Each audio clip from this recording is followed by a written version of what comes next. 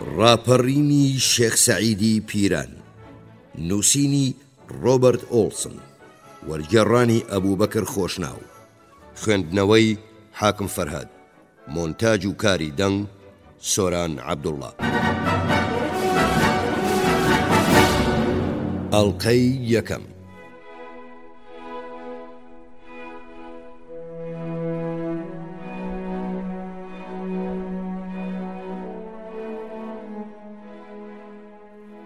پەیدابوونی ناسیۆنالیزمی کورد، شێخ عوبەیدوڵڵا و کۆمەڵی میلەتی کورد.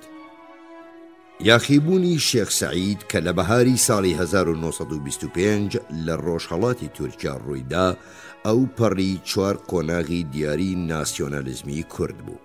هەریەک لەو قۆناغانە خاوەنی تایبەتمەندی خۆی بوو، بەڵام هەندێک شتیشیان هاوبەش بوو. بۆ نمونە هەموو بزوتنەوەکانی پێش بزوتنەوەی شێخ عوبەیدوڵڵا لە دەستی میر و سەرۆک هۆزەکاندا بوون. 4 قۆناغە سەرەکیەکەی بزاوی نەتەوەی کورد ئەتوانرێ بەم شێوەیە دیاری بکرێ.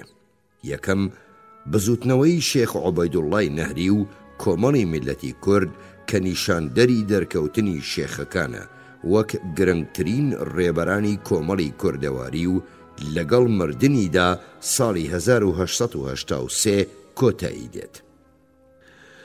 دووەم، نەخشی فەوجی سوارە نظامیەکانی حەمیدیە لە سەردەمی دامەزراندنیان لە ساڵی 1891 تا سەرەتای شەڕی جیهانی یەکەم. سێهەم، ڕووداوەکانی شەڕی جیهانی یەکەم تا پەیمان نامەی سیڤەر دەی ئابی 1921 و 4 کاریگەری ڕوودا و دەرەنجامەکانی شەڕی جیهانی یەکەم لە یاخیبوونی شێخ سەعیددا. دەرکەوتنی شێخ عوبەیدوڵڵا وەک کەسایەتیەکی دیار نیشاندەری هۆشیاری زۆرتری کوردان لە مەیدانی نەتەوە پەروەریدایە.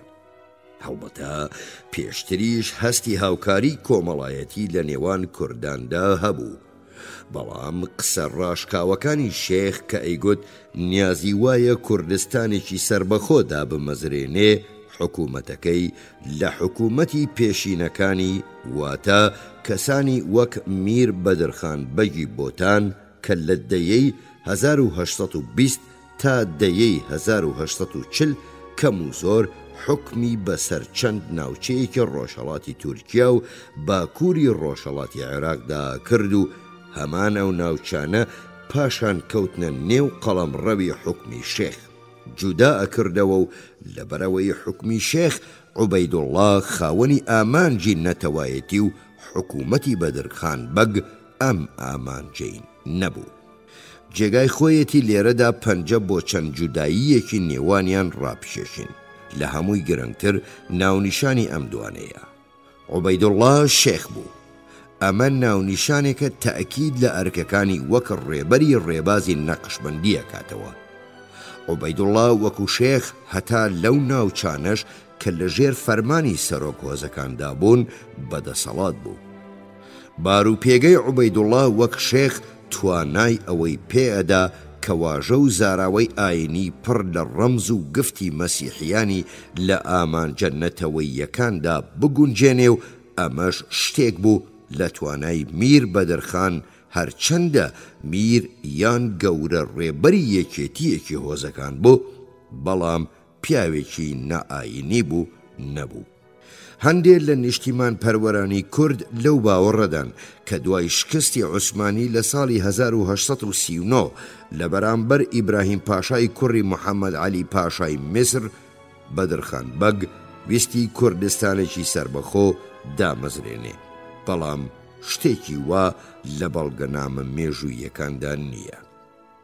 شتێک کە بەدرخان بەگ داواکاری بوو بەڕووکەش خودموختاریەکی زۆرتر لەژێر چاوەدێری حکوومەتی دەوڵەتی عوسمانی بوو. دوور نییە پتەوکردنی دەسەڵات لەلایەن بەدرخان بەگ و شەڕکەرانی لە دژی مەسیحیە نەستوریەکان لە ساڵانی 1843 تا 1846 کە هەلی بۆ عوسمانیەکان ڕەخسان لە جاران زیاتر لە کاروباری کوردستاندا خۆ تێگەیەنن، کوردەکانیشی وروژان دەبێ ڕێگا لەو خۆ تێگەیاندنە بگرن گرنگترین جودایی لە نێوان مەبەست و ئامانجەنەتەوەی یەکانی شێخ عوبەیدوڵڵا و بەدرخان بەگ کە بە شێوەیەکی ئاسایی بیریە کردەوە و ڕوانگەکەی خود مختاری بوو کە شێخ بە ڕاشکاوی ڕایەگەیاند و ئەویش دامەزراندنی کوردستانێکی سربەخۆ بوو. شێخ لە تەمموزی 1880 ئەم نامەیەی بۆ کلایتن جێگری کۆنسوڵی ئینگلیز لە باش قەڵا نووسی. خەڵکی کورد میلەتێکە جودا، مەزهەبیان لەگەڵ مەزهەبی خەڵکی دیکە جودایە و یاسا و ڕێوڕەسمیشیان جودایە. ئەم دوو میلەتە لە نێو هەموو میلەتاندا بە ئازاردەر و فەساد بەنێوبانگن. سەرۆک و فەرمانڕەواکانی کوردستان چ ڕەعیەتی عوسمانی و چ ڕەعیەتی ئێران و دانیشتوانی کوردستان مەسیحیەکان هەموو لەو باوەڕەدان کە ئەم دوو حکوومەتە ئیدی ناتوانن کار بەم شێوەیە پێش بخەن و بەناچاریە بێ کارێک بکرێ کە دەوڵەتانی ئەوروپایی لەم بارودۆخە بگەن و لە وەزعمان بکۆڵنەوە.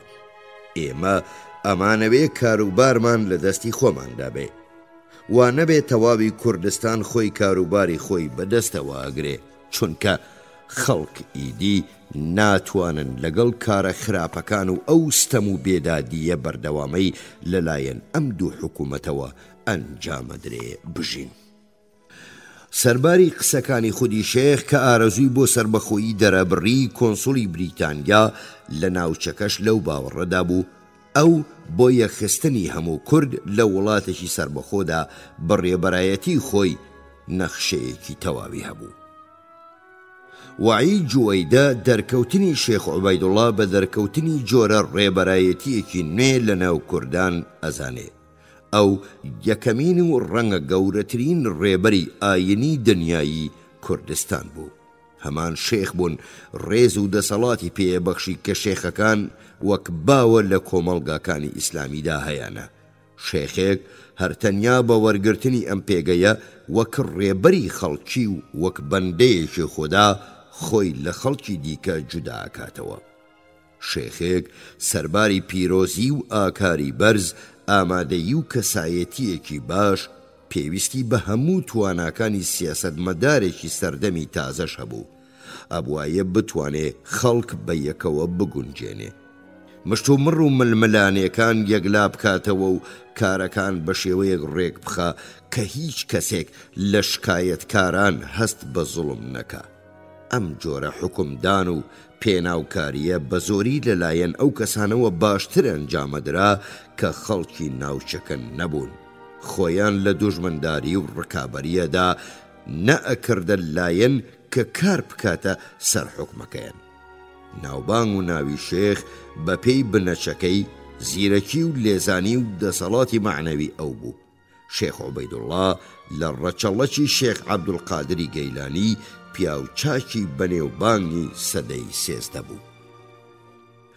بە تایبەتی نەخشی شێخ وەک پیاوێکی پیرۆز بوو کە توانای ئەوەی پێبەخشی دەسەڵات پەیدا بکە.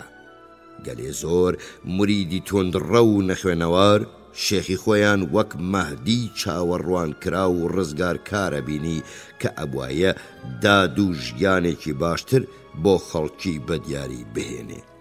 ملکەچی و دڵسۆزی و چاو لە ڕێبوونێکی وا لە کاتی پشتێکردن و ئاژاوەی کۆمەڵایەتی و قات و قڕی و تەنگ و چەڵەمە ئابوووریەکاندا زۆرترە بوو.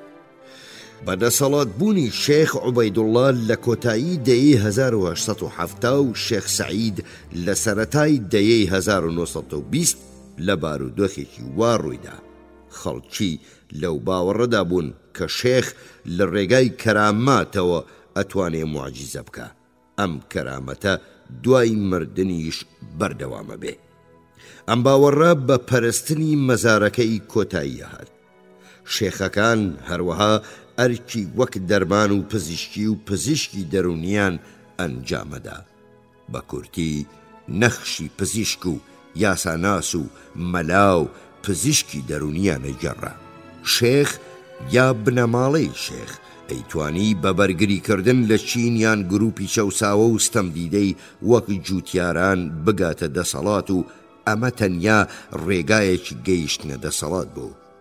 شێخ عوبەیدوڵڵا لەم ڕووەوە دەسەڵاتێکی زۆری وەدەستخست کە زۆر لە سەرۆک هۆزەکان چ بەهۆی ژن و ژنخوازی یان وەک مورید پێڕەویانە کرد و خزمەتیانە کرد.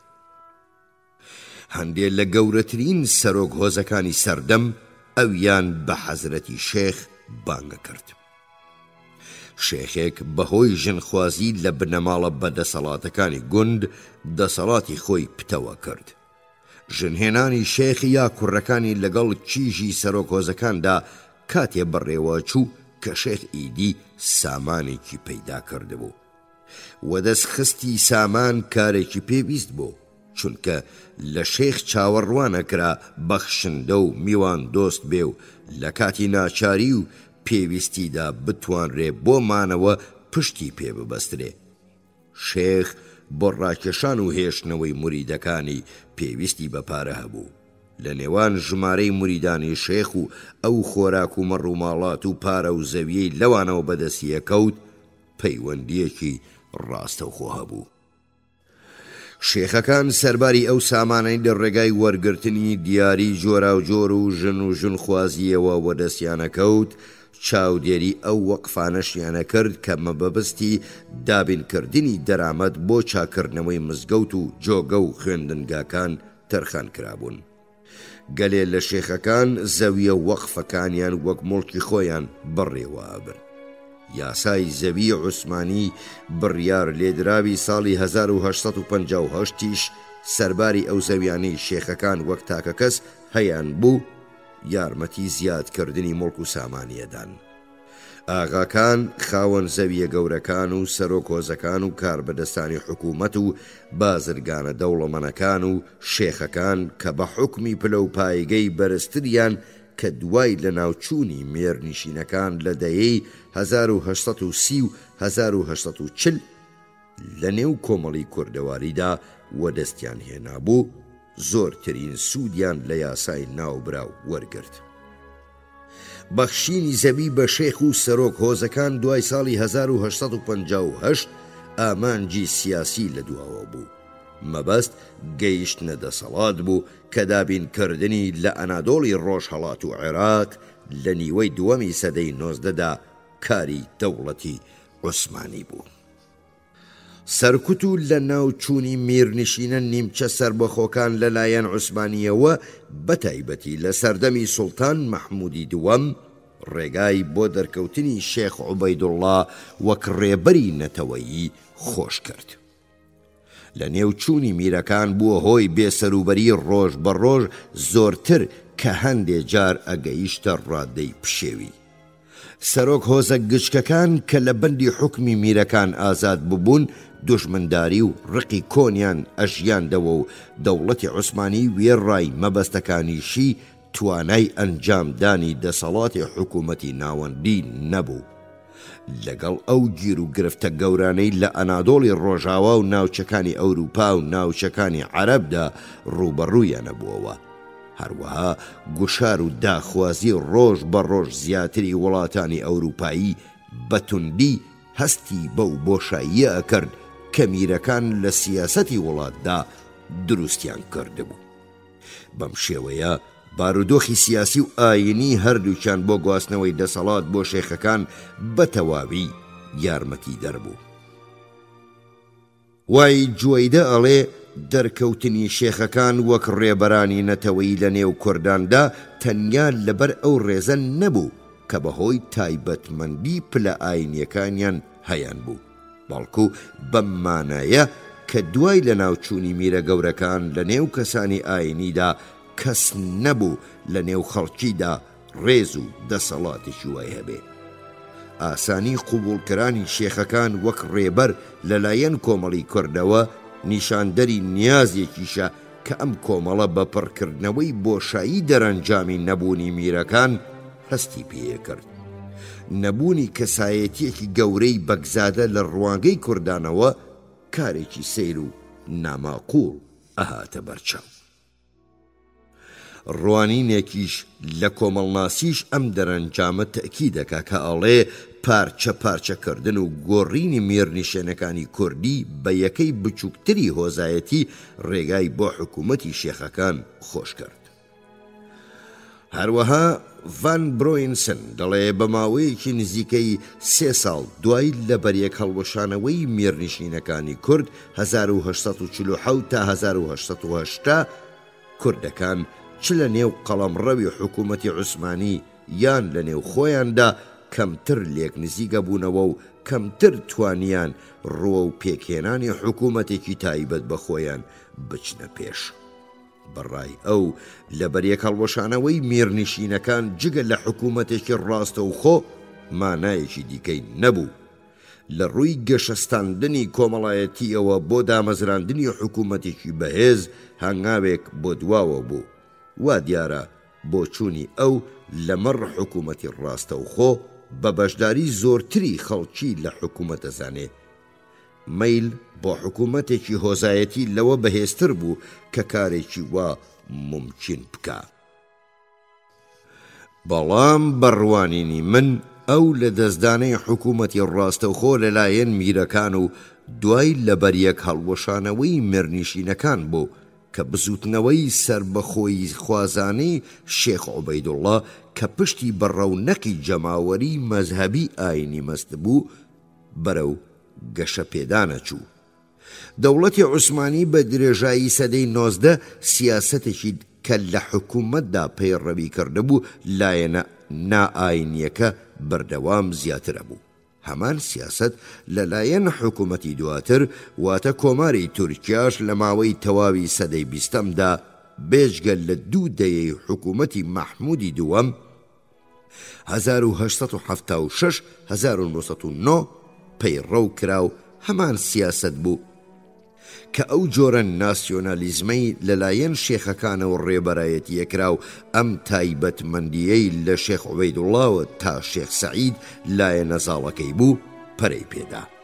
هەرچەندە سەرکوت و هەڵوەشانەوەی میرنشینەکان و ئاکامەکانی بوو زەمینەی بۆ دەرکەوتنی شێخەکانی وەک ڕێبەرانی سیاسی خۆش کرد، بەڵام لە واقعدا ئەمە نیشانە و ئەنجامەکانی شەڕەکانی 1877 1888 نێوان ڕووس و عوسمانی بوو کە شێخ عوبەیدوڵڵای وروژان تا بەرنامەی نەتەوەی خۆی ڕابگەیەنێ.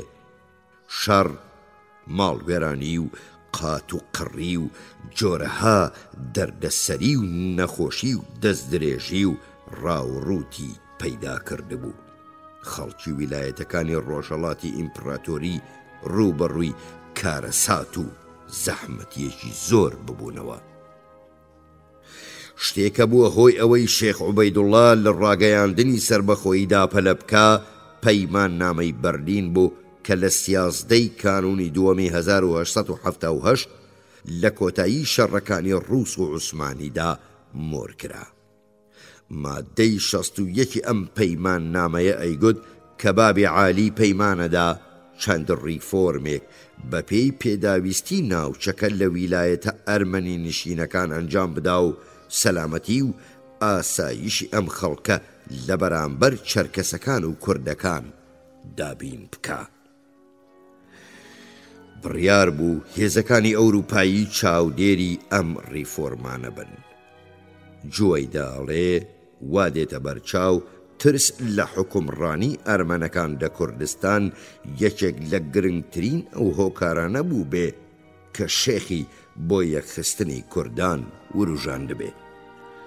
لە ئەنادۆڵی ڕۆژهەڵاتدا پرۆپاگەندە گەرم بوو کە هەر کاتێ وڵاتێکی ئەرمەنی دامەزرێ ئەم وڵاتە لە هەمان ناوچە یان بەشێک لەو ناوچەیە ئەگرێتەوە کە ئەبوایە وڵاتێکی کوردی تێدا دابمەزرێ.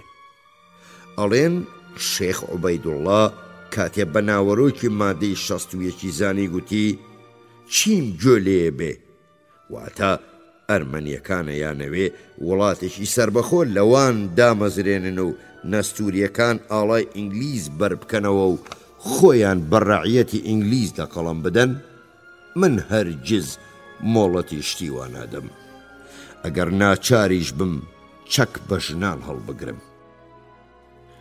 لەو کاتەوە شێخ عوبەیدوڵڵا وا دیارە لە هەموو کاتێ سوورتر بوو کە لە بەرامبەر ئەو ریفۆرمانەی ئەبوونە هۆی دامەزراندنی وڵاتێکی ئەرمەنی ڕاوەستێ و هەوڵ بۆ دامەزراندنی وڵاتێکی کوردی بدا. قسەکەی دەربارەی ئەوەی کە چەک بە ژنان هەڵەگرێ وا پێچێ جددی بێ و نیشانیەدا کە لە نێو کورداندا ڕێبەرێکی نوێ هەیە. هاتنی کونسوڵەکانی بریتانیا بۆ کوردستان کە بڕیار بوو بە پێی بڕیارنامەکانی پەیماننامەی بەرگری هاوبەشی 4 حوزەیرانی 1970 چاوەدێری ڕیفۆرمەکان بکەن، ئەو ترسەی زۆرتر کرد کە کوردەکان لە بەرامبەردا هەیان بوو. ئەم ترسەش بێمایە نەبوو. هاوچەرخان و لە واقعدا خودی کۆنسوڵەکان لەو باوەڕەدا بوون کە ئەم کارە سەرەتای خولی ئینتیدابی ئاسیای بچووکەوێ. کۆنسوڵەکان بۆ مەسیحیەکانی ژێرگوشار و ستەمی ڕۆژهەڵاتی تورکیا وەک تروسکەی هیوا بوون و لە داواکردنی دادپەروەریدا دڵگەرمی پێبەخشین. شێخ عوبەیدوڵڵا بۆ ڕێگاگرتن لەو ڕیفۆرمانەی دەسەڵاتێکی زۆرتر و ڕەنگە سربەخۆیشی بۆ ئەرمەن و نەستوریەکان بەدیاری هێنا، دەستیدایە ستراتیژێکی ئاڵۆز و بە بەرنامە کە دروستبوونی کۆمەڵی میلەتی کوردی لێکەوتەوە. لە جۆری خۆیدا یەکەمین یەکێتی بوو، جۆیدە لەو باوەڕەدایە کە یەکێک لە هۆکارەکانی سەرکەوتنی ئەم کۆمەڵە تەمەن کورتە ئەمە بوو کە بەهۆی ڕاوەستانی لە بەرامبەر ئەو ڕیفۆرمانەی ئەبوونە هۆی لە دەستچوونی ناوچەی دیکەی عوسمانی لەلایەن ئەو دەوڵەتەوە پارێزگاری لێکرا. ڕیفۆرمەکانی پێشوو بە درێژایی سەدەی 19 ببوونە هۆی هەڵوەشاندنەوەی بەردەوامی دەسەڵاتی عوسمانی لە ناوچەکانی باڵکان و هەروەک پەیماننامەی بەرلین و پەیماننامەی قوبرس نیشانیەدا لە میسریش شتێکی لەم جۆرە ڕوویدا بوو. ئەرمەنیەکان باوەڕی تەواویان ئەوە بوو کە ئامانجی کۆمەڵی میلەتی کورد ئەمەیە کە بە خستنە ڕووی مەسەلەیەکی تازە، واتە مەسەلەی کورد، مەسەلەی ئەرمەنستان بخەنە دواوە. هەتا ئەو یاخیبوونەی لە ساڵی 1979 لە دژی دەوڵەتدا بەرپا بوو. ڕێگای لە پارێزگاری دەوڵەتی عوسمانی لە چالاکیەکانی شێخ عوبەیدوڵڵا و کۆمەڵی میلەتی کورد نەگرت، چونکە بە هەر حاڵ شێخ عوبەیدوڵڵا و هێزەکانی لە جیهادی عوسمانیدا دژی ڕووسەکان نەخشێکی کەمیان نەبوو. هێزەکانی شێخ هێشتا ئەو چەکانەی کە دەوڵەتی عوسمانی بۆ ئەو جیهادە پەیدا بوون لەوانە تفەنگی مارتینیان لەلام مابوو. عوسمانیەکان بیریانە کردەوە کە جارێکی دیکەش ئەتوانن کوردەکان زۆر بەباشی بەکار بهێنن. لە ساڵی 1980 شێخ عوبەیدوڵڵا بە مەبەستی فراوانکردنی قەڵەمڕەوی حکومەکەی هێرشی کردە سەر ئێران. ئەو دیوی سنوور هەموو برایانی کورد بوون. ئێران لاواز بوو، ئێرانیەکانی شیعە مەزەهب بوون. ئەگەرچی عوسمانیەکان پارێزگاریان لە کۆمەڵی میلەتی کوردە کرد، دوور نییە شێخ نیازی بوو بێ هەر کاتێ دەسەڵاتی خۆی لە ئێران پتەو کرد، هێزەکانی دەسەڵاتە نوێیەکە ڕووبەڕووی عوسمانیەکان بکاتەوە و دامەزراندنی کوردستانی سربەخۆ ئاسان بکە. بەڵام نەخشە و خەونەکانی لە ئێران نەخشی سەراو بوون. ئێرانیەکان خراپیان شکان. لە هاتنەوەشیدا عوسمانیەکان لە دژیدا هەنگاوێن هەڵێنا، ڕەنگە لەبەر دووهۆ. یەکەم لەژێر گوشاری ڕایگشتی ئەوروپا و دووەم لەوە گەیشتن پارێزگاری لە ناسیۆنالیزمی کورد ئەتوانرێ بە ئاسانی لە دەست دەرچێ. شێخ عوبەیدوڵڵا لەلایەن هێزەکانی عوسمانیەوە بەدیلگیرا و لە حوزەیرانی 1981 بۆ ئەستانبوڵیان برد. شێخ دوای چەند مانگێک کە لە ئەستانبوڵ مایەوە ڕای کرد و گەڕایەوە نەهری، شوێنی لەدایک بوونی. بەڵام هێزە ئەوروپاییەکان کە هێشتا لە عەمەلیاتی شێخ دژی نەستوریەکان تووڕەبوون، گوشاریان خستە سەر بابی عالی تا هێزێک بۆ شەڕکردنی بنێرێ. شێخ گیراو بۆ حیجاز دوور کرایەوە. لە ساڵی 1883 لە مەککە وەفاتی کرد. هەڵمەتی شێخ عوبەیدوڵڵا بۆ سەر ئێران بزاوی سربەخۆیی خوازی کوردانی کردە مەسەلەیەکی نێودەوڵەتی کە هێزەکانی ئەو کاتە بە چاوی ناڕازی تەماشایان نەکرد و پاشانیش بەو هەوڵانەی لەم بارەیەوە ئەنجامدران ڕازی بوون. رووسیا نەیەویست ئەو ناوچانەی بەپێی پەیمان نامەی بەرلین لە ڕۆژهەڵاتی تورکیاوە دەستی هێنابوون کە هەندێکیان بە تەواوی کورد نشین بوون لە دەستی خۆی بدا. هەروەها نەیەویست وڵاتێکی کورد بە تایبەتی کاریگەر بەڕێبازی نەقشبەندی لە دراوسەی سنووری قەفقازدا هەبێ. لە دەیەی 1930دا خۆی لەگەڵ بزوتنەوەی شێخ شامیلدا تووشی کێشە بوو و زۆر بە زەحمەت سەرکوتی کردبوو. بریتانیای مەزن لەم ڕووەوە دژی بزوتنەوەکەی شێخ عوبەیدوڵڵا بوو کە نەیەویست بارێک بڕەخسێ ئێران لە رووسیان نزیکتر بکاتەوە. ڕووداوێکی با سیاسەتە کۆلۆنیالیستەکەی لە ئاسیای خوارێدا ئاڵۆسترە کرد. تەنها هێزێکی گەورە کە بزوتنەوەی شێخ عوبەیدوڵڵایە پارست ئیمپراتۆری عوسمانی بوو کە ئەیویست کۆمەڵی میلەتی کورد لە بەرامبەر ڕیفۆرم و لەمانادا دژی هێزە ئەوروپاییەکان بە تایبەتی ڕووسیا و بریتانیا بەکاربهێنێ. لەگەڵەوەشدا ئەیویست بە یارمەتی کوردەکان بزوتنەوەی سربەخۆیی خوازی ئەرمەنەکان لە ڕەونەق بخا. دوور نییە دەوڵەتی عوسمانی ویستی بێتی بە داگیرکردنەوەی ناوچە سونیەکانی کوردستانی ئێران و هەروەها داگیرکردنی ناوچە تورک زمانەکانی ئازەربایجان قەرەبووی ئەو زیانانە بکاتەوە کە لە ئەوروپا لێدرابوو. لە کۆتایی قۆناغی یەکەمی ناسیۆنالیزمی کورد هەروەک لە پەیمان نامەی بەرلیندا نووسراوە و تەئکید کراوە هەموو هێزە ئەوروپاییەکان دژی بزوتنەوە سربەخۆیەکانی کوردان بوون. سەربار بریتانیا و رووسیا لە دژایەتی کردنی ئەم بزوتنەوانەدا بەڵگەی تایبەتی خۆیان هەبوو. تەنیا ئیمپراتۆری عوسمانی بوو کە بۆ پارێزگاری کردن لە بزوتنەوەی سربەخۆیی خوازانەی کوردەکان بەڵگە و هۆی ڕاستە و خۆی هەبوو، بەڵام لەگەڵ دامەزراندنی وڵاتێکی سربەخۆی کورد نەبوو. حەمیدیە دامەزراندنی فەوجی سوارە نظامی سووکی حەمیدیە خەفیق سواری ئالایلەری قۆناغی دووەمی ناسیۆنالیزمی کورد دیاریەکە. بایرام کۆدامان لەو باوەڕەدایە کە دامەزراندنی حەمیدیە لەلایەن سوڵتانی عەبدولحەمیدی دووەم و ڕەنگ دەرەوەی 4 ئامانجی سەرەکی عەسکەری حکوومەتەکەیەتی: ناوەندێتی، یەکبوونی ئیسلامی، سیاسەتی هاوسەنگی و سیاسەتی ڕیفۆرم. ستیڤەن دۆگێت خولی دوای ساڵی 1970 وەک خولێگە بینێ کە تیایدا وەرگۆڕانێکی بنچینەیی لە پێداچوونەوەی عوسمانیدا ڕوویداوە. دامەزراندنی سوارە نظامی کوردی لەلایەن عەبدولحەمیدەوە هەوڵێک بوو بە مەبەستی یارمەتیدانی وەدیهاتنی 4 ئامانجی سەرەکی ناوبراو. ئەم کارە ئیمپراتۆری تونتر بەڕێگە ئیسلامیەکانەوە گرێدا و بەرگریەکی لە بەرامبەر رووسیا و ئەرمەنیەکان کە دوای ساڵی 1970 چالاکیەکانی هەردوودا ڕۆژ بە ڕۆژ لایەنی هێرشکاری بەخۆ گرتبوو دابی نەکرد و بواریەوەی ڕەخسان کە کوردەکانی وەک هۆکارێکی هاوسەنگی لە بەرامبەر گەورەکانی شار و فەرمانڕەواکانی ویلایەتەکان بەکارهێنا. جێبەجێکردنی سەرکەوتوانەی ئەم سیاسەتانە توانای بە حکوومەتەدا دەسەڵاتی خۆی کۆبکاتەوە. دامەزراندنی حەمیدیە ئەنجامی پەیوەندیەکانی عەبدولحەمید بوو لەگەڵ هۆزەکانی ئەنادۆڵی ڕۆژهەڵات. دوای ناکامی بزوتنەوەی شێخ عوبەیدوڵڵا، عەبدولحەمید هەوڵیدا هۆزەکانی کورد لە خۆی نزیک بکاتەوە و لە دژی ئەرمەنیەکان و بریتانیا پشتیوانی و ڕێکیان بخا. ڕووسەکانیش دوای ساڵی 1983 لەم سیاسەتە ڕازی بوون.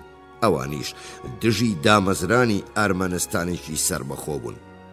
لە ساڵی 1984دا ئەو والیانەی ڕاستەوخۆ لەلایەن خودی عەبدولحەمیدەوە دا ئەمەزران و لە بەرامبەر شەخسی خۆیدا بەرپرس بوون، بۆ وەدەستخستنی پارێزگاری سەرۆک هۆزەکان هەوڵیانەدا و چەکیان پێدان.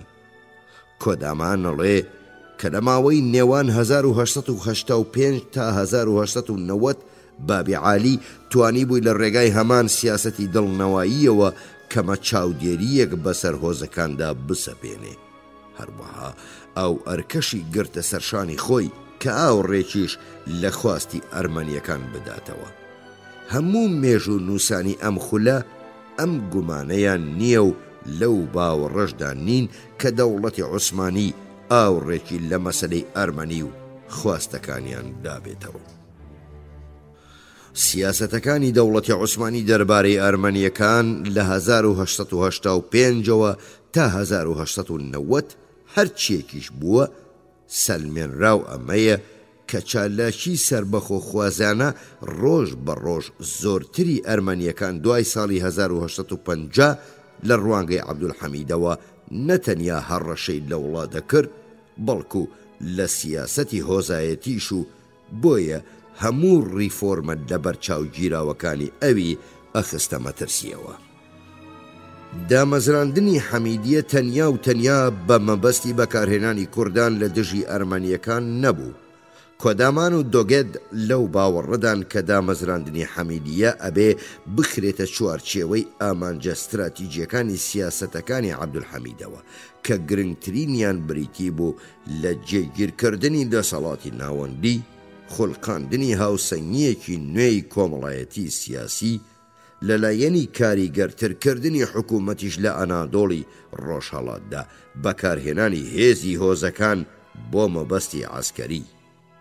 سوودوەرگرتن لەم سوارە نیزامە دژی ئەرمەنەکان و دروستکردنی هاوسەنگی هێز بەلایەنی کەمەوە هێزی عەسکەری، دابینکردنی پارێزگاری لە بەرامبەر هێرشی رووسیا و ڕێگاگرتن لە دەسەڵاتی بریتانیا لە ئەنادۆڵی ڕۆژهەڵات یا کەمکردنەوەی دەنگیان دەسەڵاتە و سەرنجام جێبەجێکردنی سیاسەتی پانی ئیسلامی هەموو ئەم ئامانجانە لەگەڵ گۆڕینی بنچینەی سیاسەتی عوسمانی بۆ دروستبوونی یەکبوون لە نێوان موسڵمانان ئەگونجان. حەمیدیە و کوردەکان بەشێک بوون لەم سیاسەتە. سەرباری ئەم ئامانجە جۆرا و جۆرانی عوسمانی بە هیوا بوو بە دامەزراندنی حەمیدیە وەدیان بهێنێ. حەمیدیە ڕاستەوخۆ لە بەرامبەر چالاکی ڕۆژ بە ڕۆژ زیاتر بووەکانی ئەرمەنیەکان لە ساڵی 1891 دامەزرا. بەڵام لە ساڵی 1891دا عەبدولحەمید 13 ساڵ بوو لەسەر تەخت بوو. ئەگەر حەمیدیە هۆکارێکی ئەوەندە گرنگ بوو بۆ ریفۆرمەکانی بۆچی پێشتر دانەمەزرا بوو. بڕیار بوو ئەم فەوجانە لە ژێر فەرماندەیی موشیر زەکی پاشادا بن و کە مێردی خوشکی عەبدولحەمید بوو. فەوجێک لە 4 بەتالیۆن کەمتر و لە 6 زیاتر نەبێ و هەر فەوجێک بەلایەنی کەمەوە 512 و لایەنی زۆر 1152 کەس بێ. هۆزە گەورەکان ئەیانتوانی نەفەری یەک فەوجی تەواو ئامادە بکەن و هۆزە گچکەکانیش ئەیانتوانی بەتالیۆنێک پێک بهێنن. فەوجەکان حەقیان نەبوو تەنیا بە فەرمانی فەرماندەی گشتی نەبێ تێکەڵ یەکتر بن لە کاتی شەڕدا. بڕیار بوو هۆزەکان ژمارەی خۆیان بە تایبەتی پیاوانی تەمەن لە نێوان 70 بدەنە وەزارەتی ناوخۆ. ئەفسەرانی فەوج ئەنێردرانە خوێندنگای تایبەتی لە ئەستەمبوڵ. حەمیدیە سواری مەکتەبی لەبارێکدا کوردێک ئەیتوانی تاپلەی سەرهەنگی بەرز بێتەوە ئەبوایە یارمەتی دەرەکەی ئەفسەری ڕەسمی سوپابێ. ئەو هۆزانەی مافی پێکێنانی فەوجەگیان بە تالیۆنێکیان وەدەزێنا ئیمتیازێکی زۆریان دەسەکەوت لەم ڕکابەریەدا. هۆزە گەورەکان بە تایبەتی هۆزە وەفادارەکانی حکوومەت ئاوڕیان لێدرایەوە. هۆزەکان ئەبوایە سونی مەزەب بن تا لەگەڵ سیاسەتی پان ئیسلامی عەبدولحەمید بگونجن. ئەو هۆزەی هەر کە دەبووە حەمیدیە و چەشی وەرەگرت و دەسەڵات و متمانەی زۆرترە بوو توانای لە بەرامبەر دەسەڵات و هۆزە گشکەکاندا زیاترە بوو. ئەو هۆزە گەورەیەی لەلایەن حکوومەتەوە بە گومان تەماشایەکرا بەلابردنی لە حەمیدیە لە پەلوپۆوە کەوت. لە کاتی پێویستدا ئەبوو هۆزێک کە لە حەمیدیە بوو بۆ سەرکوتی هۆزێکی سەرکەش و یاخی بنێردرێ. لابردن لە حەمیدیە بەم مانایەش بوو کە ئەم هۆزەیە ئەو هۆزانە ئەبوایە سەرباز بدەنە سوپا. ئەمە یەکەمین جار بوو کە داوا لە هۆزەکانی کورد دەکرا لە هێزەکانی عوسمانیدا بە ناچاری لە کوردستان خزمەت بکەن. ئەم سەربازگرتنە کە هاوکاتی دامەزراندنی فەوجی حەمیدیەیە جێبەجێ کرا، مەیل و حەزی هۆزەکانی بۆ چوونە نێو حەمیدیەوە زیاترە کرد.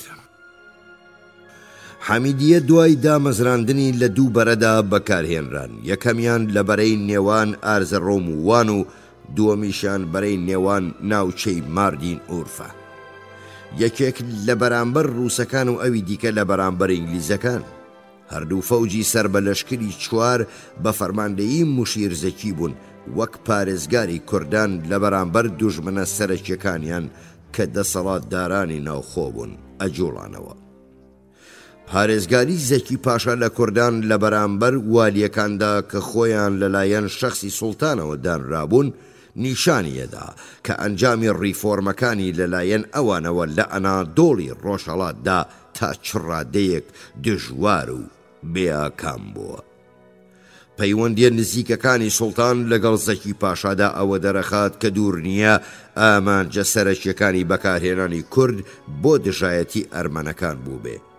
جێگیربوونی حەمیدیە لە ناوچەکانی ئارزەڕۆم و وان و ماردین و ئورفەدا نەک هەر ئەکرا دژی رووسیا و بریتانیا، بەڵکو هەم لە باکوور و هەم لە خوارێ لە دژی ئەرمەنەکانیش بەکار بهێنرێن.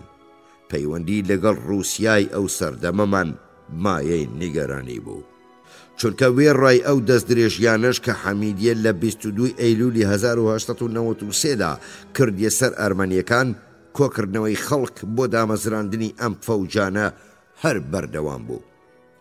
لە ساڵی 1895دا حەمیدیە 57 فەوجی هەبوو، هەر کاتێ 512 کەس بەکەمترین و 1152 کەس بە زۆرترین ژمارەی فەوجێک لەبەرچاو بگرین، بەمانەیە کە بەلایەنی کەمەوە 29184 و بەلایەنی زۆرەوە 65646 کورد لە حەمیدیەدا خزمەتیان کردووە. هەر کاتێن ناوکۆی نەفەری هەر فەوجێک بە 832 لە قەڵم بدەین، ژمارەیان ئەبێتە 47000 کەس و هەمووشیان باش چەکدار بوون. حەمیدیە دوای لە سەرتەخت لادرانی دامەزرێنەر و دابینکارەکەی عەبدولحەمیدی دووەم هەرمایەوە. لە نێوان ساڵانی 1908 و 1910 ئەم فەوجانە لەلایەن مەحموودی شەوکەت پاشا فەرماندەی پێشووی لەشکری سێیەم کە سەرکردایەتی هەڵمەتی دژی شۆڕشگێڕانی 13 نیسانی 1909 کردبوو، لەژێر ناوی فەوجی هۆزەکاندا ڕێکخرانەوە و هەندێ بۆ چوونیان وابوو کە ناویان بکرێتە ئۆگۆز ئالای لەری، بەڵام مەحموود شەوکەت لەو باوەڕەدا بوو کە لەوانەیە ئۆگۆز ببێتە ئۆیۆز کە بە مانای گریاوی لاوازە و ئامرازێکی زامن بداتە دەستی ناڕازیەکانیان. وشەی ئۆگۆز ناوی یەکێتی سەرەتایی هۆزەکانی تورک و مانای هێزەدا، لەبەرەوەی یەکێتی کوردی تێدا نەبێ بەڕووکەش نەئەبووە هۆی ناڕەحەتی مەحموود شەوکەت پاشا. ئەوەی سەرنج ڕاکێشە ئەمەیە هەر ئەم وشەیە خرایە بەرچاو. ئەم وشەیە زۆرتر واتا و بارێکی ناسیۆنالیستی تورکی بەخۆوە گرتبوو، نەک واتایەکی عەشایەری. بە هەر حاڵ ئەمە خۆی نیشانێدا کە تورکەلاوەکان مەبەستیان بوو هەمان سیاسەتی عەبدولحەمیدی دووەم لە بەکارهێنانی فەوجی عەشایەری کورد بۆ برەودان بە بزاوی ناسیۆنالیزمی تورک درێژە پێ بدەن. بێگومان ناونانی فەوجە عەشایەرەکانی کورد بە یەکێک لە یەکێتیە سەرەتاییەکانی هۆزەکانی تورک زۆر مایەی خۆشحاڵی ناسیۆنالیستە تازەکارەکانی تورک بووە. تورکەلاوەکان بەکارهێنانی ئەم فەوجە سوارە کوردیانەیان بۆ شەڕی پارتیزانیش لەبەرچاو گرت. ئەم فەوجانە لە سەردەمی حکوومەتی تورکەلاوەکانیش هەرپەرەیان گرت و لە ئابی 1910 ژمارەیان گەیشتە 64000. بە لە قەڵەمدانی ژمارەی هەر فەوجێک بە 832 کەس بمانایە کە زیاتر لە 53000 کەس لەم فەوجانەدا خزمەتیان کردووە. سێ فەوجی عەشایەری لە ناوچەکانی ئۆرفە و وێران شارەوە بۆ شەڕی باڵکان نێردران. لەگەڵ هەڵگیرساندنی شەڕی جیهانی یەکەمدا ئەم فەوجانە تا ئەو ڕادەیە چەکدار و تەیار کران کە بتوانن نەخشێکی سەرەکی لە شەڕ بەتایبەتی لەبەرەی ڕۆژهەڵاتدا ببینن. لەم بەرەیەدا سەر بە لەشکری سێیەم بوون و سەرڕاستانە لە نێو هێزەکانی عوسمانیدا شەڕیان کرد. دامەزراندنی حەمیدیە بۆ فراوانبوون و گەشەستاندنی ناسیۆنالیزمی کورد هەم ئیجابی و هەم سەلبی بوو. لەوان ئاکام و شوێنەوەرە خراپەکاندا دەرکەوتنی کینە و دوژمنایەتی نێوان هۆزە شیعە و سونیەکان بوو. بەپێی سیاسەتە ئیسلامیەکان عەبدولحەمید ئەم فەوجانە تەنگە ئەبوایە لە هۆزی سونیەکان پێک بێ. ئەم کارە بار و پێگەی هۆزە شیعە و عەلەویەکانی زۆر لاواز کرد و بە شێوەیەکی گشتی دوژمنایەتی سونی و شیعەکانی زۆرتر کرد. شەریف فرات کە هەندێک لەم پێکدادان و ڕووداوانەی تۆمار کردووە باسەکە چۆن ئەم بارە بۆتە هۆی دوژمنایەتیەکی بێئامان لە نێوان هۆزی عەلەوی خودی خۆی هەرمەک و هۆزی سونی مەزهەبی جوبران کە بەتەنیا 4 فەوجی دروست کرد. ئەم دوژمنایەتیە تا یاخی بوونی شێخ سەعید لە ساڵی 1925 بەردەوام بوو. فرات هۆزی جوبران وەک بەهێزترین هۆزی کوردستان و یەکێک لە وەفادارترین هۆز بۆ سوڵتان عەبدولحەمیدی دووەم ناوەبا. لەلایەکی دیکەوە هەرمەکەکان جوتیاری خاوەن زەوی بوون و خۆیان بە هۆز نەئەزانی و ئیدعای کوردبوونیشیان نەئەکرد و خۆیان بە بەشێک لە لکەکانی تورکمان ئەژمارد. هەتا بە لەبەر چاوگرتنی ئەوەی کە فرات ئەم باسەی لە ساڵی 1948 دانووسیوە و مەیل و حەزێکی زۆری هەیە کە هەرمەکەکان وەک غەیرە کورد باس بکە. جارێکی دیکەش بەڕۆشنی نیشانیەدا کە هۆی ئەم دوژمنایەتی لە واقعدا دامەزراندنی فەوجەکانی حەمیدیە بووە. فرات لە ڕاستیدا لە سەرەتاوە تا کۆتایی کتێبەکەی هەوڵەدا بیسەلمێنێکە کوردەکان بەڕەچەڵک تورکن و ئەمە سیاسەتی عەبدولحەمید بووە کە گەلێ خەڵکی ئەنادۆڵی ڕۆژهەڵاتی ناچار کرد خۆیان بە کورد بزانن و جوبرانەکان ڕێبەر و بەڕێوەبەرانی موش و ڤارتو بوون. فەرماندەکانی فەوجەکانی حەمیدیە و هێزەکانی ژاندارم و پۆلیس بوون. داخوازی هەرمەکەکان لە حکوومەت وەرام نەئەدرایەوە و مڵک و ماڵ و گیانیان بەردەوام لە مەترسیدا بوو. ئەمانە قزڵ باشەکان یان عەلەویە بێزراوەکان بوون. فەرماندەکانی حەمیدیە دەستیان بەسەر زەوی عەلەویەکان و ئەو هۆزانەدا گرت کە لە حەمیدیە دەرکرابوون. هەر فەرماندەیەکی فەوج بووە دەرەبەگ. وەک ئەو میرانەی تا ساڵی 1947 فەرمانڕەوا بوون. هەموو شکایەت و داواکاریەک بە سوودی هۆزەکانی سەر بە حەمیدیە یەکلاکرایەوە. دوای ئەو پێکدادانەی لەگەڵ جوبراکان قەوما و لێی نەپێچانەوە شکایەت لەلایەن فەرمانڕەوەکانی حکوومەت کە زۆربەیان لە جوبراکان بوون هەرمک و عەلەویەکان و هۆزەکانی تری دەرەوەی حەمیدیە لە دژی حکوومەت ڕاوەستان و ئەم دژایەتیە تا یاخی بوونی شێخ سەعید بەردەوام بوو. جوبرانەکان لە ساڵی 1994 لێپرسراوی کوشتنی ئیبراهیم تەلوو بوون. ئەو ڕێبەرێکی پیرۆز و بەڕێزی هەرمەکەکان بوو. ئەم کارە ساتە لەلایەن هەرمک و بنەماڵەی تەلوو هەرگیز لەبیر ناکرا. زەینەڵ کوڕی ئیبراهیم تەلۆ هەتا 12 ساڵی دوای ئەمە دوژمنی سەرسەختی جوبرانەکان بوو. ئەو لە ساڵی 1906 کوژرا. لێپرسراوی بە دوادا چوونی کوژرانی زەینەڵ خالید بەجی جبران فەرماندەی فەوجی دووەمی جبرانەکان بوو کە پاشان بووە یەکێک لە ڕێبەرە سەرەکیەکانی یاخیبوونی شێخ سەعید. هۆزی عەلەویەکانی دێرسیم تۆنجەلی هەرگیز کارەکانی خالید بەجیان لەبیر نەبردەوە و لە شەڕی 1925دا دژی کەمالیستەکان یاریان نەکرد. هۆزە عەلەویەکان هەتا ئەو کاتەش کە وەک جبرانەکان بەزارەوەی زازادوان لە دژی شێخ سەعید بەرگریان لە کۆمارە تازەکەی تورکیا کرد. عەلەویەکان بەڵگە و هۆیەکیان نەئەبینی داکۆکی لە یاخیبوونی بکەن ڕێبەرایەتەکەی شێخێکی نەقشبەندیە و فەرماندەی گەلێ لەو هۆزانە بوو کە لە حەمیدیەدا خزمەتیان کردبوو. ئەمانیش زۆریان ئازار بەدەستەوە چەشتبوو. کاتێ هۆشیاری نەتەوایەتی کەمکەم لە کۆمەڵی کوردەواریدا هەست پێکرا، ئەم هۆشیاریە زۆرتر تایبەت بوو بە سونیەکان. عەلەویەکان لە هەڵوەشانەوەی خەلافەتدا ئەوەندەیان زیان نەئەبینی، چونکە بە هەر حاڵ عەبدولحەمیدی دووەم بوو کە حەمیدیەی دامەزراندەبوو کە ببووە سەرچاوەی ستەم و کارەساتەکانیان. فەوجەکانی حەمیدیە قۆناغێکی گرنگی دەرکەوتنی ناسیۆنالیزمی کورد لە 1991 تا 1914 بوون و لە ماوەی 2 دەیەدا وەک پاڵپشتی دەسەڵاتی کورد کاریانە کرد. لە ساڵی 1947ەوە خڕبوونەوەی دەسەڵات لە کۆمەڵی کورداندا بێوێنە بوو. لە 1995 تا 1914 کوردەکان 50,000 و هەتا زۆرتریشیان لەو چەکدارانە هەبوو. زۆر بەشیان لە ئەنادۆڵی ڕۆژهەڵاتدا جێگیر بوون. 5 فەوج لە سووریا بوون. هەندێک لەو فەوجانە لە شەڕەکانی باڵکانیشدا بەشداریان کرد و لەوێ پێش دەستپێکەرانی شەڕی جیهانی یەکەم شارەزای شێوە نوێکانی شەڕ بوون. کورد و ئەفسەرەکانیان نەتەنیا پەیوەندیان بە ناسیۆنالیزمی تورکەوە کرد، بەڵکو لەگەڵ ناسیۆنالیزمی باڵکانیشدا ئاشنایەتیان پەیدا کرد.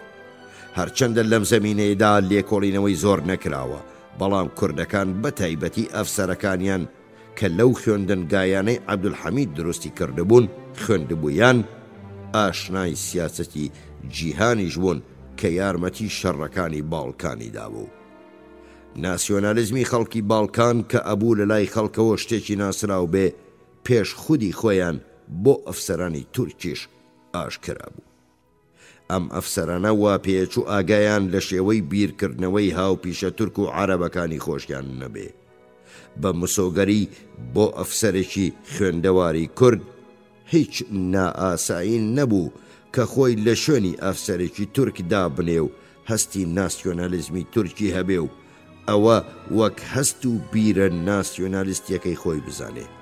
حەمیدیە هەلێکی بۆ کوردان ڕەخسان تا ئاشنایی دنیایەکی فراوانتر بن. بڕیارەکانی فەرمانە پەیوەندیدارەکانی دامەزراندنی حەمیدیە پێشبینی دامەزراندنی خوێندنگاشیە کرد بۆ پەروەردەکردنی ئەفسەران. کوڕانی سەرۆکۆزەکان ئەیانتوانی بچنە خوێندنگا عەسکەریەکان و ئەم کارە شوێنەوارێکی زۆر گرنگی بەدواوە بوو. بۆ یەکەمین جار کادری کوردی دروست بوو کە لە خوێندنگاکانی ئەستانبوڵ و بەپێی بەرنامەی پەروەردەی هاوچەرخ پێگەیشت بوو. کوردەکان هەمان ئەو دەرسانەیانە خوێن کە هاوپیشەکانی تورک و عەرەبیان ئایان خوێند و ئەمەشیان لە سەردەمێکدا کە بەرنامەی فێربوون گەلێ گۆڕانکاری بەپێی بارودۆخی ئەو کاتە تیادا کرا. گەلێ لەو ڕیفۆرمە پەروەردەیانە سروشت و ماهیەتی نائینیان هەبوو. سیاسەتەکانی عەبدولحەمید کە لەلایەن حەمیدیەوە جێبەجێکران ئەو بوارەشی بە کوردانەدا کە بەتوندی ڕوبەڕووی بێرۆکراتیزم و بێرۆکراتەکانی ویلایەتەکان ببنەوە. کوردەکان بە چاوی ئەو کرێگرتانی لەگەڵ دامەزراندنی ئەرمەنستانێکی سربەخۆدا بوون، ئەیان ڕوانیە بێرۆکراتەکانی ڕاست پێردراوی ئەنجامدانی ڕیفۆرم. ئەو بێرۆکراتانی عوسمانی چی بیان وست بە یان نا، وایان بۆ نێردراوی هێزە ئەوروپاییەکان دەرەخست کە لەگەڵ ڕیفۆرمدا بوون. ئەم بارودۆخە لە کوردانی گەیان کە باشترە خۆیان سەرەگوریسی کاری خۆیانیان بەدەستەوە بێ. حەمیدیە ئەم بوارەی بەڕەنگ و شێوەی ئیسلامی بۆ ڕەخساندن. هەڵبەت نە عەبدولحەمید موسڵمانێکی توندڕەو بوو، نە کوردەکانیش شەیدای خەلافەت بوون و لە ڕابردووشدا چەندان جار نیشانیاندا بوو کە هیچ باکی خەلافەتیان نییە. سیاسەتی یەکبوونی ئیسلامی عەبدولحەمید چاوی لە ڕابردووی کوردانە پۆشی، بەڵام بە زەحمە دەتوانرێ بگوترێ کە ئەگەر 20 ساڵی دیکەش حوکمڕانی وڵاتیە کرد چ سیاسەتێکی لە مەڕام خەڵکە ئەگرتە بەر. دوور دێتە بەرچاو، بە تایبەتی لە نەبوونی ئەرمەنیەکان، بە دامەزراندنی کوردستانێکی سربەخۆ ڕازی بوو بە سەرنجدانە گشتە سەنداندن و فراوانبوونی ناسیۆنالیزمی تورک بەلایەنی زۆرەوە هەتا بەدانی خودموختاریش بە کوردان ڕازی نەبوو. لە ڕاستیدا سوڵتان خۆی لە کۆتایی دەی 1990دا کەم سیاسەتی خۆی لە بەرامبەر کورداندا گۆڕی. بەشێک لەم گۆڕانی سیاسەتە لەوانەیە لەبەر ئەوە بوو بێ کە ئەیبینی حەمیدیە ئەتوانێت گەلێ لەو هۆزانان لە ساڵی 1947ەوە پەڕاگەندە بوون خڕ بکاتەوە. ڕەخنەگران هەتا ڕەخنەگرانی کورد بێدرەنگ ئەڵێن ئەم کارە بە مانای ژیاندنەوەی دەرەبەگەکانی بەشی یەکەمی سەدە بوو. بەڵام قسەی وا دوورن لەواکە. دەرەبەگەکان لە کۆمەڵ و کەشی ناسیۆنالیستی وڵاتدا هەبوون. بەڵام لە ساڵی 1900 ئیدی بارودۆخوان نەبوو. ئەوە ساڵی 1914 هەر هیچ. هەرچەندە ئەم قسەیە ڕاستە کە هیچ یەکێک لە ڕێبەرە نوێکان دیدی شێخ عوبەیدوڵڵای نەبوو، بەڵام ئەم ئیدعایەش ڕاستە کە هەلوو مەرج و بارودۆخیشان ئەوەندەی یارمەتی دەر نەبوو. ڕێبەرانی حەمیدیە دەسەڵاتی سیاسی میرەکانیان نەبوو. ئەمانە بەدرخان بەگ یان محەممەد پاشان نەبوون.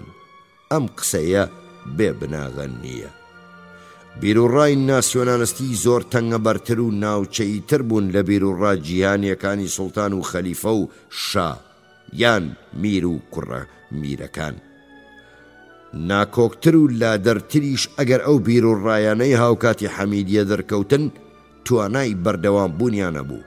زۆر نزیک بوو بە ڕێگای نەتەوەیدان نەڕۆن. ئەمەش سەیر نییە کە سیاسەتی پان ئیسلامی عەبدولحەمید یارمەتی تێگەیشتنی زۆرتری ناسیۆنالیستمی کوردیدا. ئەو بیر و باوەڕانە بە شێوەیەکی ئاسایی کە دەستگای سیاسی ئەکەوێتە سەرە و لێژی نەمان یان ڕوبەڕووی دژواریە بێتەوە گشتگیرە بێ. لە بارودۆخ و هەلو مەرجەشی وادا گروپە کەمایەتیەکان ئەتوانن بەبێ ئینکارکردنی وابەستەیی بە ڕوخسار یان سیماکانی دەستگای سیاسی هاوبەش چ خەلیفە یان سوڵتان یان شا یان ئیمپراتۆر کۆمەڵی خۆیان و کەشە سیاسیەکەی فراوانتر بکەن. شتێ کە نەتەوە پەرستەکانی تورک دژی بوون سیاسەتەکانی عەبدولحەمیدی دیوەم و ڕێو ڕسمەکانی خەلافەتی بوو. دامەزراندنی حەمیدیە خۆی لە خۆیدا مانای جێگۆڕچەی نێو خۆی دەسەڵات بوو لە کوردستان کە لە ئەنجامدا بووە هۆی کەمبوونەوەی دەسەڵاتی شێخەکان. بزوتنەوەی شێخ عوبەیدوڵڵا ناوەندێتی ڕێبەری سیاسی و ئاینی لە کەسێکدا بەرجەستە کردبوو. هیچ کەس ئەوەندەی شەخسی سوڵتان عەبدولحەمید لێی ئاگادار نەبوو. یەکێک لە هۆکار و پێداویستیەکانی دامەزراندنی فەوجەکانی حەمیدیە مەیل بۆ کەمکردنەوەی دەسەڵاتی شێخەکان بوو، چونکە سەرۆک هۆزەکان ئاسانتر کۆنتڕۆڵەکران و قەڵەمڕەوی حوکم و دەسەڵاتیان ناوچەی بچووکتر بوون. وێڕای ئەمە سەرۆکەکان کەمتر دڵیان بۆ ئەوە ئەچوو کە دەست لە کاروباری دەرەوەی سنوور وەربدەن و هەڵمەت بکەنە سەر وڵاتانی تر. جوڵانەوەیەکی وەک هێرشی شێخ عوبەیدوڵڵا بۆ سەر ئێران دوور نەبوو پێی وڵاتانی ئەوروپایی یان رووسیا بۆ ناوچەکە ڕاکێشێ و ئەمە شتێک نەبوو عەبدولحەمیدی دووەم لەوان دەمی ناسکدا بیخوازێ. ڕاستە بزوتنەوەی ساڵی 1925 بەڕێبەرایەتی شێخێک دەستی پێکرد، بەڵام ئەو بزوتنەوەی زۆرتر لەوەی شێخ عوبەیدوڵڵا ئارەزوویە کردیانەی ویست تێکەڵ بە بیر و باوەڕی نەتەوەیی بوو. لەلایەن نیشتیمان پەروەرانەوە پشتیوانی لێکرا. ماوەی نێوان بزوتنەوەی شێخ عوبەیدوڵڵا و بزوتنەوەی شێخ سەعید خولی دەسەڵاتی ڕێبەرانی نائاینی بوو. ئەمە خۆی لەوانەیە ماوەیەکی پێویست بێ بۆ گەشەستاندن و فراوان بوونی ناسیۆنالیزمی کورد. ڕێکخەرانی یاخیبوونی شێخ سەعید باش ئاگاداری دەسەڵاتی کۆمەڵی هۆزایەتی و لاوازی دروشمەنەتەوەییەکان لە نێو ئەو گروپانە بوون و مەگەر ئەمەی کە ئەو دروشمانەی لەلایەن شێخێکی ئاینی و بەدەسەڵاتەوە ڕاگەیەنرابا و بەرگی ئاینی دەبەرکرابن. گەلێ لە توێژەرەوەکانی مێژوو عوسمانی کۆتایی سەدەی 19 و سەرەتای سەدەی 20 لەو باوەڕەدان کە سیاسەتەکانی عەبدولحەمید هەمووی شکست و ناکامی بووە و بەڵگەش ئەمەیە دام و دەستگاکەی لەلایەن تورکەلاوەکانەوە ڕووخا. توێژەرەوەکانی مێژووی ناسیۆنالیزمی کورد بە شێوەیەکی ئاسایی ئەم خولە بە هەنگاوێک بۆ دواوە لە ڕێی دامەزراندنی وڵاتێکی سربەخۆوەزانن، چونکە ئەم خولە خولی حکوومەتی هۆزایەتی و تاڵان و بڕۆ و سەرکوتێکە کە حەمیدیە دژی هۆزەکانی دەرەوەی حەمیدیە بە تایبەتی عەلەویەکان پەیڕەویەکە. سەربار لەو باوەڕەدان کە حەمیدیە دەرکەوتن و گەشەستاندنی چینی بازرگان و پیشەگەری کە پێگە و بنچینەی چینی ناوەڕاستی ئاڵا هەڵگری ئاسایی ناسیۆنالیزمە هێواش کردەوە یان ڕاگرت. بەڵام ئەبێ ئەوەش لەبیر بێ کە لە ئەنا دۆڵی ڕۆژهەڵاتدا ژمارەیەکی زۆری ئەم چینانە تورک بوون و زیادبوونی دەسەڵاتیان قازانجێکی بۆ گەشەستاندنی ناسیۆنالیزمی کورد نەبوو. بۆ کوردان کارەسات ئەمە بوو کە سەردەمی حەمیدیە ئەم ناسیۆنالیزمە تازە پێگەیشتوەی لە نێو جێژەنە جۆرا و جۆرەکانی سیاسەتی هۆزایەتیدا نوقم کرد.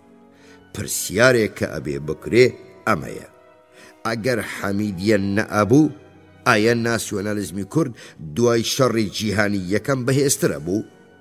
مێژوونووسانی کورد و مێژوونووسانی مارکسیست لەو باوەڕەدان کە بەڵێ بەهێزترە بوو، بەڵام من هەوڵم داوە نیشانی بدەم مەسەلەکە شتێکی دیکەیە.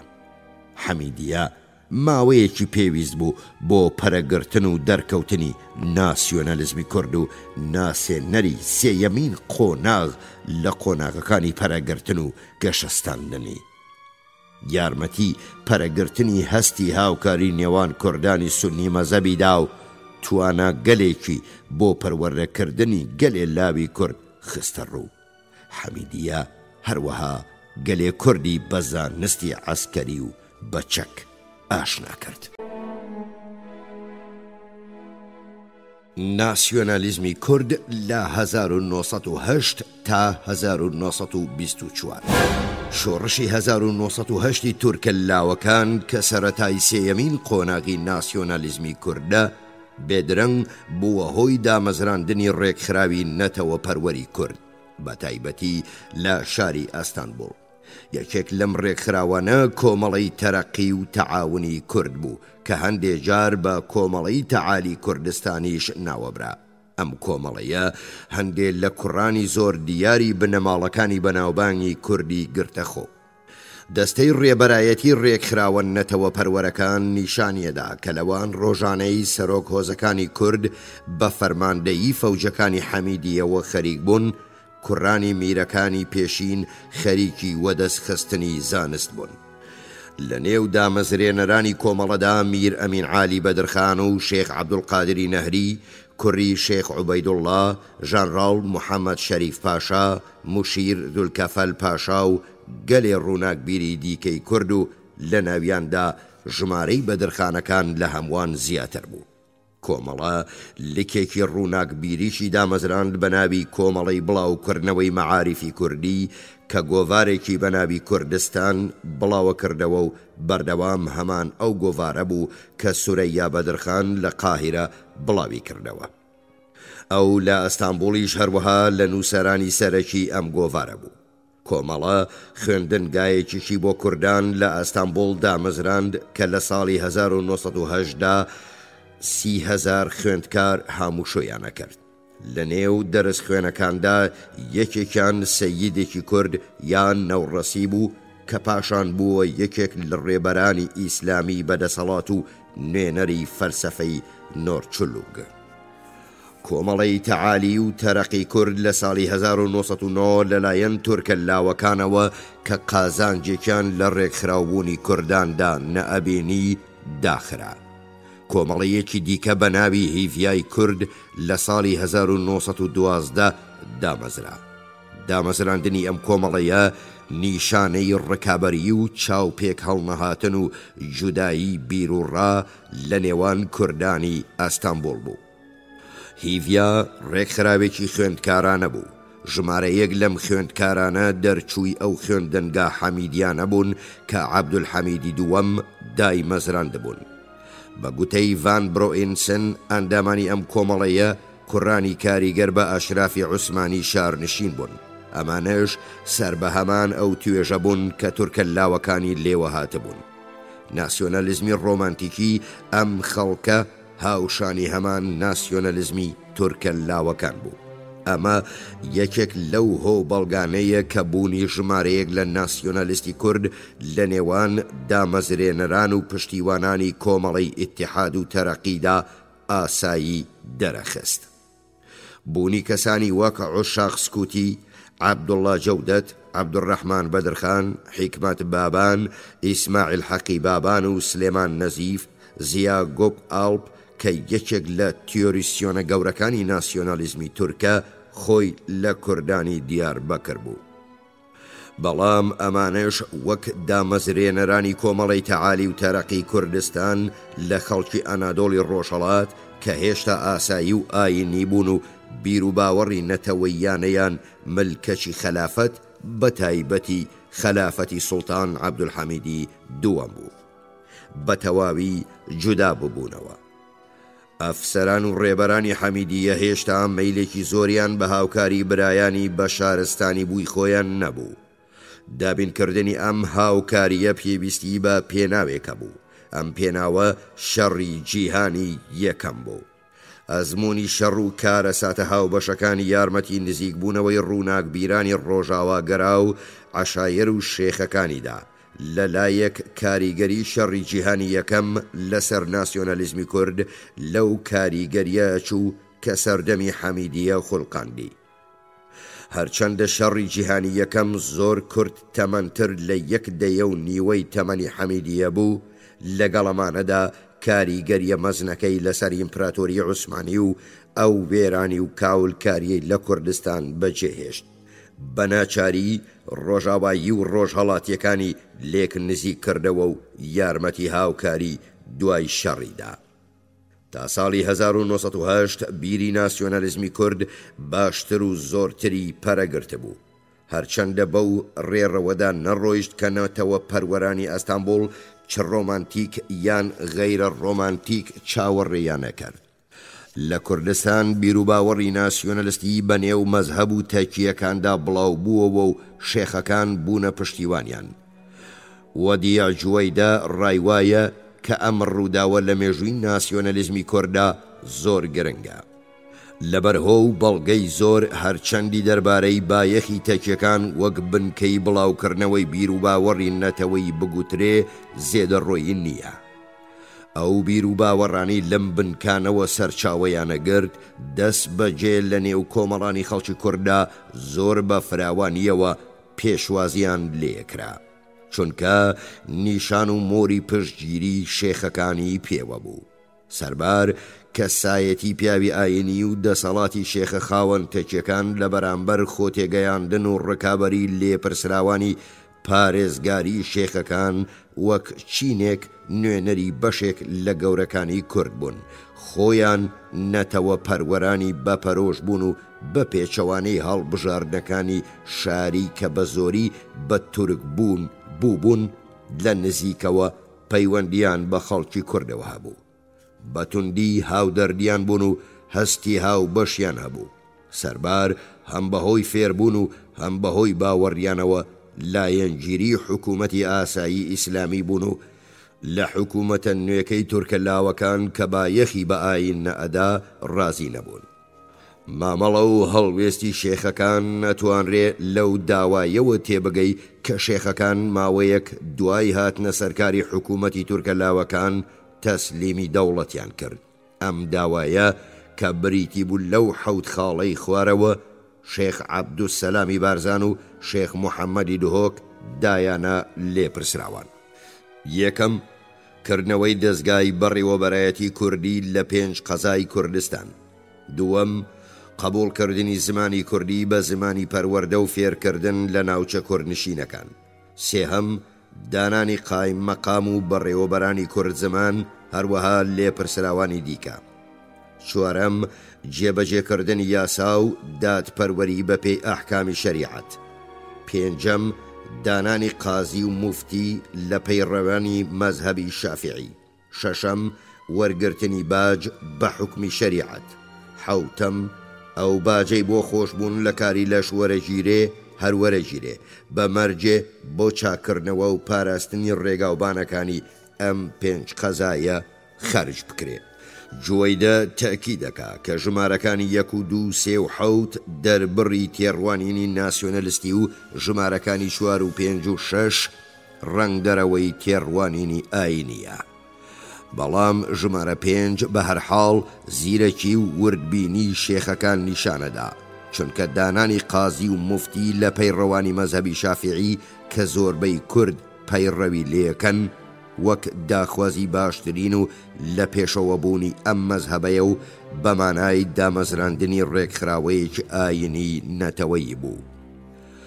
ئەزمونێکی مێژوویی بوو کە خەڵکی ئارتەدۆکس مەزهەبی باڵکان پەیڕەویان کردبوو، بەڵام ڕوودا و بارودۆخ وەک ئەوەی بۆ خەڵکی باڵکان یارمەتی دەربوو بە مەیلی خەڵکی کورد نەگەڕا.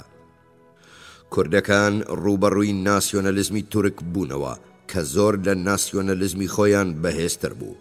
هەمان ناسیۆنەلیزم پاشان ئەو دا و دەستگا ئاینیانەی هەڵوەشاندەوە کە پارێزگاری شێخەکان بوون.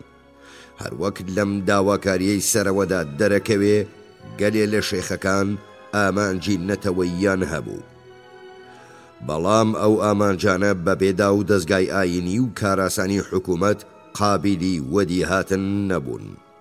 شێخەکان کاتێ بە مەبەستە دوژمن کارانەیەکانی حکوومەتی تورکە لاوەکانیان زانی، یاخیبوونی بەردەوامیان لە 1970 و لە تەواوی ماوەی شەڕدا و دوای شەڕوەستانیش بەرپا کرد. لە ئەستانبوڵ نەتەوە پەروەرانی کورد چوونە ڕیزی حیزبە ناڕازیەکانی وەک حیزبی حوڕیەت و ئێتیلاف. یەکێک لە ڕێبەرانی ئەم حیزبە مەولانا زاد ڕەفعەتی بڵاوکەرەوەی ڕۆژنامەی سەربەستی بوو کە گوتاری بە قەڵەمی نووسەرانی کوردی وەک کامەران بەدرخان چاپە کرد. لە 1940دا جەلادەت بەدرخان گوتارێکی نووسی کە لە چاپخانەی سەربەستی چاپ کرا. یەکێکی دیکە لە نەتەوە پەروەرانی کورد بە ناوی ڕواندۆلۆڤانی زادلەر سکرتێری گشتی حیزبی حوڕیەت و ئێتیلاف بوو.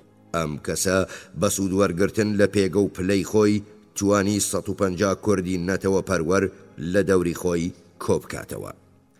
عەبدوڵڵا جەولەت و ئیبراهیم تەمۆ حیزبی دیموکراتی عوسمانیان دامەزراند کە لە ئەنجومەندا بەشێک بوون لە گروپی کەمایەتی. یەکێکی دیکە لە کوردانی نەتەوە پەروەر بە ناوی لوتفی فیکری لە دژی کۆمیتەی ئیتیحاد و تەرەقیدا زۆر چالاک بوو.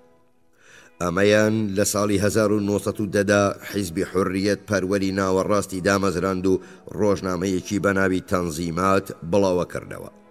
بەڵام لەگەڵ هەڵگیرسانی شەڕدا لە 1940دا چالاکی نەتەوە پەروەرانی کورد چ بە لایەنگیری حکوومەت و چ لە دژایەتی حکوومەت یان کۆمیتەی ئیتیحاد و تەرەقی ئەبوایە بچێتە ژێر ڕکێفی ئامانجی نیشتیمانی واتە بەرگری لە نیشتیمان. کوردستان لە تەواوی ماوەی شەڕدا شەڕگە بوو. مەیدانی عەمەلیات لە ساری قامیش لە باکوور تا خانەقین لە خوارێ و تا ئەرزەنجان لە ڕۆژاوە درێژ ببووەوە. زەحمەتە بتوانرێت تەقدیر بکرێ کە چەند کورد وەک سەرباز لە شەڕدا بەشداریان کردووە. ژمارەیان لە راپۆرتی جۆرا و جۆردا لێک جودایە. محەممەد زەکیەڵێ کە لەشکری 11 جێگیر لە ئالایزگا، مەعمورەت العەزیز و لەشکری دووەمی جێگیر لە مووسڵ بە تەواوی لە کوردان پێکاتە بوون. زۆربەی ئەفسەر و سەربازانی لەشکری نۆیەم جێگیر لە ئەرزەڕۆم و لەشکری دەیەمی جێگیر لە سێواسیش کورد بوون. کوردەکان هەروەها 235 یەکەی یەدەک و ژمارەیەک یەکەی سنووری و ژمارەیەکی زۆر ژاندارمەیان خستە بەردەستی حکوومەتەوە. محەممەد زەکی ژمارەی زیانەکانی کورد بە 300,000 کەس دائەنێ کەوا ئەگەیەنێ زیاتر لە 5 ملیۆن کورد لە شەڕدا بەشداریان کردووە. بەڵام ئەم ژمارەیە زۆر دێتە بەرچاو. کوردەکان بێگومان لە شەڕی دژی ڕووسدا زیانێکی زۆریان لێکەوت. لە ساڵی 1960دا لەشکرەکانی 61 جێگیر لە بەرەکانی خۆنس و پاسینلەر تەنیا لە یەک شەڕدا زیانێکی زۆریان لێکەوت و شەڕی واش زۆر بوون. لە 15 تەمووزی 1960دا هێزە کوردیەکانی سوپای عوسمانی لە دژی هێزەکانی ڕووسیا کەوتنە شەڕێکی گەورەی ترەوە. شەریف فرات ژمارەی زیان ناڵێ، بەڵام ئەبێ زۆر بن. ئەم شەڕە ئەنجامەکەی پاشەکشەی هێزەکانی ڕووس بوون. ژمارەی ئەو کوردانەی لەبەر قات و قڕی و نەخۆشی و سەرما لە ناوچوون لەوانەیە لەو زیانانە زۆرتر بێ کە لە شەڕی ڕووسی و ئەرمەنیەکاندا تووشیان بوو. دیاریکردنی ژمارەی کوردان لە ئیمپراتۆری عوسمانیدا کارێکە دژوارە و دیاریکردنی ئەم ژمارەیە لە تورکیا یان ئەنادۆڵی ڕۆژهەڵات ئیدی جێگایی خۆی هەیە. بەڵام ئەو مشت و مڕەی لەمەڕ ژمارەی قوربانیانی ئەرمەنی لە ماوەی شەڕی جیهانی یەکەمدا پەیدا بوو، کۆمەڵە ئامارێکی خستە بەردەست کە هەڵبەت ئاستی ڕاستی و متمانەکەی نەزانراوە. ئەو ئامارانەی دەستگای ئۆسقۆفیەی ئەرمەنی لەمەڕ ژمارەی کوردەکانی ئەنادۆڵی ڕۆژهەڵات بەدەستەوەی داوە بەم شێوەیەیە: لە ئەرزەڕۆم 75,000، وان 72,000، بەتلیس 77,000، مەعمورەت العەزیز یان خەرپوت ئالازگی ئێستا 95,000، دیاربەکر 95,000، سێواس 50,000، کۆی گشتی 464,000 یان لە 16 و لە دەیاسێ ژمارەی دانیشتوانی 6 ویلایەتی ڕۆژهەڵات. تورکەکان لە 125 و لە دەیا 4 و ئەرمەنیەکان لە 138 و لە دەیا 9 دانیشتوانیان پێک دێنا. بەڵام دەستگا ئۆسقۆفی قزڵ باشەکان 140,000، زازاکان 77,000 و ئێزدیەکان بە 37,000 لەم ئامارەدا ناگونجێنێ. هەر کاتێ ئێزدیەکان کە بە ئاسایی بە کورد لە قەڵەم نادرێن لەگەڵ ئەم ژمارەیەیدا نەنین و قزڵ باشەکان و زازاکان حساب بکەین، ژمارەی کوردەکانە بێتە 681,000 کەس لە بەرامبەر 666,000 تورک و 1,018,000 ئەرمەنی. بەم شێوەیە بە پێی ژمارەی دەستگای ئۆسقۆفی ژمارەی کورد و تورک کەم و زۆر یەکسانە. جۆستین مەکارتی لە کتێبێکدا کە تازە بڵاوی کردوتەوە بە پێی سەرژمێریەکانی دانیشتوانی عوسمانی و ئامارەکانی دیکەی دانیشتوان لە ساڵانی 1911 و 1912 ئەم ژمارانەی بە لێکدانەوەی دیمۆگرافی پەسەندکرا و ڕاستکردوتەوە و ژمارەی موسڵمانانی لە 6 ویلایەتی ناوبراودا دەرخستووە، بەڵام ژمارەیەکی تایبەتی بۆ کورد و تورک دیاری نەکردووە.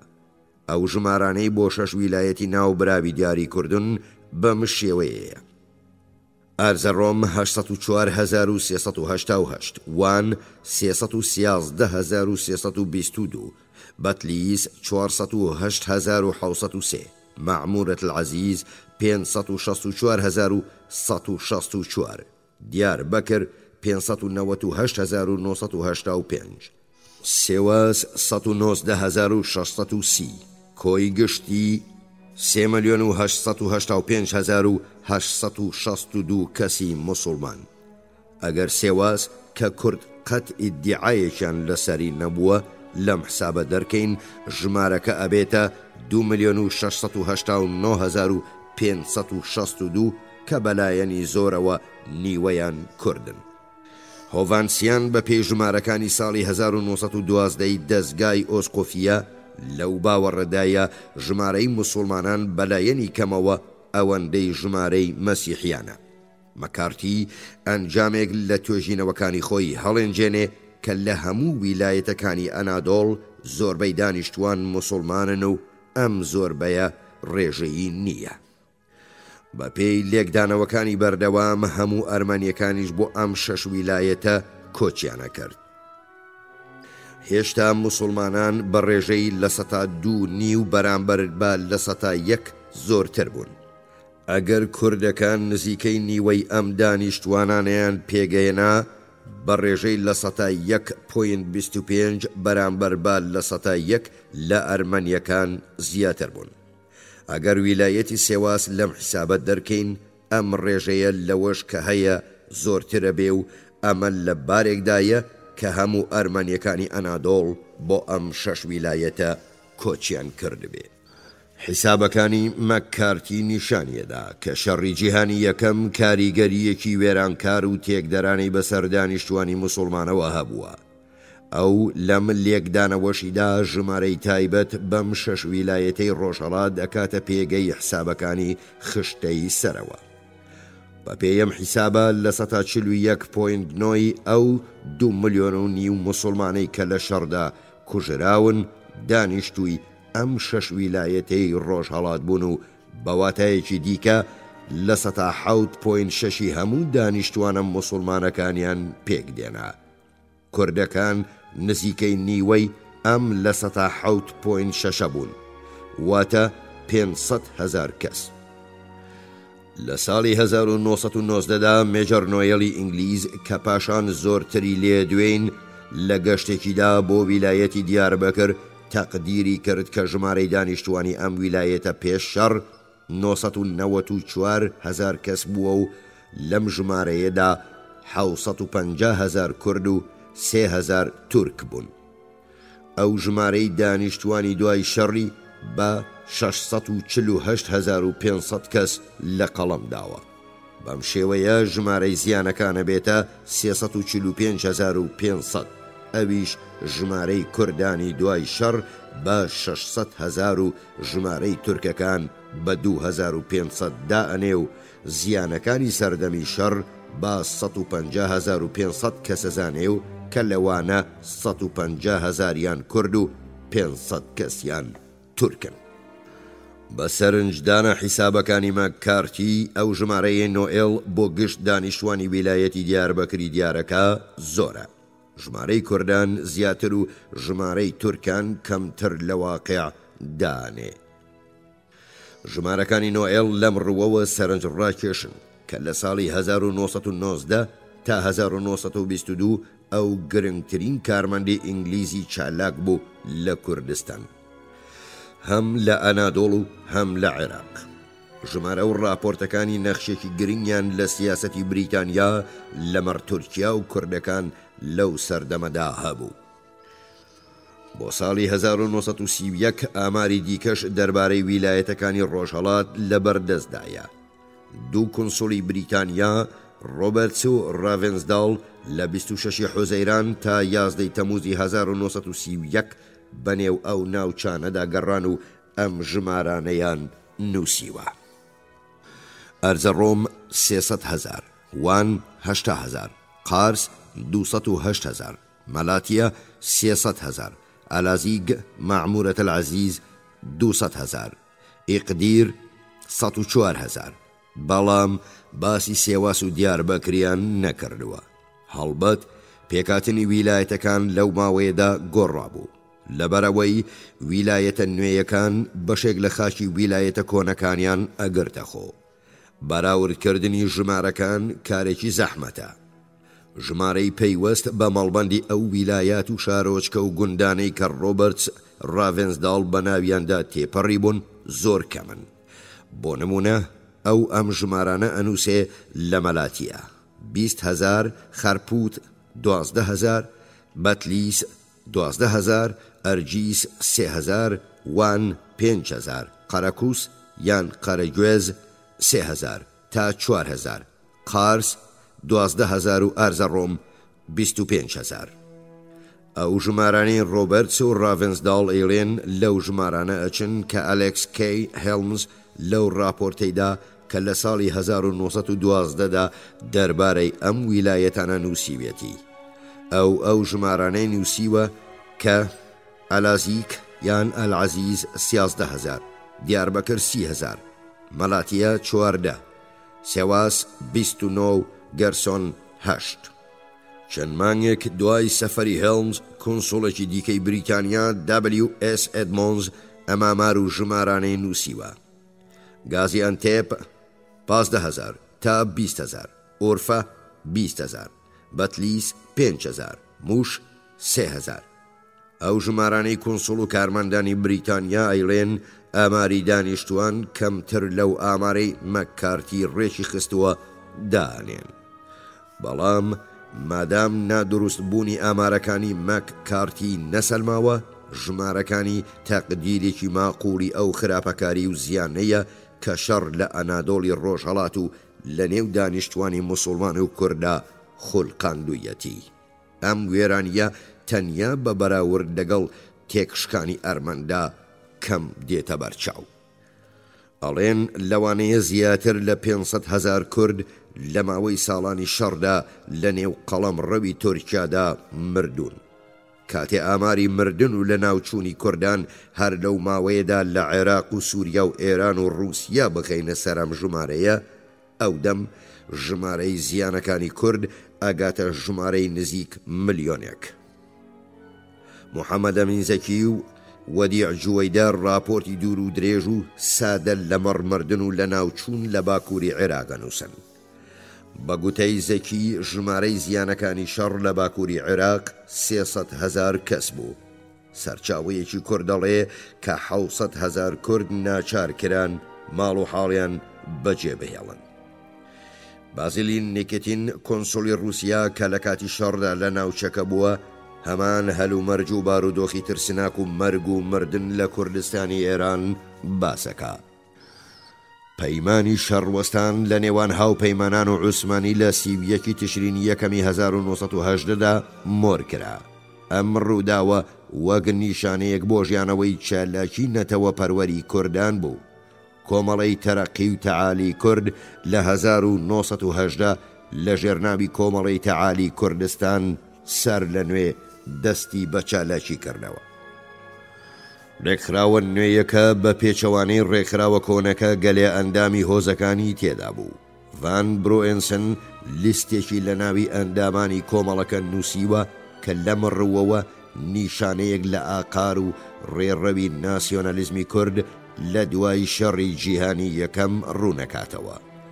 جێگای تەقدیرە دەستەی سەرۆکایەتی کۆمەڵە بریتی بوون لە سەید عەبدولقادر کوڕی شێخ عوبەیدوڵڵای بەنێوبانگ، سەرۆکی کۆمەڵە ژەنڕاڵ فواد پاشا خەڵکی سلەیمانی، جێگری یەکەمی سەرۆک حەمید پاشا ژەنڕاڵی خانەنشین سکرتێری گشتی کۆمەڵە و سەید عەبدوڵڵای کوڕی سەید عەبدولقادر خەزنەدار. کۆمیتەی عەسکەری بریتی بوو لە سەرهەنگ خالید بەگ خەڵکی دێرسیم، سەرۆکی پۆلیسی ئەستانبوڵ، محەممەد عەلی بەدرخان سەرهەنگی خانەنشین خەڵکی سلەیمانی، لە پیاوە ئاینیەکان خواجە عەلی ئەفەندی و شەفیق ئەفەندی خەڵکی ئێرڤاس لە لێپرسراوانی کۆمەڵەکە بوون. ئەندامە پایە بەرزەکانی دیکە بریتی بوون لە بابان زادە شوکری بەگ سەرنووسەری ڕۆژنامەی تەرجومان، بابان زادە فواد بەگ فەتحوڵڵا بازرگان و شوکری محەممەد مامۆستای پزیشکی. لە ناو ئەندامان یەکێکیش عالیشان بەگ خەڵکی قۆچگیری دێرسیم بوو کە لە ساڵی 1920 یاخی بوونێکی لە دژی دەوڵەت ڕێکخست. کۆمەڵی هیڤیای کوردیش دەستی بەکارکردەوە و پاشان لەگەڵ یەکێک لە گروپە پەیوەنددارەکانی کۆمەڵی تەعالی کورد پێکهات و لە لاوان و توندڕە و یەکی گرت و حیزبی تەشکیلاتی ئیجتیماعی کوردی دامەزراند. بە قسەی ڤان برۆئنسن ئەم لێک جودابوونەوەیە سەردەمێ ڕوویدا کە سەید عەبدولقادر و لەوانەیە بەدرخانەکانیش بە ئاشکرا ڕایگەیاند کە ئامانجی نەدامەزراندنی کوردستانێکی سربەخۆیە باڵکو شێوەیەک لە خۆت موختاری. گەلێ لە بەدرخانەکان پەیوەندیان بە ناسیۆنالیستە لاوەکانەوە کرد. وادێتە بەرچاو کە کۆمەڵی ئیجتیماعی کورد بەهۆی ئەو پێشگیریەی لەلایەن کۆمەڵی کوردی ئەستانبوڵەوە لێی کرا زۆر چالاک بوو بێ. ئەندامانی ئەم کۆمەڵەیە لە پێکاتنی کۆمەڵی ئازادی کوردیشدا کاریگەر و چالاک بوون. ئەم کۆمەڵەیە پاشان ناوی کۆمەڵەی سەربەخۆیی کوردی لە خۆی ناو هەمان کۆمەڵە بوو لە یاخیبوونی شێخ سەعیددا ڕۆڵێکی گرنگی جێڕا. وەدیع جۆیدا ئەڵێ هەردوای مۆرکردنی شەڕوەستان چالاکی ناسیۆنالیستی دەستی پێکرد. ئەمە تەنیا نەبەهۆی کۆششی خودی کوردەکان بەڵکو ئەنجامی پارێزگاری بە پەرۆشی تورکەکانیش بوو. بریتانیا ئەیویست کوردەکان لە دژی تورکان بوروژێنێ و تورکەکان گفتی دانێ شێوە خود موختاریەکان لە نێو وڵاتێکی تورکی کە لە ژێر فەرمانی سوڵتان یان خەلیفەدا بوو بە کورداندا. هەروەکە بینین تورکەکان هەروە تامۆرکردنی پەیمانی لۆزان لە 24 تەموزی ساڵی 1923 شێوە خود موختاریەکان پێشکەش بە کوردان کرد و پاشەوەی شەریف پاشا نوێنەری کوردان لە کۆنفرانسی ئاشتی ڤێرسای ڕێکەوتن نامەیەکی لەگەڵ بۆغاس نۆبار نوێنەری ئەرمەنەکان مۆر کرد کە تیایدا ڕاگەیەنرابوو کوردەکان پشتگیری سەربەخۆیی ئەرمەنستان و ئەرمەنەکان پشتگیری سەربەخۆیی کوردستانەکەن. ئەم گفتانەیان تونتریش کرد. لە ڕێکەوتن نامەکەی ناوبراودا هەردوو لایەن ڕازی بوون کە دیاریکردنی سنوورەکان بۆ کۆنفرانسی ئاشتی لێگەڕێن. ئەم ڕووداوە نیشانیدا کە هەندێک لە نەتەوە پەروەرانی کورد دژی ئارەزوو هیوای ئەرمەنەکان نین. دوور نییە هەندێک نەتەوە پەروەری کورد دوای دوورخرانەوە و کوشتاری ئەرمەنەکان ئیدی لەو ویلایەتانەی ئەبوو کوردستانی سربەخۆیان تێدا دابمەزرێ مەترسیەکی زۆریان لەلایەن ئەرمەنەوە هەست پێ نەئەکرد. لەوانەشە لەو نەخشە گەورەی لە بەرامبەر ئەرمەنەکاندا جێڕابوویان هەستیان بە پەشیمانی کردبێ. کۆمەڵەیەکی دیکەی ناسیۆنالیستەکانی کورد پان ئیسلامیەکان بوون. ئەم کۆمەڵەیە هاوکاری لەگەڵ ئەو گروپە تورکیانەدا کرد کە لە دژی بریتانیا چالاک بوون. بەڵام ئامانجی سەرەکی ئەم کۆمەڵە پانی ئیسلامیە ڕێگاگرتن بوو لە دامەزراندنی ویلایەتێکی ئەرمەنی. بە پێی راپۆرتەکان لە هەمان کانونی دووەمی ساڵی 1990دا ئەندامانی کۆمیتەی ئیتیحاد و تەرەقی لە خارپوت بوون و کوردەکانیان هانەدا داوای سربەخۆیی لە کۆنفرانسی ئاشتی ڤێرسای بکەن. ڕێبەری ئەم بزاوە عەلی ئیحسان پاشا فەرماندەی پێشووی لەشکری شەشەمی عوسمانی بوو. ئەو یەکێک لە نوێنەرانی عوسمانی بوو کە پەیمانی شەڕوەستانی مۆر کردبوو. هەرچەندە خۆی بەتوندی دژی هەل و مەرجەکەی بوو، ئەو چالاکیانەی ئەم کەسە پێوەی خەریک بوو ڕووی لە دژایەتی سیاسەتی بریتانیا بە تایبەتی سیاسەتی بریتانیا لە عێراق بوو. بریتانیا لە 7 تشرینی دووەمی ساڵی 1970 موسڵی داگیر کردبوو. ئەم ڕووداوە ترس و نیگەرانی عوسمانی لە فراوانخوازی زۆرتری بریتانیا زیاتر کرد. پارێزگاری تورکەکان لە چالاکی کوردان بەشێک لە سیاسەتی ڕێگاگرتن لەم فراوانخوازیە و پارێزگاری لە دامەزراندنی ئەرمەنستانێکی سربەخۆ بوو. بریتانیا تەواو دڵنیا بوو کە عەلی ئیحسان پاشا لەگەڵ دامەزراندنی کوردستانێکی سربەخۆدان نییە. پارێزگاری تورکەکان لە کوردان بە مەبەستی خوڵقاندنی گرفت و لەباربردنی نەخشەکانی هاوپەیمانەکان بوو. ئەمە سیاسەتێک بوو زۆر کاریگەر بەڵام پڕمەترسی. دوای داگیرکرانی ئەزمیر لەلایەن یۆنانەکانەوە لە ئایاری 1990 گوناهی کوشتاری تورکەکان خرایە ملی بریتانیا. کوردەکانیش لەوە ئەترسان لەشکری ئەرمەن لە ئەنادۆڵ بە پارێزگاری بریتانیا دەست بە تۆڵەستاندنەوە بکا و حەقی ئەو بەشداریە لە کوردان بکاتەوە کە لە کوشتاری ئەرمەندا کردویانە. هەروەک پێشتریش ئەرمەنیەکانی لەشکری ڕووس کردبوویان. لە ئەنجامدا کوردەکان پشتیوانیان لە کۆششی تورکان کرد، چونکە ئەم هەوڵە بواری بۆ ڕەخساندن لە شەڕی پاشماوەی ئەرمەنەکان ڕزگار بن. بەڵام با سەرنجدانە هەل و مەرج و بارودۆخ تورکەکان نەیانەتوانی مۆڵەتی کارێکی وا بدەن و مەترسی خۆتێگەیاندنی نێودەوڵەتی قبوڵ بکەن. لە حوزەیرانی 1990دا یانە تورکیە کوردیەکان کە پشتیوانیان لە چالاکی نەتەوە پەروەرانی کوردەکرد داخران. چالاکی ئەندامانی کۆمیتەی ئیتیحاد و تەرەقی لە پشتگیری چالاکی نەتەوە پەروەرانەی کوردەکان سەلمێنەری ئەو نەخشەیە کە ئەم کۆمیتەیە لە ڕێبەرایەتی کردنی بەرەنگاری هەم پێش و هەمیش دوای بزوتنەوەی بەرەنگاری مستەفا کەمال هەیبوو ستانفۆرد چۆ ئێزەڵ ئەڵێن کە کۆمیتەی ئیتیحاد و تەرەقی بنچینەی بەرەنگاری داڕشت و لە نێو وەزارەتی دەرەوەدا خۆی ڕێکخست و دوانووسینی ئێرێک یان چۆخەر نیشانیەدا کە ڕێکخستنە نهێنیەکانی قەرەکۆڵ و ڕێکخراوی تایبەت تەشکیلاتی مەخسووسە تا چ ڕاددەیەک کارا بووە. ئەوەڵێ دوور نییە مستەفا کەمال بە فەرمانی قەرەکوڵ چووبێتە ئانادۆڵ. شەڕەکانی بەرەنگاری مستەفا کەمال لەو ناوچانەوە دەستی پێکرد کە زۆربەی دانیشتوانیان کورد بوون و لەوانەیە ئەو هەڵبژاردنە بە ڕەزامەندی کۆمیتەی ئیتیحاد و تەرەقی بوو بێ. بزوتنەوەی بەرەنگاری هاوکاتی چالاکیەکانی کۆمیتەی ئیتیحاد و تەرەقی لە ئەنادۆڵی خوار و بۆ پشتگیریکردنی بەرەنگاری کوردان لە بەرامبەر ئینگلیز و ئەرمەنیەکان بوو. گرفتی کوردەکان دوای پەیمانی شەڕوەسانی مەدرەس 31 تشرینی یەکەمی 1970 تا پەیمانی سیڤرە دەی ئابی 1920 مەسەلەی هەڵبژاردن لە نێوان خۆدموختاری و سربەخۆیی بوو. ڕێکەوتنامەی 20 تشرینی دووەمی 1990 شەریف پاشا و بۆغۆست نۆبار کوردەکانی خستە بەردەم ئەم مەسەلەیەوە کە ئابوایە لەم بارەیەوە هەڵوێستی خۆیان ڕابگەیەنن. بینیمان کە کاردانەوەی تورکەکان لە هەمبەر ڕێکەوتنامەکەی 20 تشرینی دووەم دانی گفتی خودمختاری بە کوردان بوو.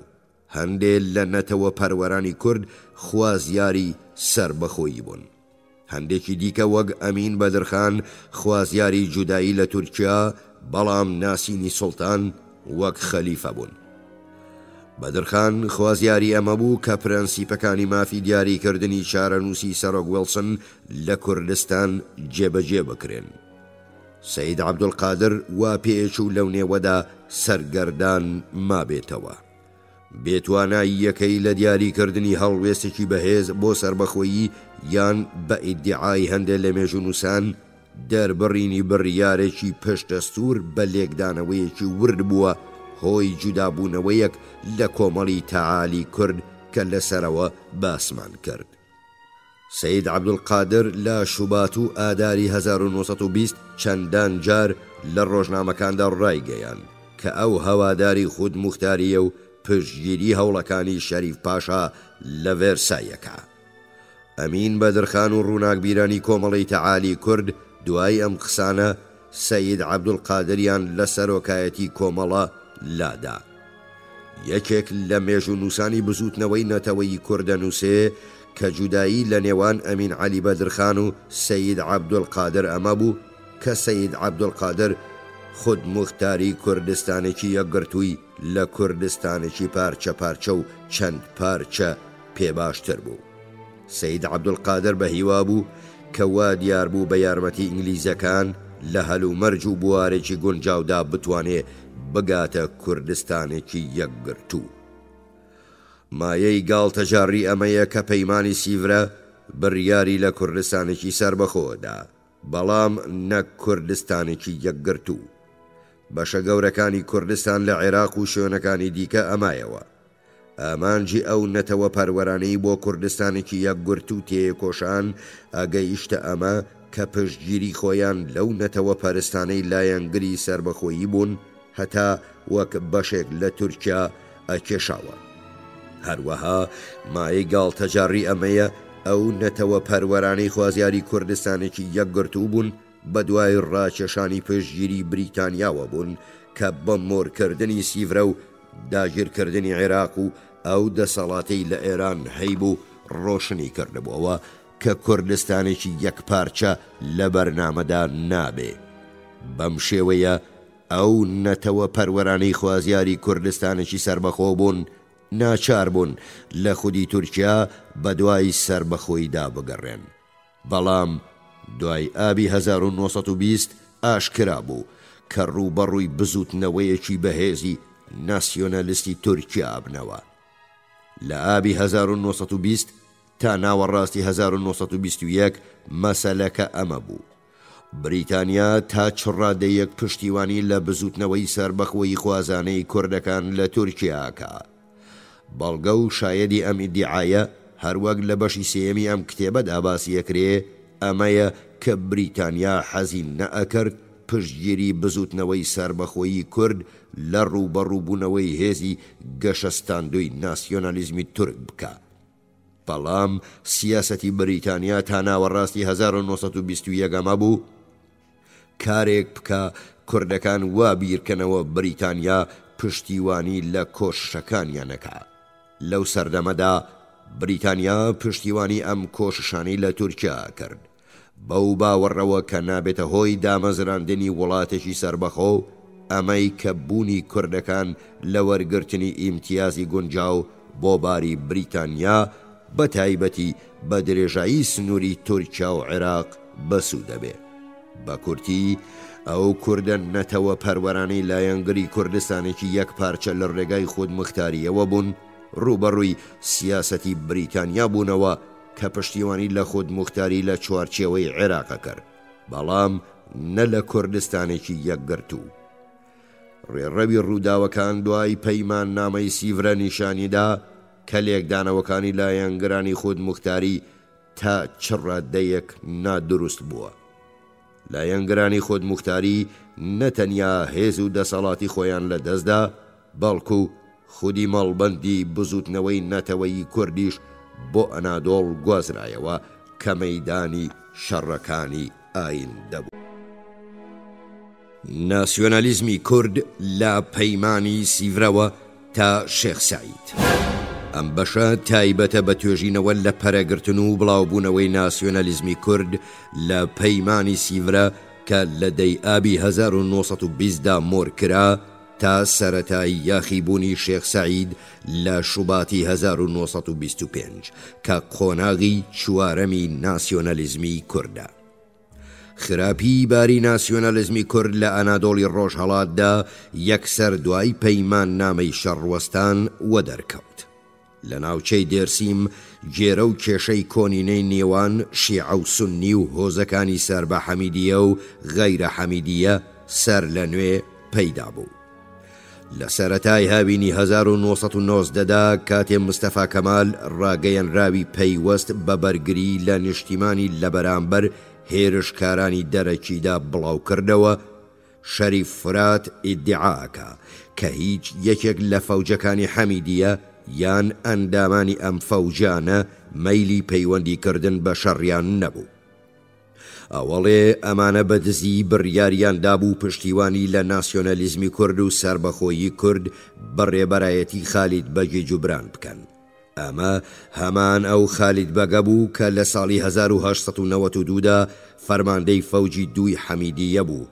لە ساڵی 1906دا سەرکردایەتی هێرشی بۆ سەر زەینەڵ تەلۆی هۆرمکلی کوڕی ئیبراهیم تەلۆ کرد و کوشتی. ڤان برۆئنسنەڵێ قسەی فرات کە تەنیا یەکە عەلەویەکان بە پیربانگەوازی مستەفا کەمالەوە بۆ ڕزگاری لە نیشتیمان چووبن ناڕاستە. سەرچاوە کوردیەکان ئەوە ڕائەگەیەنن کە هەموو هێزە عەشایریەکان چ ئەندامی حەمیدیەی کۆن بووبن یان نەبووبن پەیوەندیان بە هێزە نیشتیمانیەکانەوە کرد.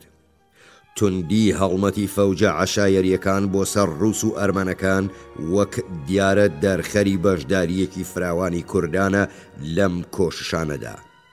لەو باوەڕەدا بوون کە ڕزگار بوون لە شەڕی پاشماوەی ئەرمەنەکان بە قازانجی کوردان تەواوە بێ چونکە لەو بارەدا جێبەجێکردنی مادەی 64 پەیمان نامەی سیڤرە ئاسانترە بێ. ئەبێ ئەمەش لە بەرچاو بگیرێ کە هەتا ئەم سەرچاوە کوردیە نەتەوە پەروەرانەی برۆئنسن مەیلی ئەمەیان هەبوو کە نیشانی بدەن هێزەکانی کورد چ شیعە و چ سونی چ حەمیدیە و چ غەیرە حەمیدیە هەموو لە پاشە کشێپێکردنی هێزەکانی ڕووس و ئەرمەن بۆ قەفقاز لەگەڵ هێزە نەتەوە پەروەرەکانی تورکدا هاوکاریان کردووە. راپۆرتی فرات ئەگەر نادروستیش بێ جارێکی دیکە نیشاندەری جودایی و مشت و مڕی هۆزایەتی و ئاینیە. ئەوەڵێ خالید بەگ خۆی سەرباری ئەوەی نەتەنیا فەرماندەی حەمیدیە بەڵکو سەرهەنگی ڕەسمی سوپای عوسمانیش بوو. لەم شەڕانەدا بەشداری نەکرد و هەتا تەلەگرافێکی بۆ کازم قەرەبەکری فەرماندەی هێزەکانی یەکەمی سوپای قەفقاز کرد کە هاوکاری هێزی عەلەویەکان قبوڵ نەکا نەوەک لەبەرەی شەڕدا خیانەت بکەن. بەڵام لە زۆربەی ڕاپۆرتەکانی پەیوەست بەم ڕووداوانە ئەوە هەڵەهێنجرێ کە خالید بەگی جوبران نەتەنیا لە ساڵی 1970دا لە شەڕەکانی ئەنادۆڵی ڕۆژهەڵات بەشدار بوو، بەڵکو لەم شەڕانەدا زۆریش ئەستێرەکەی گەشایەوە. لە ڕاستیدا وا دێتە بەرچاو کە لە میانەی ئەو شەڕانەدا تێگەیشت دەرکردنی ئەرمەنەکان بەم مانایەیە کە لە مەودوا کوردەبێ ڕوبەڕووی ناسیۆنەلیزمی تورک بێتەوە. لە مەودوا ئیدی سوپەر و دەهۆڵژەنی نامێنێ. ڤان برۆینسن لەم بارەیەوە ئەم ڕووداوە گەڕێتەوە. لە ڕۆژی سەرکەوتنی کۆتایی بەسەر ئەرمەنەکاندا ڕۆژەکەش ناڵێ کە هەموو کەیف خۆش بوون، خالید بەگ زۆر خەمبار بوو بێدەنگ لە خێوەتەکەی دانیشتە بوو. مەهدی برای شێخ سەعید لە تەنیشتی ڕۆنیشت و لە هۆی ناڕەحەتیەکەی پرسی.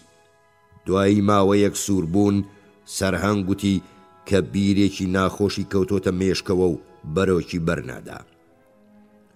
ئەمڕۆ ئێمە شمشێرێکمان تیژ کرد کە گەروی خۆمانە بڕێ. ئەگەر ئەم داستانە ڕاست بێ دەرخەری گەلێشتە دەربارەی ناسیۆنەلیزمی کورد لە ساڵانی 1970-1990دا. یەکەم نیشانیەدا کە ڕێبەرێکی وەک خالید بەگ جوبران ماوەیەک درەنگتر لەو مەترسیە گەیشتووە کە ناسیۆنەلیزمی تورک هەیبووە و لەو ڕاستیە گەیشتووە کە بوونی ئەرمەنەکان لە ئەنادۆڵی ڕۆژهەڵاتدا بەتایبەتی ئەوانەی لە کۆمەڵی مەدەنی و کوشتاری ساڵی 1915 ڕزگار ببوون چەند بە قازانجی کوردان بووە. هۆی ئەم درەنگ تێگەیشتنە ڕەنگە بتوانرێ بەو دوژمنایەتی و شەڕانە گرێ بدرێتەوە کە لە ساڵی 1887ەوە لە نێوان کوردەکان و ئارمانەکاندا قەومان. هۆی دووهەم هاوکاری ئیسلامیە کە خۆی بەمانای هاوکاری لەگەڵ هێزەکانی عوسمانی و نەتەوە پەروەرانی تورک بوو. بەم مسۆگەری هەتا بۆ کەسێکی وەک خالید بەگی جوبرانیش ڕەونەق و کۆششێکی بەهێزی هەبوو. لە ساڵی 1990دا کەسانێکی وەک خالید بەگ کە لە شارەکانی ناوچەی دێرسیم پلە و پایەی حکوومەتیان هەبوو، سوودیان لە دەسەڵاتی خۆیان بۆ ڕێکخستنی یاخی بوونی هۆزەکان لە دژی حکوومەتی نەتەوە پەروەری تورک وەرەگرت و لەم زەمینەدا هەتا چەکیشیان بەکاردێنا.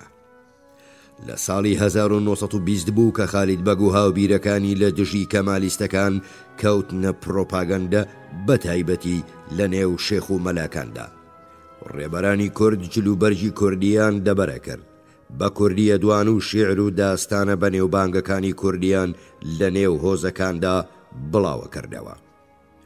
لە ماوەی ساڵی 1920دا خالید بەگ خەڵکی لایەنگری خۆی کۆکردەوە و هەروەها ناڕازیەکانیشی. بە قسەی شەریف فورات خالید بەگ دوای پەیمان نامەی سیڤرە لە تەواوی هاوین و پاییزی ساڵی 1920دا لەگەڵ کۆمەڵی تەعالی کورد و سەید عەبدولقادردا پەیوەندی هەبوو.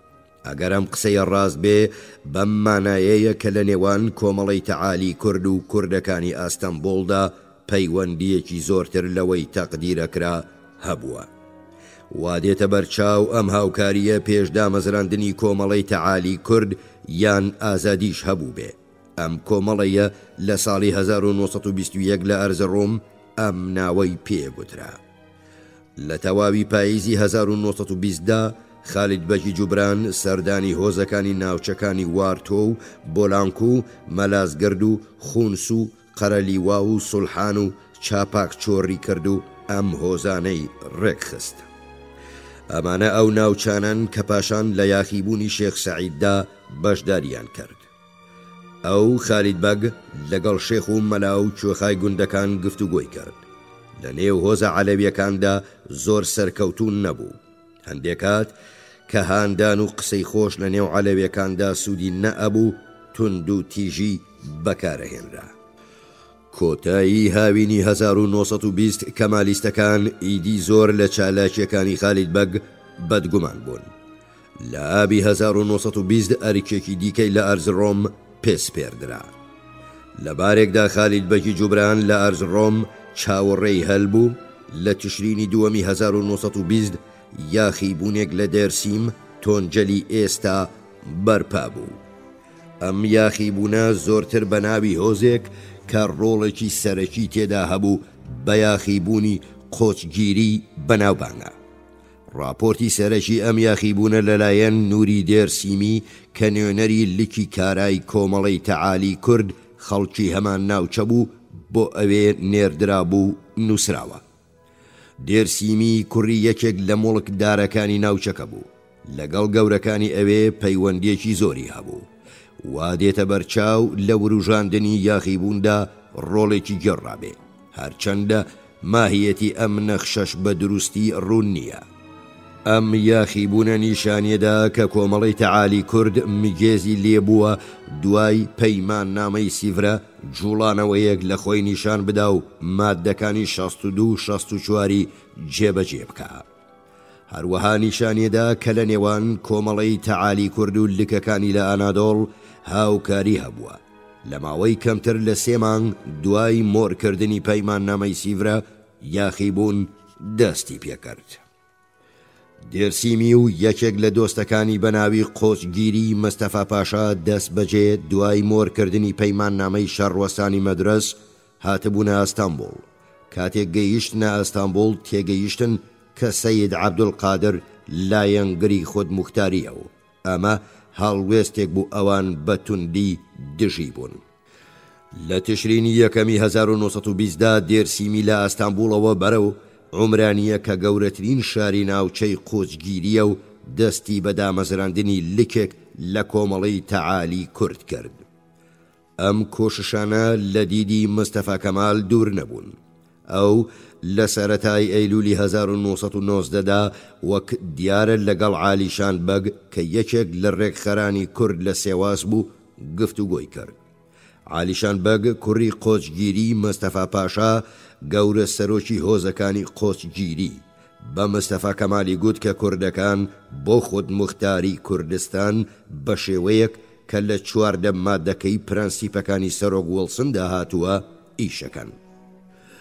مستەفا کەمال وەرامی داوە کە پرەنسیپەکانی وڵسن بۆ خەڵکی ڕۆژهەڵات وا دیارە هەموو خەڵکی ڕۆژهەڵات نەکەر کورد بێ بایەخە و گوتی کوردەکانە بێ لەگەڵ نوێنەرەکانی ئەو لە ناوچەی دێرسیمدا هاوکاری بکەن.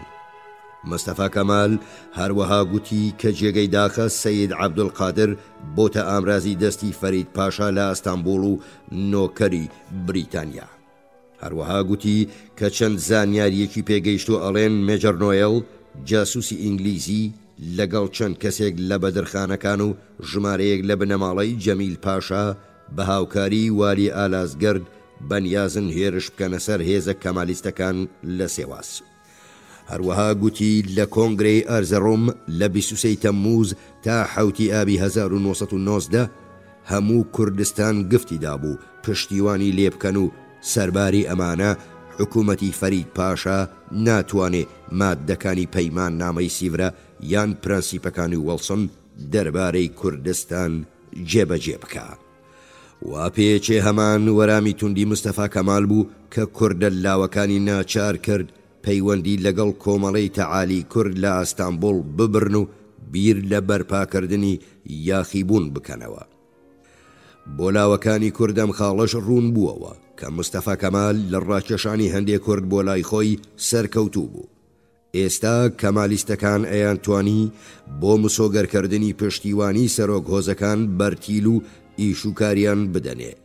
وێڕای ئەو سەرکەوتنانەی نەتەوە پەروەرانی تورک وەدەستیان هێنا بوو ڕێکخەرە لاوەکانی کورد لە کاری خۆیاندا ئەوەندە سەرکەوتوو بوون لەگەڵ ئەوەش کە ئەندامە کوردەکانی ئەنجومەنی نیشتیمانی گەورە ئاگاداری دەسەڵاتدارانی هاوپەیمانانیان کردبووەوە کە هەرگیز کەمالیستەکان جدان نابنەوە و وێڕای ئەوەی هەندێک کورد پشتیوانیان لە کەمالیستەکانە کرد لەگەڵ هەموو ئەمانەدا لە پێناوی کوردستانێکی سربەخۆدا لە ڕێکخستنی هۆزەکان بەردەوام بوون.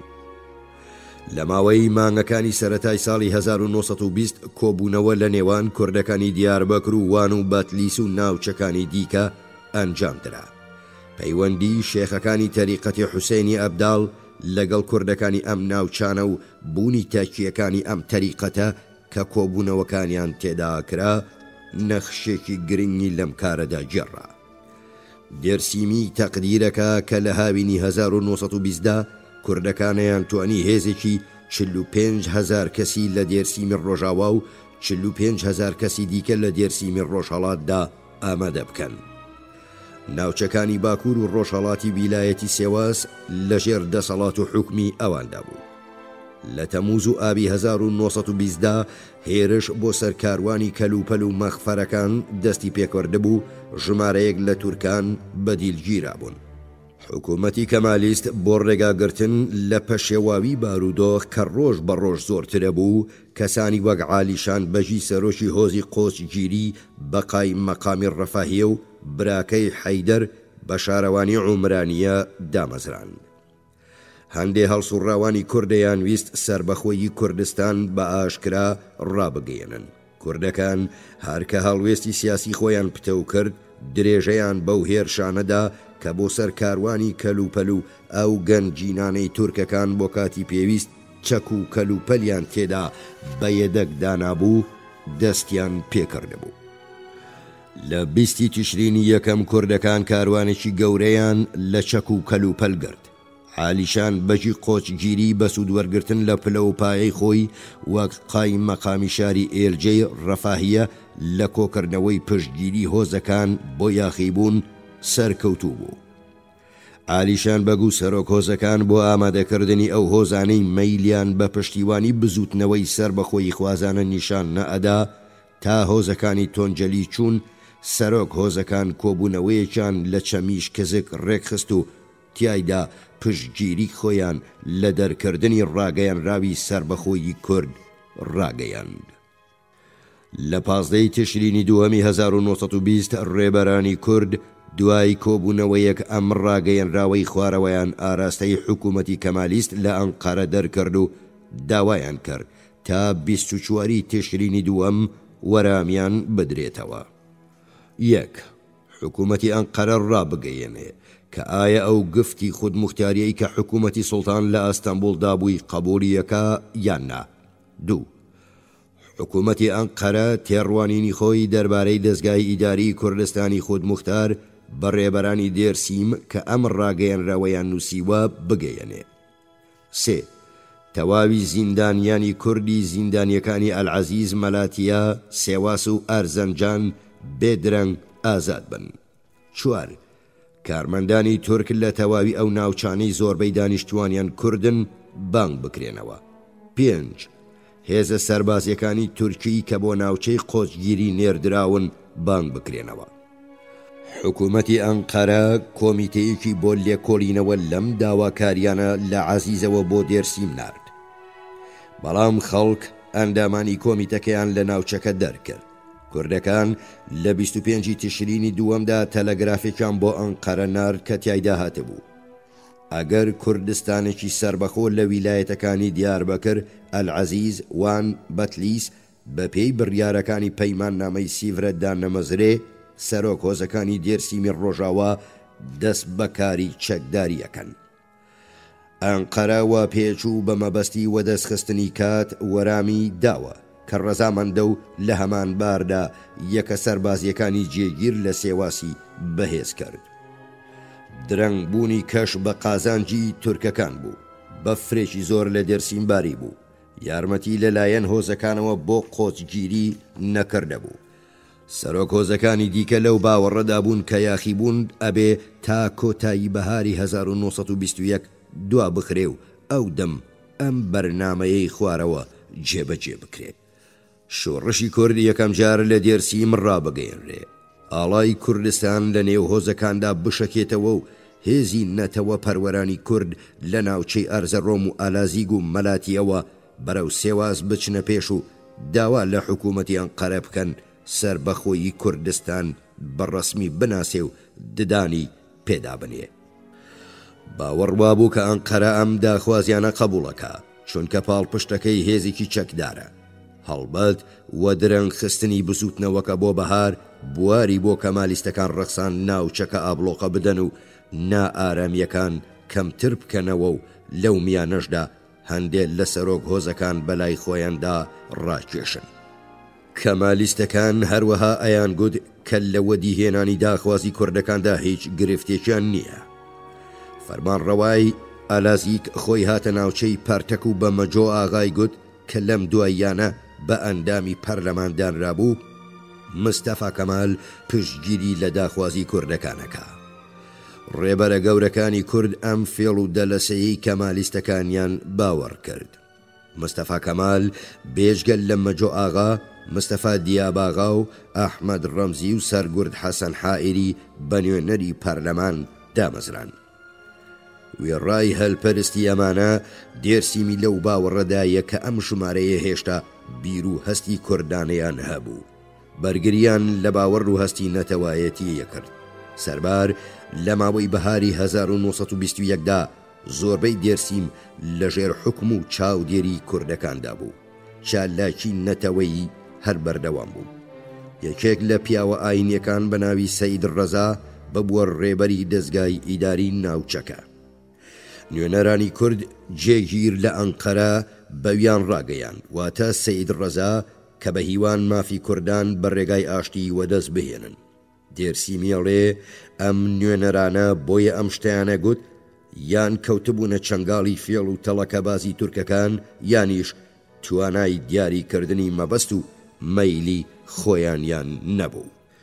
مستەفا کەمال عالیشان بەجڕ ڕاستپار بچێتە ئەنقەرە یان پلەیەکی بەرزی حکوومەتی لە سێواز قبوڵ بکە. ئەو هەروەها گفتیدا کە پارێزگارێکی کورد بۆ دێرسیم بنێرێ. سەید ڕەزا و عالیشان بە گوەرامیاندایەوە کە ئەوان خوازیاری دەستگایەکی ئیداری کوردی سربەخۆن. بە جیمسیز و بە هیچ شێوەیەک هیچ نوێنەرێکی کورد لە ئەنقەرە وەک فەرمانڕەوای ناوچەی دێرسیم قبوڵ ناکەن. لە کۆتایی ساڵی 1920دا مستەفا کەمال بە تۆمەتی ئەوەی 1200 کرێکاری کوردی دێرسیمی لە کانگای بالیا چەکدار کردووە فەرمانی گرتنی نووری دێرسیمیدا. دێرسیمیەڵێ دوای ئاگاداربوون لە فەرمانی گرتن وازم لە کارەکەم هێنا و شەو ڕۆژ بەڕێکخستنی هۆزە کوردەکانەوە خەریک بووم.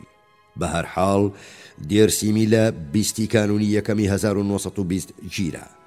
هەتا لە زیندانیشدا جودایی لە نێوان کورد و تورک ئاشکرا بوو. دژواری کاری ڕێکخستنی کوردەکان کاتێ بۆ دێرسیمی وە دەرکەوت کە دادوەری ناوخۆ کەسێک بە ناوی مستەفا بە چرپە پێیگوت کە ئەویش کوردە. دوای ئازادبوونی لە زیندان ڕەشید بەگوالی سێواز هەوڵیدا دێرسیمی ڕازی بکە بە کوردەکانی دێرسیم ڕابگەیەنێ کە لەو کاتەیدا وڵات لەلایەن هێرشکارانی دەرەکیەوە هەڕەشەی لێکرێ بۆ حکوومەتی ئەنقەرە وەفادار بن.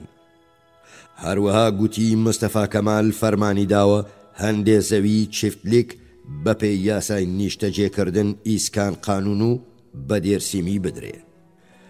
پێکدادان لە نێوان کەمالیستەکان و کوردەکان لە سەرەتای کانونی دووەمی 1921ەوە دەستی پێکرد. لە 15 شوبات فەوجێکی تورک چووە عومرانیە. هۆزەکان بە لەبەر چاوگرتنی ئەم هەلوو مەرج و بارودۆخە نیازیان وابوو دەست بەجێ ڕاپەڕن. بەڵام ڕێبەرانی بزوتنەوەی کورد ئەیانویست چەند مانگێک سەبر بگرن کە ئیمکانی بەشداریەکی زۆرتری هۆزەکان لە عەمەلیاتدا بڕەخسێ. کوردەکان بیریان نەکردەوە کە تورکەکان نیازیان وایە تا کۆتایی زستان ڕاوەستن.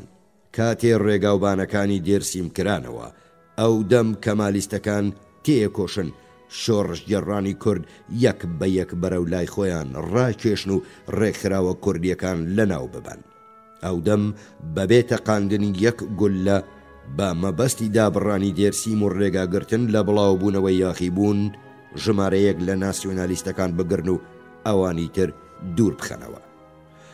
بەڵام تورکەکان داواکاری تەسلیم بوونی بێ قەید و مەرجی کوردان بوون و ڕایان گەیاند ئەگەر خۆیان بەدەستەوە نەدەن گوندەکانیان وێرانە بێ.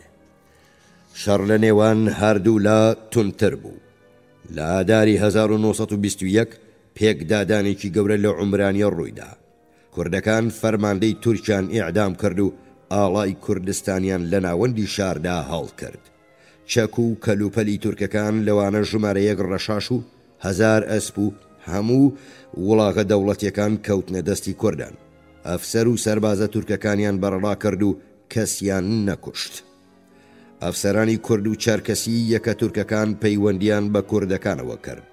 وا دێتە بەرچاو بەهۆی ئەو ڕووداوانەی لە ساڵی 1921دا لە دێرسیم ڕوویاندا یاخیبوونی قۆچگیری وروژاند و بۆ هۆیەوەی حکوومەتی ئەنقەرە لە دژی کوردان هەنگاوی تند بنێ. ڕووداوەکانی مانگی ئادار هەموو کوردەکانی بۆ پەیوەندیکردن بەلایەنی سەرکەوتو وروژاند. لە هۆزەکانی دیکەی ئەرزەنجان و مەلاتیەش داوای یارمەتی کرا. بەڵام ئەم هۆزانە گوتیان بەهۆی هەلومەرجی ئاو هەوا ئەو کارەیان پێ ناکرێ. کوردەکان هەتا کەوتنە بیری ئەوەی داوای یارمەتی لەو فەرەنساییانە بکەن کە لە ئورفە و گازی ئەنتێب بوون. بەڵام نەتەوە پەروەرە لاوەکان بە داواکردنی یارمەتی لە بێگانان ڕازی نەبوون و گوتیان خۆیان بەتەنێ لە بەرامبەر تورکاندا ڕاوەستن. ژن و مناڵ بۆ جەنگاوەران خواردن و شتومەکیانە برد. لە 8 ئاداردا هێزەکانی کورد شاخە بە بەفر داپۆشراوەکانی منزوریان بوارد و کیماهایان گرت و ژمارەیەک مڵکداری گەورەی کوردیان گرت کە گومانەکرا هاوکاری تورکان بن. لە ئاداری ساڵی 1921 کوردەکان لە ئەنجامی ئەو سەرکەوتنانەی وەدەستیان هێنابوو تەلەگرافێکیان بۆ ئەنقەرە نارد کە تیایدا گوتبوویان ئەیانەوێت لەو ناوچانەی داگیریان کردووە ویلایەتێک بەکارگەڕان و دەستگای ئیداری کورد دامەزرێنن. کەمالیستەکان بە ناردنی لێژنەیەک بە سەرۆکایەتی شەفیق بەتلیسی کە خۆی کورد بوو وەرامی ئەم داخوازیەیان دایەوە. شەفیق بەتلیسی گوتی ئەنقەرە حەزەکە مەسەلەکان بە ڕێگای ئاشتی چارەسەر بکرێن. بەڵام هاوکاتی ئەوەی شەفیق بەتلیسی خەریکی دانوستان بوو لەگەڵ یاخیبوان تورکەکان هێزەکانی خۆیان لە ناوچەکەدا بەهێزتر کرد. لە 15 ئادار حکوومەتی ئەنقەرە لە ویلایەتەکانی ئەلعەزیز و ئەرزەنجان و سێوازدا ئەحکامی عورفی ڕاگەیاند کە یەکەمین ڕاگەیەنراوی ئەو ڕاگەیەنراوە زۆران نەبوو.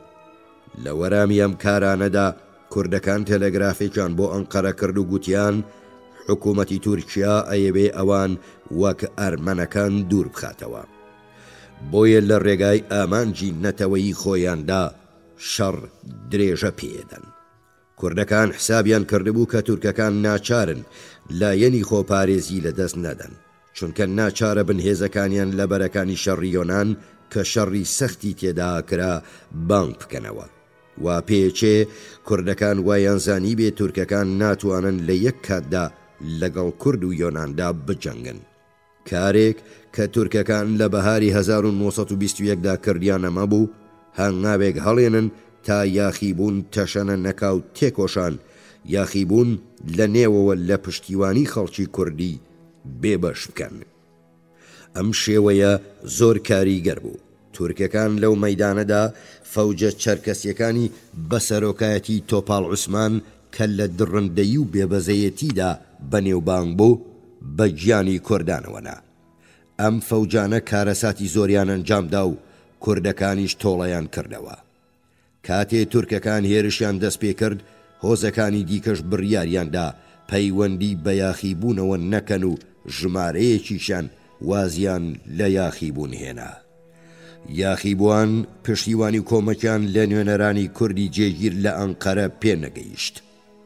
لە نیسانی 1921 یاخیبوونی قۆچگیری کەم و زۆر لەلایەن کەمالیستەکانەوە تێکشکا بوو. وا دێتە بەرچاو کە هەم تورکەکان و هەم کوردەکانیش زۆر کەمتر لە 10,000 جەنگاوەریان بەکارهێنابێ. ئەم ژمارەیە زۆر لەم هێزانە کەمتر بوو کە لە یاخیبوونی شێخ سەعیددا بەشدار بوون. بۆیە یاخیبوونی قۆچگیریم بەو درێژیە باس کرد چونکە راپۆرتێک دەربارەی هەواڵ بە زمانی تورکی و بە زمانەکانی دیکە لە بەردەستدا نییە و بە زمانی تورکی تەنیا 2 راپۆرت لەم بارەیەوە هەن. هەروەها لەبەرەوە چونکە ئەم یاخیبوونە لە پەرەگرتن و گەشەستاندنی ناسیۆنەلیزمی کورد دوای شەڕی جیهانی یەکەمدا زۆر گرنگە و بەتایبەتی لاوازی و بەهێزی ناسیۆنالیزمی کورد دوای پەیمانی سیڤرە نیشانەدا.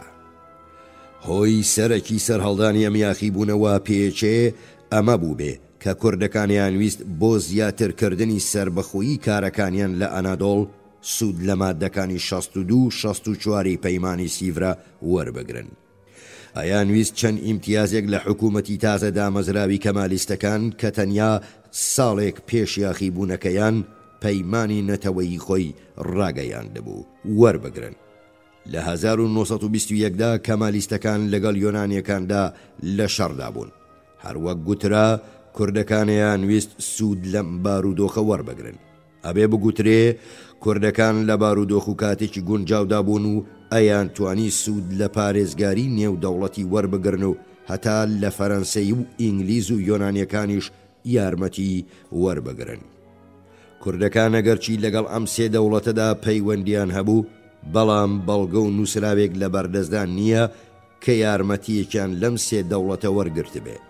بەلایەنی زۆرەوە هەر سێ وڵات بەو دژواریانە دڵخۆش بوون کە بۆ ناسیۆنەلیزمی تورک دروست بوو.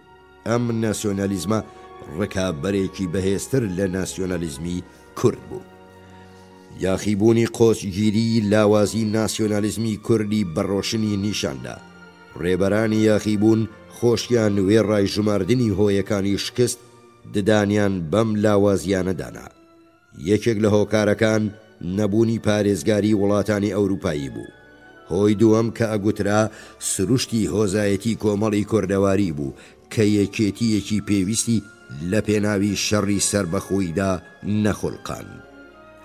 نەبوونی چینێکی ناوەڕاست بە ناچاری ببووە هۆی ئەوەی کە سەرۆک هۆزەکان ڕێبەرایەتی بزوتنەوەی نەتەوایەتی بەئەستۆ بگرن.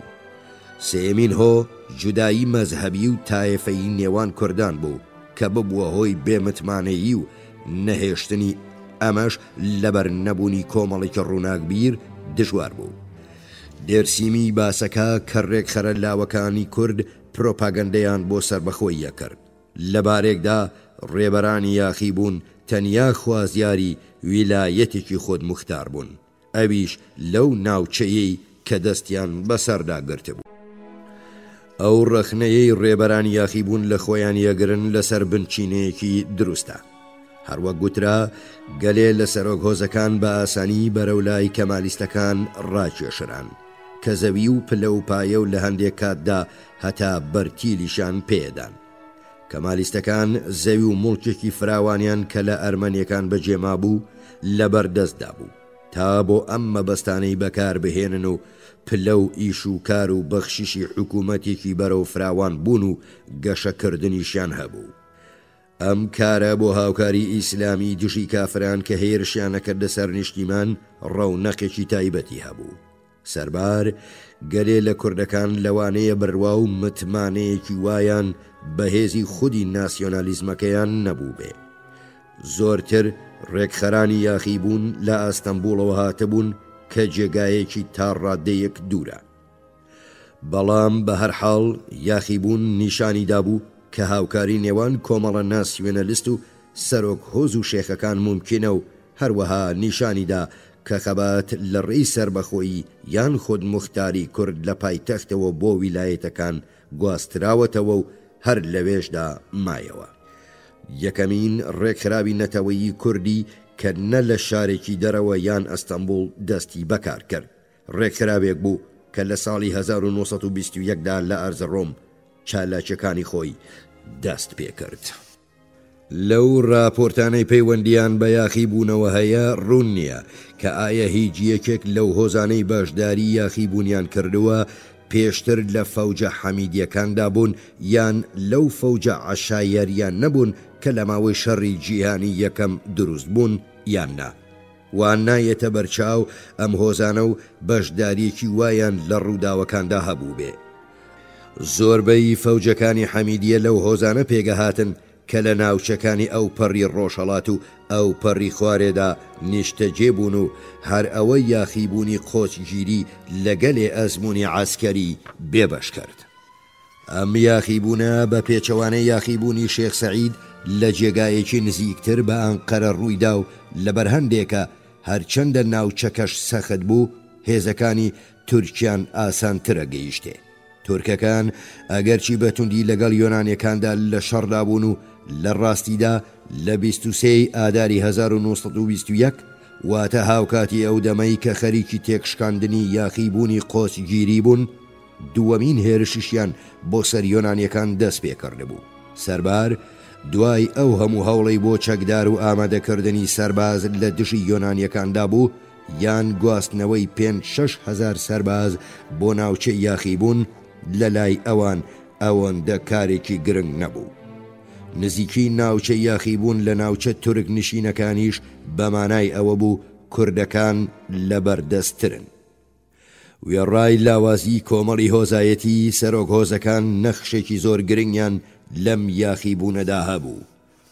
نەخشی شێخەکان زۆر لەو نەخشە کەمتر بوو کە پاش لە یاخیبوونی شێخ سەعید گەڕایەن. بە هەرحاڵ هەروەک لە لاپەڕەکانی پێشودا گوتمان تەکیەکان بە تایبەتی تەکیەی حسێن ئابداڵ نەخشێکی گرنگیان لە یاخیبوواندا هەبوو. دوور نییە نەتەوە پەروەرانی کورد دەرسێکی گرنگ لەم یاخیبوونەوە فێربوو بن. شێخەکان وەک ڕێبەرانی یاخیبوون زۆر بە متمانەتر بوون لە سەرۆک هۆزەکان و پێگەی سەرووی هۆزایەتیان لە خوڵقاندنی یەکبوونێکی فراواندا پێویستیەکی ڕەها بوو. ئەبێ ئەمەش بڵێن کە ئەنکەرە ئاسانتر لە سەرۆک هۆزەکانی توانی شێخەکان بەرەو لای خۆی ڕابکێشێ و شێخەکانیش خۆیان زۆر لە سەرۆک هۆزەکان نەتەوە پەروەرتر بوون. ئەم سێ هۆکارە لە یاخیبوونی شێخ سەعیددا لەبەرچاوگیرە. دێرسیمیەڵێ جودایی مەزهەبی و بیرروڕا لە نێو کورداندا زۆر یارمەتی تێشکانی یاخیبوونیدا. ئەم قسەیە ئەوە ئەگەیەنێ کە لە نێوان سونی و عەلەویەکاندا جودایی و کێشمەکێشم هەبوو ئەمە واقعەکە. بەڵام لەگەڵ ئەمەشدا بە پێچەوانەی یاخیبوونی شێخ سەعید کە تەنیا هۆزە سونیەکان تیایدا بەشدار بوون هۆزە سونی و عەلەویەکان هەردوو لەم یاخیبوونەدا بەشداریان کرد. هەرچەندە لە ڕاپۆرتەکەی دێرسیمیدا ڕوون نییە بەڵام دوور نییە سونیەکان بەو پەرۆشی و خۆرۆشیی عەلەویەکان بەشداریان نەکرد بێ. ڤان برۆئنسن نەنووسێ کوردە سونیەکان ئەم یاخیبوونە یان تەنیا بە چاوی ڕاپەڕینی عەلەویەکانە بینی و هۆیەکیان بۆ پارێزگاری پەرۆشانەیان نەئەبینی. دوور نییە ئەمە خۆی هۆیەک بێ بۆ سەراوژێری نەخشەکان لە یاخیبوونی ساڵی 1925دا. بە پێچەوانەی یاخیبوونی ساڵی 1925 هۆزە کرمانج و زازاکان هەردووکیان لەم یاخیبوونەدا بەشدار بوون.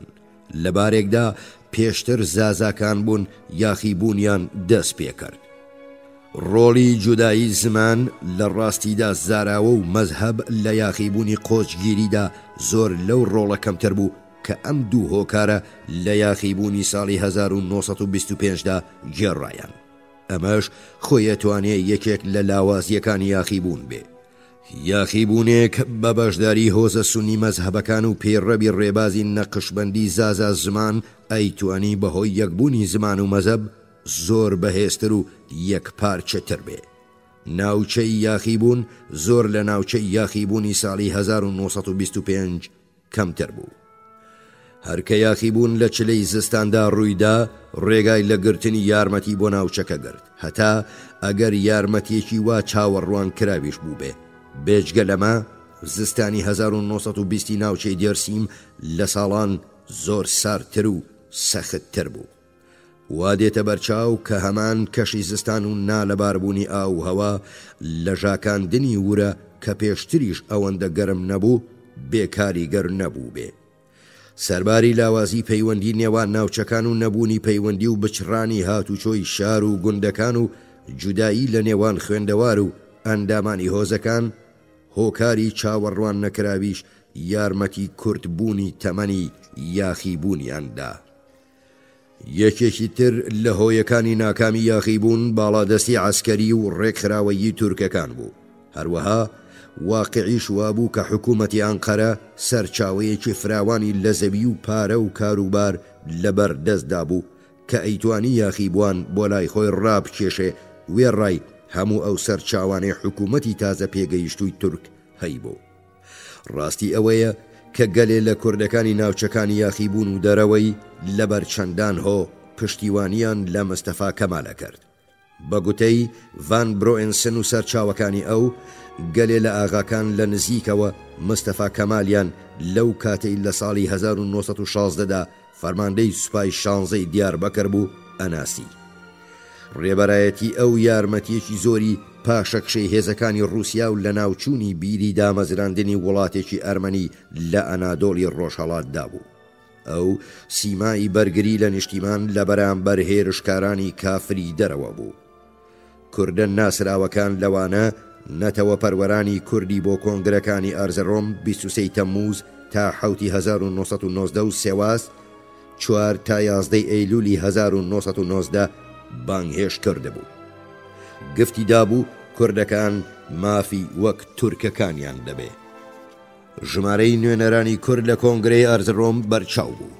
لەم کۆنگرەیەدا هەیئەتی تەسلیمیە لە نۆ ئەندام کە بەلایەنی کەمەوە 3 کەسیان کورد بوون: حاجی موسا بەگ، متەکی سعدوڵڵا ئەفەندی بەتلیس و فەوزی ئەفەندی شێخێکی نەقشبەندی ئەرزەڕۆم هەڵبژێردرا. بەگومانی من زێدەڕوویی نییە ئەگەر بڵێم پشتیوانی کوردەکان نەبووایە بزوتنەوەی ناسیۆنالیستی تورکەکان ئەوەندە سەرکەوتون نەئەبوو کە بوو. بەواتایەکی دیکە ئەگەر کوردەکان بە جددی و چەکداری لە ئەرزەڕۆم لە بەرامبەر کەمالیستەکاندا ڕاستبووبانەوە، خێرایی بزوتنەوەی نەتەوەی تورک و سەرکەوتنی لە بەرامبەر رووس و هێزە هاوپەیمانەکان و ئەرمەنیەکاندا زۆر هێواشە بووەوە. یەکێک لە خاڵە تاڵەکانی مێژووی کوردەمەیە کە خۆنیشاندانی ناسیۆنالیزمی تورک و ڕوبەڕووبوونەوەیان لەگەڵ حکوومەتی ئاستانبوڵ و هێزە داگیرکارەکان لە هەندێک لە ناوچەی کوردستان ڕوویدا کە کوردەکان ئەوەیان بە بەشێک لە خاکی نیشتیمانی خۆیان نەزانی کە ئەبوایە بۆ خۆیانی دامەزرێنن. بەڵام لە باتی ئەوە یارمەتی هێزە نەتەوە پەروەرەکانی تورکیاندا و ئەوان بوونە ڕێگری وەدی هاتنی ئەم ئامانجە. هەتا دیدێکی ناوەڕاست ئەبێ قبول بکە کە بزوتنەوەی نەتەوەی تورک لە ناوچەیەک سەری هەڵدا کە دانیشتوانەکەی تێکەڵەی تورک و کورد بوون. هەروەک یاخیبوونی قۆچگیری نیشانیەدا ئەم کارە بۆ تورکەکان بەسوود بوو. سەربار بەرپاکردنی یاخیبوون لە بارێکدا کە نەتەوە پەروەرانی تورک لەگەڵ یۆنانیەکاندا دەستە و یەخەی خەباتی مردن و ژین بوون. ئەم بەهانەیەی بە تورکاندا کە داخوازی کوردەکان بۆ سربەخۆیی یان خۆت مختاری بە ئاسانی بەکارێکی خیانەت ئامێز بزانن. ژمارەیەکی زۆری کورد لەم بارەیەوە لەگەڵ تورکاندا هاودەنگ بوون. تەنیا لە ڕووی هەلپەرستیەوە نەبوو کە ژمارەیە کورد پشتیوانیان لە ئەنقەرە کرد. بەڵام هەوڵ و بەخششی تورکانیش بێگومان لەم ڕووداوەدا کاریگەر بوو. هەروەک لە لاپەڕەکانی پێشودا گوتمان تەنیا لە ناوچەی دێرسیم 4 کورد بە ئەندامی پەرلەمان دانران. مستەفا کەمال پێشنیاری بۆ عالیشان بەگ سەرۆکی هۆزەکانی قۆچگیری کرد خۆی بۆ نوێنەرایەتی ئەنجومەنی نیشتیمانی گەورە کاندید بکە. ئیسماعیل بێشکچی توێژەرەوەی تورک کە گوایە بەڕەسەن کووردە لەو باوەڕەدایە بە درێژایی ساڵەکانی 1915-1921 پەیوەندی و هاوکاری هێزە کەمالیستەکان بە تایبەتی خودی مستەفا کەمال لەگەڵ سەرۆک و مۆڵکدارە گەورەکانی کورد زۆر لە پەیوەندی و دۆستایەتی ڕێکخراوە نەتەوەیەکانی کورد لەگەڵ ئەوان باشتر بوو. ئەم ڕووداوە لە یاخیبوونی قۆچگیریدا بە تەواوی ڕۆشن بوو. لە نێو هۆکار و ئەگەرەکانی ئەم کارەشدا یەکێکیان ئەمە بوو کە سەرۆک هۆزەکانی کورد ئاغا و کەسایەتیەکانی شاری پێویستی پشتگیری حکوومەتی ئەنقەرەیان لە دەست بە سەراگرتنی مڵک و ماڵی ئارمەنەکاندا هەست پێ کرد.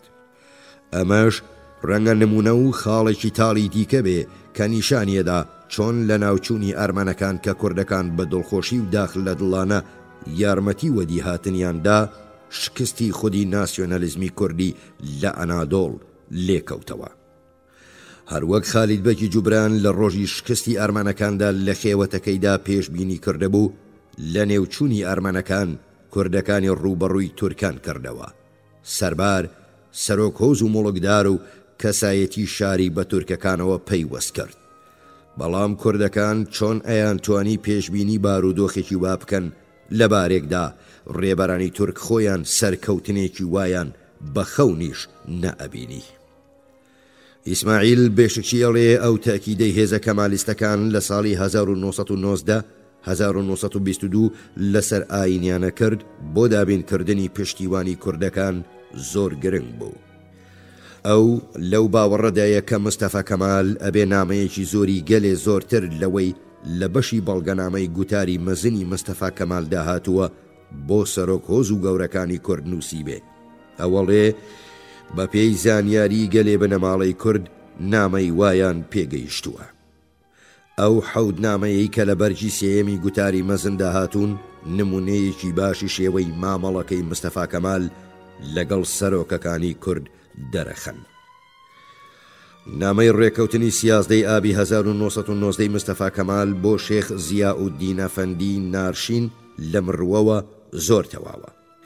مستەفا کەمال لەم نامەیەدا بەهۆی پشتگیری لە شەڕی یەکەمی جیهان و هەروەها لەبەر وەفاداریەکەی بۆ سوڵتان و خەلیفە سوپاسی شێخی کردووە و ڕێزی دەرونی خۆی لەمەڕ ئەم ڕەفتارەی پێشکەش کردووە.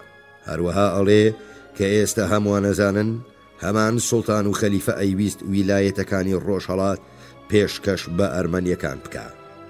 حکوومەتی ئەستانبوڵ بۆ بەرگری لە وڵات کەمترین توانای نییە.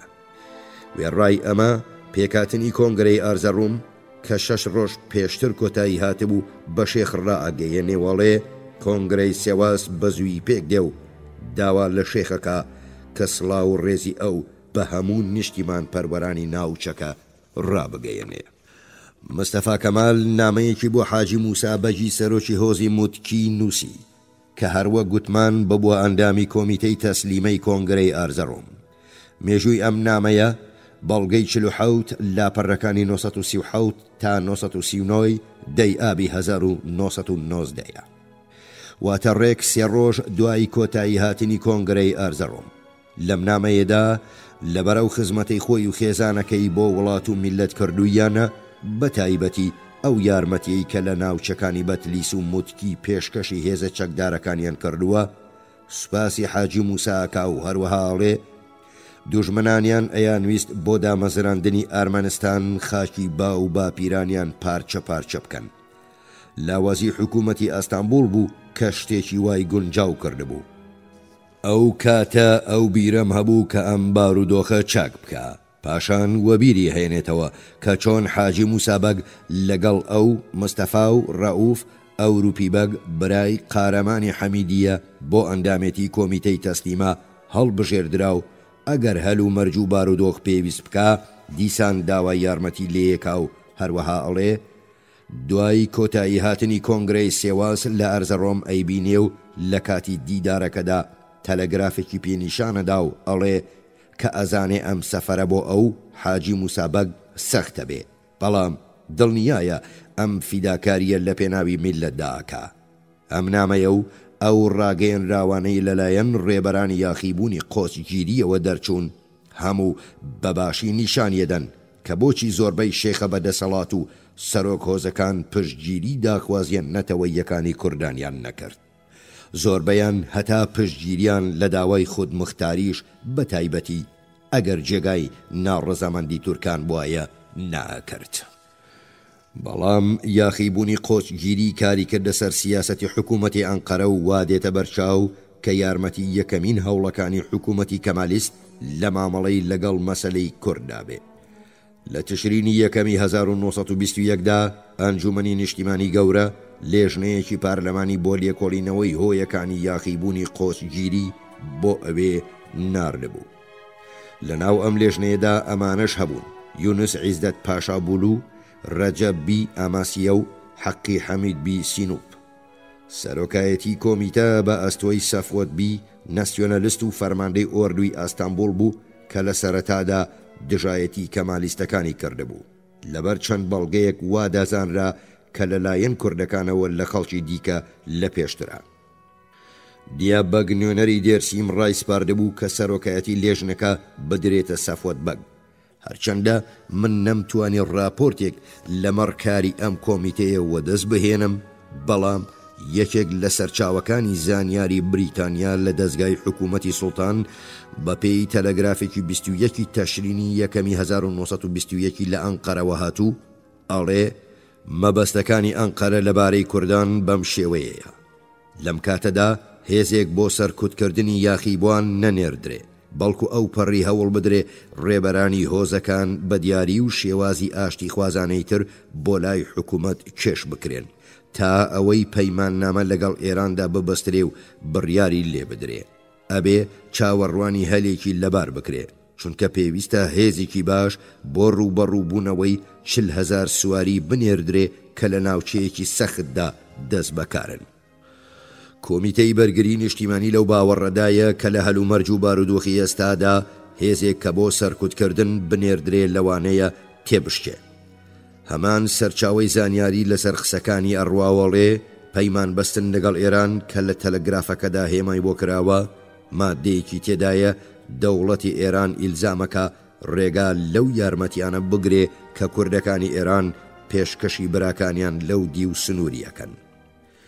لێژنەکە وێڕایدانەیەک لە راپۆرتێکی تایبەت بە هۆکارەکانی یاخیبوونی قۆچگیری پرۆژەی یاسایەکی بۆ بەڕێوەبردننی کوردستان بۆ دەوڵەت پێشنیار کرد. ئەم یاسایە بەلایەنی زۆرەوە لە سەرەتای شوباتدا بۆ لێکۆڵینەوەی لە ئەنجومەنی نیشتیمانی گەورەدا خرایە بەرچاو. لەم میانەدا کۆمسیۆنێکی تایبەتی دیکە یاسایەکی تازەی بۆ بەڕێوەبردننی کوردستان ئامادە و ڕێکخستە بوو. ئەم تێزە یاساییە بۆ ئەو لێژنەیە نێردرا کە لە یاخیبوونی قۆچگیری کۆڵی بووەوە.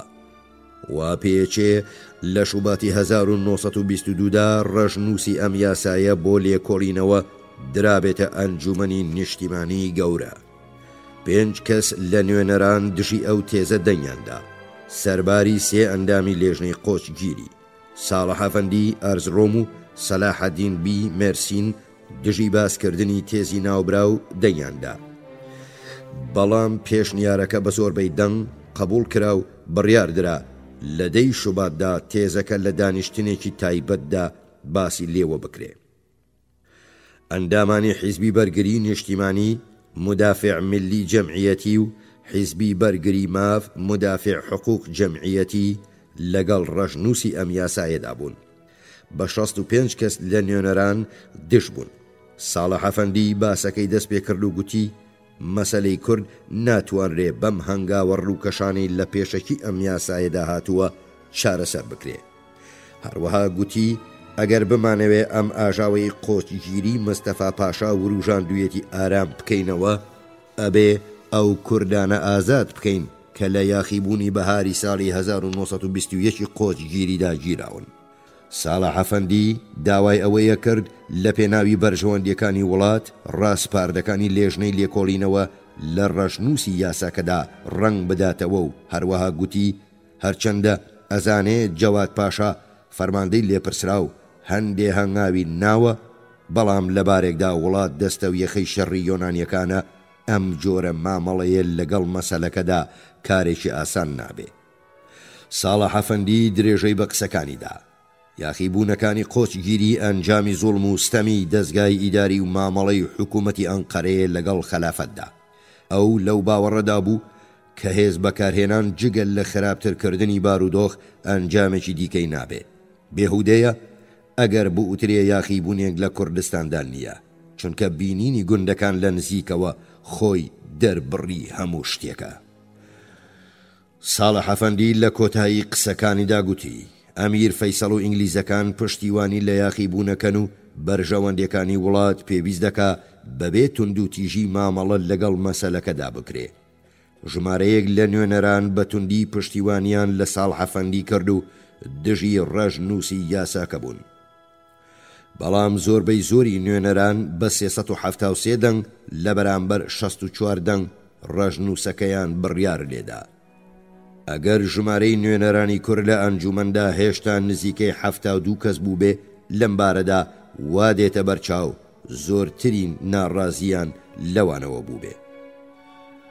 دەرک و تێگەیشتنی ئەوەی کە بۆچی نوێنەرانی کوردژی ئەم تێزە یاساییە بوون دژوار نییە. هەرچەندە مادەی یەکی ئەم ڕەشنووسە بەپێی ئەوەی لە راپۆرتی ئینگلیزەکاندا هاتووە قسە لەوە ئەکات ئەنجومەنی نیشتیمانی گەورە قبوڵەکە دەستگایەکی ئیداری خودموختاری بۆ میلەتی کورد گونجاو لەگەڵ ئاکار و ڕەسمی نەتەوەی ئەوان دامەزرێنێ. مادەی دووەی گوت فەرماندەی گشتی لەلایەن گەورە و کەسایەتیەکانی میلەتەوە هەڵەبژێردرێ لەگەڵ یاریدەدەرەکەی و پشکنەر کە لەوانەیە بە پێی بڕیاری ئەنجومەنی نیشتیمانی گەورە تورک یان کورد بن.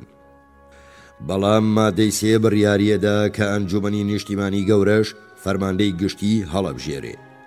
لە کۆتایی 3 ساڵدا ئەنجومەنی نەتەوەیی کورد فەرماندەیەکی گشتی نوێ کاندی دەکا.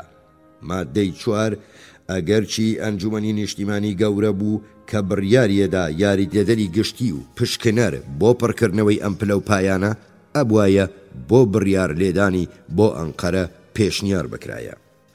مادەی 6 گوت ناوچەی ئیداری کوردستان لە ڕۆژهەڵات لەم ویلایەتانەی خوارەوە پێک دێ، وان بەتلیس، دیاربەکر و سنجاقی دێرسیم و چەند قەزا و ناحیەی دیکە. ئەم مادەیە بووە هۆی ئەوەی کە D.A. ئۆزبۆن لە وەزارەتی دەرەوەی بریتانیا وادا بنێ کە وشە و زاراوەی وا بەرامبەر وشەی کوردی هەمان ئەو نیشتیمانەیە کە لە فەلەستین بۆ جووەکان دامەزرا بوو. مادەی 15 بڕیاریەدا کە زمانی ئەنجومەنی نەتەوەیی کورد و زمانی کارگەڕی ناوچەکە تەنیا تورکی ئەبێ و بەڵام زمانی پەروەردە و فێرکردن کوردی بێ. سەربار ئەنجومەنی نیشتیمانی گەورە مافی چاوەدێری بەسەر زۆربەی مەسەلەکانی تایبەت بە دەستگاکانی خودموختاریە بێ. ئەم تێزە یاساییە لەم ڕووەوە سەرنج ڕاکێشە کە لە جۆری خۆیدا یەکەمین بەڵگەنامەیە. ئاشکرایە مەسەلەی کوردستان بە مەسەلەی خەلافەت و ناڕەزایی و ژمارەیەک نوێنەری ئەنجومەنەکانی کەمالیستەکانەوە بەسترا بووە. هەندێک لە نوێنەران پشتگیری کوردانیان بۆ خەلافەت وەک ئامرازێک بۆ دژایەتی مستەفا کەمالە بینی کە دژایەتی کردنی لە بەهاری ساڵی 1922دا زۆرتر بوو. قسەکانی ساڵح ئەفەندیش دەربڕی باوەڕ بە هەمین مەسەلەیە کە ئەبێ بە شێوازی تر نەکهێز مامەڵە لەگەڵ کورداندا بکرێ. هەروەها نیشانیەدا کە نوێنەرانی کورد وێڕای ئەو پشتگیریەی لە حکوومەتی کەمالیستیانە کرد و سەرباری ئەوەش کە کەسێکیان لە دژی ئەو تند و تیژەی یاخیبوونی قۆچگیری پێدامرکاوە قسەیەکی نەکرد. هەستیانە کرد ئەتوانن مافێکی زۆرتر لەوەی لەم ڕەژنووسە یاساییەدا هاتووە وەدەست بخەن. ئەمە خۆی نیشانیەدا کە هەتان نوێنەرانی کورد بە هیوابوون خودموختاریەکی زۆرتر لەوەی لە تێزی دەستگای ئیداری کوردستاندا هاتەبوو وەدەست بخەن. لەلایەکی دیکەشەوە نیشانیەدا کە تورکەکان بەلایەنی کەمەوە ئەوانەی لە ئەنجومەنی نیشتیمانی گەورەدا بوون لە مامەڵەی کورداندا لە گرتنەبەری سیاسەتێکی تند و بەکارهێنانی هێز ڕازی نەبوون. تێزی پێشنیارکراو بە هەرحاڵ ڕۆشنیەکە کە تورکەکان لە هەر دەستەیەک بن و هەر بیر و باوەڕێکیشان هەبێ با یەکیان بە مەسەلەی سربەخۆیی یان خودموختاری کوردستان بەواتە واقیعەکەی نەداوە. لە کۆتاییدا وادێتە بەرچاو کە تێڕوانینێکی تورکەکان بەدانی دەستەڵاتێکی زۆرتر بە کوردەکان لە ڕووی ئیداری دیاری کراوبووە. لەم میانەدا ئەبێ ئەو خاڵشمان لە بەرچاو بێ کە ئەوەی لە پێداچوونەوەی بارودۆخ و بەراورد لەگەڵ ئەو ڕووداوانەی دواتر ڕوویاندا سیاسەتێکی استراتیژیانان دەرەکەوێ. دیدی نوێنەران بوو نەتێڕوانینی ڕاوێژکارانی نزیکی مستەفا کەمال کە سیاسەتی وڵاتیان دانا. هەرکە ئەم تێزە یاساییە لە ئەنجومەنی نیشتیمانی گەورەدا خرایە ڕوو خۆی نیشانەی بوونی ئازادیەکی ڕێژەییە کە ئەو ئەنجومەنە هەیبووە و توانی بێتی مەسەلەی کورد بە مەڕاشکاویەوە بخاتە بەرچاو. پاشان بە تایبەتی دوای پەیمان نامەی لۆزان 24 تەموزی 1923 ئەم کارە دژوارتر و بێ پاساوتر بوو. تێزی یاسایی ناوبرا و ئامرازێک بوو بۆ هێشتنەوەی پشتگیری کوردان لە ئاڵۆزترین ڕۆژانی وڵاتی تازەی تورکیادا. دوای پەیمان نامەی لۆزان چالاکێنەتەوەیەکانی کوردان دەستیان پێکردنەوە. ئەم کارە ڕاستەوخۆ بووە هۆی یاخیبوونی شێخ سەعید. دوای مۆرکرانی پەیمان نامەکە کە ناوێک لە سربەخۆیی کوردستان یان ئەرمەنستان نەهاتەبوو، کوردەکان ئیدی بۆ گەیشتنە مافەکانیان جگەل لە پەنابەرنە بەرچەک ڕێگایەکی دیکەیان لە بەردەمدا نەمابووەوە. دامەزراندنی ئازادی. ئەو ڕێکخراوە نەتوە پەروەرە کوردەی لێپرسراوی ئەو ڕووداوانە بوو کە بوونە هۆی ڕاپەڕینی شێخ سەعید. جیڤاتە ئازادی کورد بوو کە پاشان بووە جیڤاتە خۆ سەریا کورد بە ئازادی ئەناسرا. ڤان برۆئنسنەڵێ ئازادی لە 1923 دامەزرا، بەڵام ئەو عەسکەریە کوردانەی لە یاخیبوونی 4 ئەیلولی 1924 بەیت و شەبابدا بەشداریان کردبوو. لە راپۆرتەکانیاندا بۆ دەستگای زانیاری بریتانیا گوتیان ئەم ڕێکخراوە لە ساڵی 1921 لە ئەرزڕۆم دامەزرا، کەوابێ زانیاریەک دەربارەی ئازادی لە بەردەستدا نییە، چونکە ڕێکخراوێک بوو لە ئەنادۆڵ دەستی بە چالاکی کردبوو، زۆریش نهێنی بوو. ڤان برۆئنسن یەکەمین توێژەرەوەیە پەنجەی بایەخی خاتە سەر. ئەو 5 ئەفسەرە ڕاکردووی دەستگای زانیاری بریتانیا زۆرترین زانیاری دەربارەی ئازادی لێوەرگرتبوون بریتی بوون لە عەلی زەکی ئیبن والی، ئیسماعیل حەقی ئەفەندی، ئیبن محەممەد عەلی خەڵکی مووسڵ، ئیحسان بەگی ئیبن نووری بەگ خەڵکی بەتلیس، تۆفیق ئەفەندی ئیبن حەسەن خەڵکی ماردین و ئەحمەد ڕاسیم ئەفەندی ئیبن میقدال خەڵکی جان. هەمان ئەو ئەفسەرانە بوون کە لە فەوجی هەژدەی لەشکری 2 سوپای هەفتەمی تورکدا خزمەتیان کردبوو. ئیحسان نووری، تۆفیق حەسەن و ئەحمەد ڕاسیم ئەفەندی سەرچاوەی زانیاری تایبەت بە ئازادی بوون. دوو کەسی یەکەم نەقی بوون و ئەوەی دیکە مولازم دووەم بوو. ئەگەر ئازادی لە ساڵی 1923 دروست نەبوو بێ، بەڵکو لە ساڵی 1921 پێکاتبێ، ئەوە خۆی بەم مانایەیە کە یاخیبوونی قۆچگیری و ئاکامەکانی و هەروەها ئەو ئاژاوەیەی هەر لە ناوچەی دێرسیمدا بەردەوام بوو لە ڕووداوە سیاسیەکانی نێوان ساڵانی 1921 و 1923 زۆرتر لە دامەزراندنیدا کاریگەر بووە. بە پێی گوتەی ئەم ئەفسەرە کوردانە دامەزراندنی ئازادی ئەنجامی چەندان هۆکاری جۆرە و جۆر بوو. ئەبێ بگوترێ کە دەستگای زانیاری بریتانیا لە بەراوردکردنی گەڕانەوەکانی ئەفسەرانی کورد دەربارەی چۆنیەتی و هۆی دامەزراندنی ئازادی گەلێ زەحمەتیان بە ئەستۆوە گرت. زانیاری ئەم ئەفسەرە کوردانە زۆر گورد و دروست دەرچوو. ئەمانە گوتیان ئازادی لە 1921دا لە ئەرزەڕۆم لەلایەن خالید بەگی جوبرانی فەرماندەی پێشووی ئۆردوی ئەرزەڕۆم دامەزرا. لک و پەلی دیکەش لە ژێر چاودێری ناوەند دامەزران.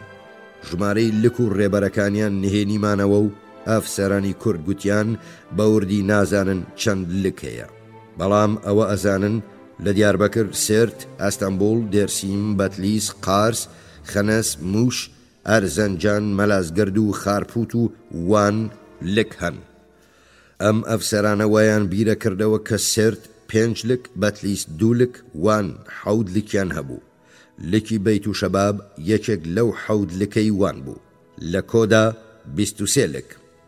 ناوی ئەمانەش هێنرا: خالید بەگی جوبران ئەرزڕۆم، جەمیل پاشای ئەکرەم بەگ دیاربەکر، کۆر حسێن پاشا فەرماندەی غەیرە نیزامیانی هۆزی حەیدەران، سەرۆکی لکی مەنازگەرد، خالید بەگی هۆزی حەسان، سەرۆکی لکی ڤارتوو، یوسف زیابەگ، سەرۆکی لکی بەتلیس، حاجی موسابەگ موش، سەرۆکی هۆزی موتکی و کوێیتا، بێت حاجی بایرام هۆزی شێرناک، ئەیوب بەگ ماردین لە هۆزی میلان، فارس عیسا ئیبراهیم ئاغا نزیک ماردین لە هۆزی داکۆری، محمود بەگی ئیبن ئیبراهیم پاشا لە هۆزی میلی و سمکۆ ڕێبەری و بەنێوبانگی شکاکەکان.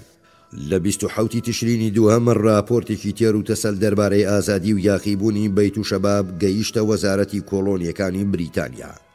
ئەم راپۆرتە ئەگەرچی تەواو نییە، دەربارەی ئەندامانی ئازادی زانیاریەکی زۆرتر لە راپۆرتی 8 تشرینی دووەم بەدەستەوادا. ئەم راپۆرتە سەرباری ئەو ناوانەی لە راپۆرتی 8 تشرینی دووهەمدا هاتوون ناوی 7 کەسی دیکە بۆ ئەرزەڕۆم دێنێ: عەبدوڕەحیم مافناس ئەستەمبوڵ و سەید عەبدولقادر سەرۆکی لکی ئەستەمبوڵ. تاشگەرد ناوێک نەهاتووە. ڕەشید ئەفەندی خنس لەگەڵ ڕوشتی ئەفەندی سەرۆک. موش ناوێک نەهاتووە. حاجی حەسەن، حاجی دۆرسۆن و کەسێک بە ناوی عەبدوڕەحمان بەتلیس، کەسی ناوبراو لە هۆزی شکاک و ئەو دەم لە زیندانی سرت بوو. وان 6 ئەندامی هەبوو بێجگەل لە مەلا عەبدوول حەمید ئەفەندی سەرۆک، 3 ئەندامی دیکەش لە جزیرە و 2 ئەندام لە ماردین، 5 ئەندام لە دیاربەکر بوون. بێجگەل لە جەمیل پاشا کە سەرۆکی لک بوو، چەند لکێکیش لە خارپوت هەبوون. زانیاریەکانی نێو دوو راپۆرتەکە باسییان لە 23 لکی ئازادی ئەکرد، بەڵام ئەم لیستە تەواو نەبوو. گەلێ لە سەرۆک لکەکان ئەفسەرانی سوپا و گەلێکی دیکەیان کەسانی شاعیر و فەرماندەکانی پێشووی حەمیدیە بوون.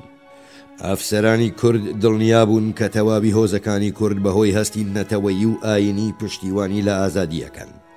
ناوی ئەو سەرۆک هۆزانی پشتگیری ئازادیانە کرد، بێجگەل لە ناوی سەرۆک لکەکان کەوتە دەست دەستگای مخابەراتی بریتانیا. ئەم هۆزانە بریتی بوون لەگەلێ هۆزی ناوچەکانی بەتلیس و وان و ماردین و شێرناخ. ئەفسەرە ڕاکردۆکان وایان دائەنا کە هۆزەکانی ناوچەکانی مەلازگەرد و بەتلیس و موش 5,000 تفەنیان هەبێ. ئازادی لە ئابی 1924ەوە پشتیوانی لە یاخیبوونی هۆزەکانی ئەم ناوچانە کردبوو. لە ئەنجامی ئەم یاخیبوونەدا هێزی کەمتر لە 200 کەسی تورک نەی ئەتوانی لە موشەوە بچێتە بەتلیس. وام مەزەندە ئەکرا کە هێزەکانی بۆتانی ناوچەی شەرناخ بتوانن 200 تا 300 جەنگاوەر ئامادە بکەن. ئەفسەرانی کورد هەروەها ناوی ئەفسەرانی سوپایان زۆرترینیان نەقیب و مولازم و سەرسوپای حوتەمی تورکیا و ئەندامی ئازادی بوو. تەسلیمی ئینگلیزەکان کرد. ئەفسەرانی کورد بۆ حەزی خۆیان لە دەستپێکردنی ڕاپەڕینی چەکدارانە بە دەربڕینی ئینگلیزەکان 11 هۆی سیاسیان ناوبردووە. ئەم لیستە لەم ڕووەوە بایەخدارە کە یەکێک لەو 2 یان 3 سەرچاوەیی لەبەردەستدایە زوڵم و ستەم و داخوازیەکانی کوردان پێش یاخیبوونی شێخ سەعید دەرەبڕن. 1. دانانی یاسایەکی نوێ دەربارەی کەمایەتیەکان کە هەرێستا لەمەڕ مەسیحیەکان پەیڕەوەکرێ. دەوڵەتی تورکیا نیازی وایە تەواوی دانیشتوانی کوردی ویلایەتەکانی ڕۆژهەڵات بۆ ئەنادۆڵی ڕۆژاوە دوور بخاتەوە و لە باتی ئەوان پەنابەری تورک و تورکانی دیکە نیشتەجێ بکا و بەم شێوەیە پچڕانی ئێستا لە پشتێنی تۆرانی کە لە دەریای ناوەڕاستدا بەرەو ئەو بەری ئەنادۆڵ تا قەفقاز و ئەو دیوی قەزوین و تورکستان درێژە بێتەوە پڕەکاتەوە. بەپێی قسەی ئەم ئاگادارانە وەک هەنگاوی پێشوەخت لە دابینکردنی پلە بە پلەی زۆرینەیەکی تورکی هەر لە ئێستاوە گەلی کوردی خوێندەوار و ڕووناکبیر لە ئەنادۆڵی ڕۆژهەڵات دوور خراونەتەوە و لە باتی ئەوان پەناهەندەی تورکیان هێناوە. 2. هەڵوەشانەوەی خلافەت لەلایەن حکوومەتی ئەنقەرەوە کە یەکێک لەو کەمە پەیوەندیە ماوانەی نێوان کورد و تورک بوو. 3. دیارکردنی زمانی دادگا و خوێندنگاکان بە زمانی تورکی و قەدەغەکردنی فێرکردن بە زمانی کوردی لە خوێندنگاکان.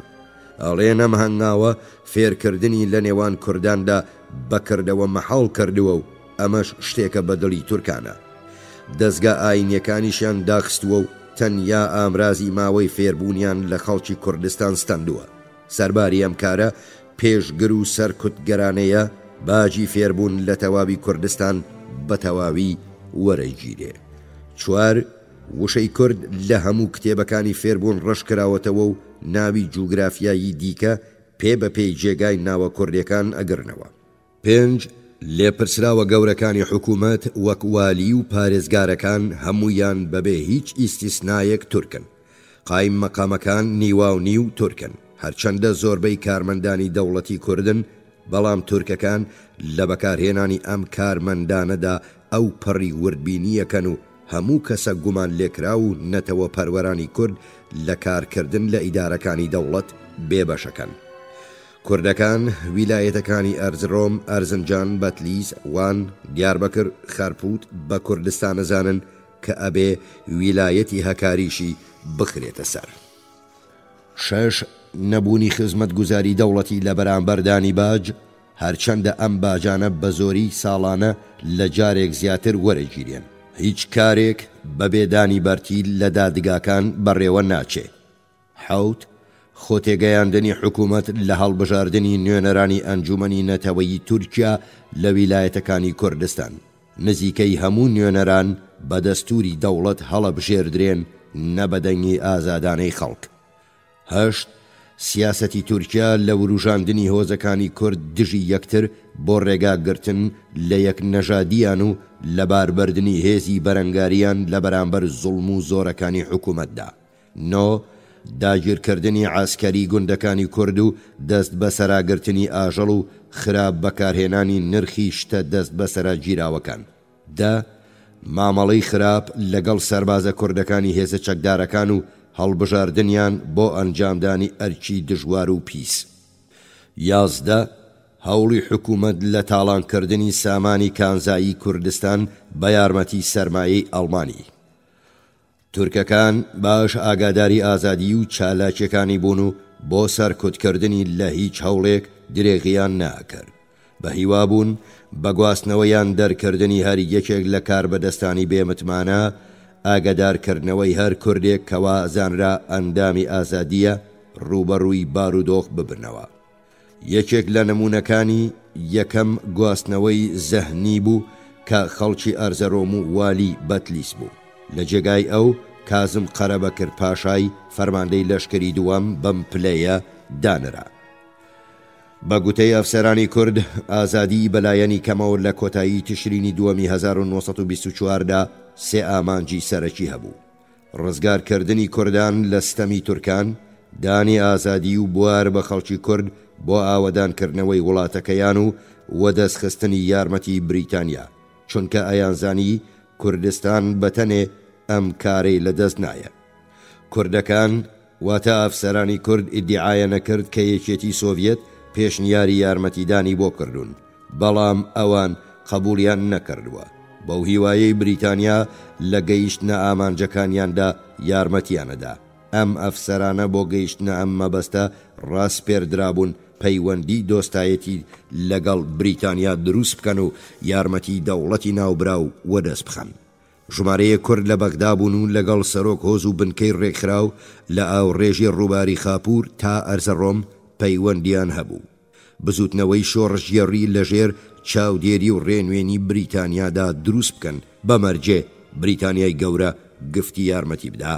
بۆ جێبەجێکردنی ئەم مەبەستە چەند بزوتنەوەیەک هەر لە ئێستاوە لە باکووری سێرت دەستیان پێکردووە. ئەم ئەفسەرانە کارمەندانی دەستگای مخابەراتی بریتانیایان دڵنیا کرد کە ناوچەکانی دیکەی کوردستانیش بە مسۆگەری پەیوەندی بەم بزوتنەوەیەواکەن. ئەفسەران بۆ پشتگیریکردنی ئەم ئامانجانە 3 داخوازیان هەبوو. یەکەم، ئەفسەرێکی ئینگلیزی لەگەڵیاندا لە بەغدا تا ناوچەکانی سنوور کە یاخیبوونیان تێدا دەست پێکرا بچێ. دووەم، مۆڵەتیان پێ بدرێ بۆ پوچەڵکردنەوەی پرۆپاگەندەی تورکان و بڵاوکردنەوەی بیری شۆڕژگێڕی لە کوردستان، ڕۆژنامەیەک لە مووسڵ بڵاو بکەنەوە. سێیەمیش، مۆڵەت بە کوردان بدرێ بنکەیەک لە زاخۆ دامەزرێنن کە بتوانن لەگەڵ سەرۆک هۆزەکانی گۆیان و سلۆپی و شێرناک لە نزیکەوە پەیوەندیان هەبێ. ئازادی بەهۆی ئەم کەسانەوە ئەیتوانی ڕۆژنامە بۆ دڵی وڵاتەکەیان بنێرێ. ئازادی ئومێدەوار بوو بە وەدی هاتنی هەندێشت بگاتە ئەم ئامانجانە. چاوەڕوان بوون بریتانیای گەورە بە پارە و چەک یارمەتیان بدا و دڵنیایان بکاتەوە کە لە کاتی سەرکەوتندا پشتیان بەرنادا. لەو باوەڕەدا بوون کە ئەتوانن یاخیبوونێک بە ناوی کوردستان ڕێک بخەن کە کوردەکان تا 2 نەفەر پشتیوانی بکەن و ئەمە هەڵەیەکی گەورە بوو. ئازادی ئەیویست یاخیبوونی بچووک لە تەواوی کوردستان بەرپا بکە تا هێزە دەرەکیەکان ڕەسەنایەتی ئامانج و مەبەستەکەی بە چاوی خۆیان ببینن و باوەڕ بکەن کە هەروەگی دیعاکە لە 150 ئەفسەرانی تورکیا کوردن و سەرنجام ئەگەر بریتانیا پشتگیری یاخیبوون بکە، یاخیبوونە بێ لە ناوچەی شێرناخ دەست پێ بکە بە 3 بەڵگە. یەکەم، هۆزەکانی ئەم ناوچەیە لە هەمووان بە متمانەترن. دووەم، بە ئاسانی بەرگری لە ناوچەکە ئەکرێ. سێیەم، شەرناخ لە هێزەکانی بریتانیان لە عێراق لە ناوچەکانی دیکە نزیکترە. ئەفسەرانی کوردی ئەندامی ئازادی بێ ترس و نیگەرانیش نەبوون. بنچینەی ترس و نیگەرانیەکەش ئەمە بوو کە تورکەکان بە بیانووی مەسەلەی مووسڵ هێزێکی زۆر ئامادە بکەن، بەڵام هێزەکە بەکردەوە بۆ سەرکوتی یاخیبوونی کوردان بەکاربهێنن. ئەم نیگەرانیە پاشان بووە واقع. ترسێکی گەورەی دیکەی ئافسەرانە مەبوو کە تورکەکان هەموو ئەو ئەفسەرە کوردانەی کە لە یاخیبووندا بەشداریەکەن بگرن و بکوژن. یاخیبوون پێش وەخت و لەبارێکدا هێشتا ئامادەکاریەکەی تەواو نەکراوە دەست پێ بکە. ئەم ترسەش کەمێک دواتر وەدی هات و ئازادی ناچار کرد لە داواکردنی یارمەتی بریتانیادا سوور بێ. ترسی ئەفسەرانی کورد لەم بابەتەش کە لێپرسراوانی تورک ئەفسەرانی کوردی چالاکی ئازادی بگرن واقعی بوو. هەوڵی دەستگای مخابەراتی تورکیا بۆ ناوزڕاندنی ئیحسان نووری و هەڵاتوەکانی یاخیبوونی 4 ئەیلولی بەیت و شەباب نمونەیەکی دیاری نیگەرانی تورکەکانە لەمەڕ چالاکیەکانی ئازادی. ئیحسان نووری یەکێک لە 3 سەرچاوەی زانیاری دەستگای مخابەراتی بریتانیا دەربارەی شوێن و ئامانجەکانی ئازادی و بزوتنەوەی سەرەکی یاخیبوونی بەیت و شەباب بوو. ئەو پاشان یەکێک لە ڕێبەرە سەرەکیەکانی یاخیبوونی شێخ سەعید و هەروەها یاخیبوونی ساڵی 1928 تا 1930 بوو. ئیحسان نووری لە ساڵی 1908 بووە ئەندامی کۆمەڵی هیڤیا. ئەو لە ساڵی 1910 کۆلێژی ئەفسەری ئەستانبولی تەواو کرد. لە ساڵی 1990دا لەبەر چەند هۆ بەڵگەیەک کە لە راپۆرتە مخابەراتیەکاندا باسکراون لە گالیپۆلی دژی ئافسەرانی تورک ڕاپەڕی و فەرماندەکانی خۆی گرت و بۆ ماوەی 2 مانگ خۆی فەرماندەیی بەدەستەوە گرت. لەبەر هەمان مەسەلە لە دیوانی جەنگدا دادگایی کرا و گوازرایەوە بەتلیس. پێش چوونە بەتلیس وا دیارە پەیوەندی بە کۆمەڵی تەعالی کوردستانەوە کردووە و ڕاست پێردرا بۆ نوێنەرایەتی بزوتنەوەی کورد لە بەتلیس و سێرت و دیاربەکر چالەکی بکە. لە 4 ئەیلولی 1924 بە فەرمانی یوسف زیا بەجی بەتلیسی یاخیبوونی بەیت و شەبابی ڕێبەری کرد. دەستگای مخابەراتی بریتانیا هەرگیز بە ناوی ئازادی ناهێنێ و وا دیارە ڕێکخراوە نەتەوەیەکانی کورد لێک جودان ناکاتەوە و هەر بەوەندە وازدێنێ بڵێ فلان یا فیسار سەر بە بزوتنەوەی نەتەوەیی کووردە وەک بڵێ ئەم بزوتنەوەیە ناوی ڕێکخراوێکە. تورکەکان بەناردنی نامەیەکی ڕەمزی هەوڵیاندا وا دەربخەن کە هەڵاتوەکان جاسووسی تورکانن. ئینگلیزەکان بۆ ئەوەی ڕوونی بکەنەوە کە ئایا هیچ یەکێک لە ڕاکردوەکان جاسووسن یان نا، ئەو پەڕی کۆششی خۆیان بەکارهێنا. لە ڕۆژانی یەکەم و حوتەمی کانونی دووەمی 1925 دەستگای مخابەراتی تورکیا دوو نامەی نارد کە مەبەست لە ناردنیان ئەوە بوو بکەوێتە دەستی ئینگلیزان و لەو نامانەدا وا دەرەکەوت کە ئیحسان نووری جاسووسی ئەوانە.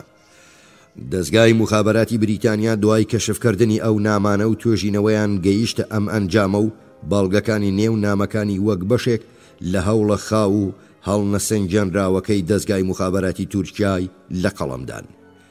نەقیبی لێپرسراوی ئیدارەی خزمەتگوزاری تایبەت کە راپۆرتی پەیوەستی ئەم مەسەلەیە نووسیوە ئەوە هەڵەهێنجێ کە ئەو تۆمەتانەی دراونەتە پاڵ ئیحسان نووری لەبەر 3 بەڵگە بێ بناغن. یەکەم تورکەکان زۆر نامەی لەم شێوە تاوانبارکردنە ئەنێرن و بەتایبەتی وایان ئەناردن بە مسۆگەری بگیرێ. دووەم لەبەر هەندێ ئەم نامانەیان بە ڕەمزە نووسی کە سەرنج ڕاکێشتر بێ. سێیەم ناردنی نامەکان هاوکاتی سەردەمێ بوو کە ئەفسەرانی بەشداربووی یاخیبوونی بەیت و شەباب لە دیوانی جەنگدا دادگایی یەکران. ئێستا کە خۆیان ناتوانن بۆچی کارێک نەکەن بریتانیا ئیحسان نووری سزا بدا. بە بڕوای ڤان برۆئنسن و سەرچاوەی زانیاری ئەو ئازادی یەکەمین کۆنگرەی خۆی لە ساڵی 1924 پێکهێنا.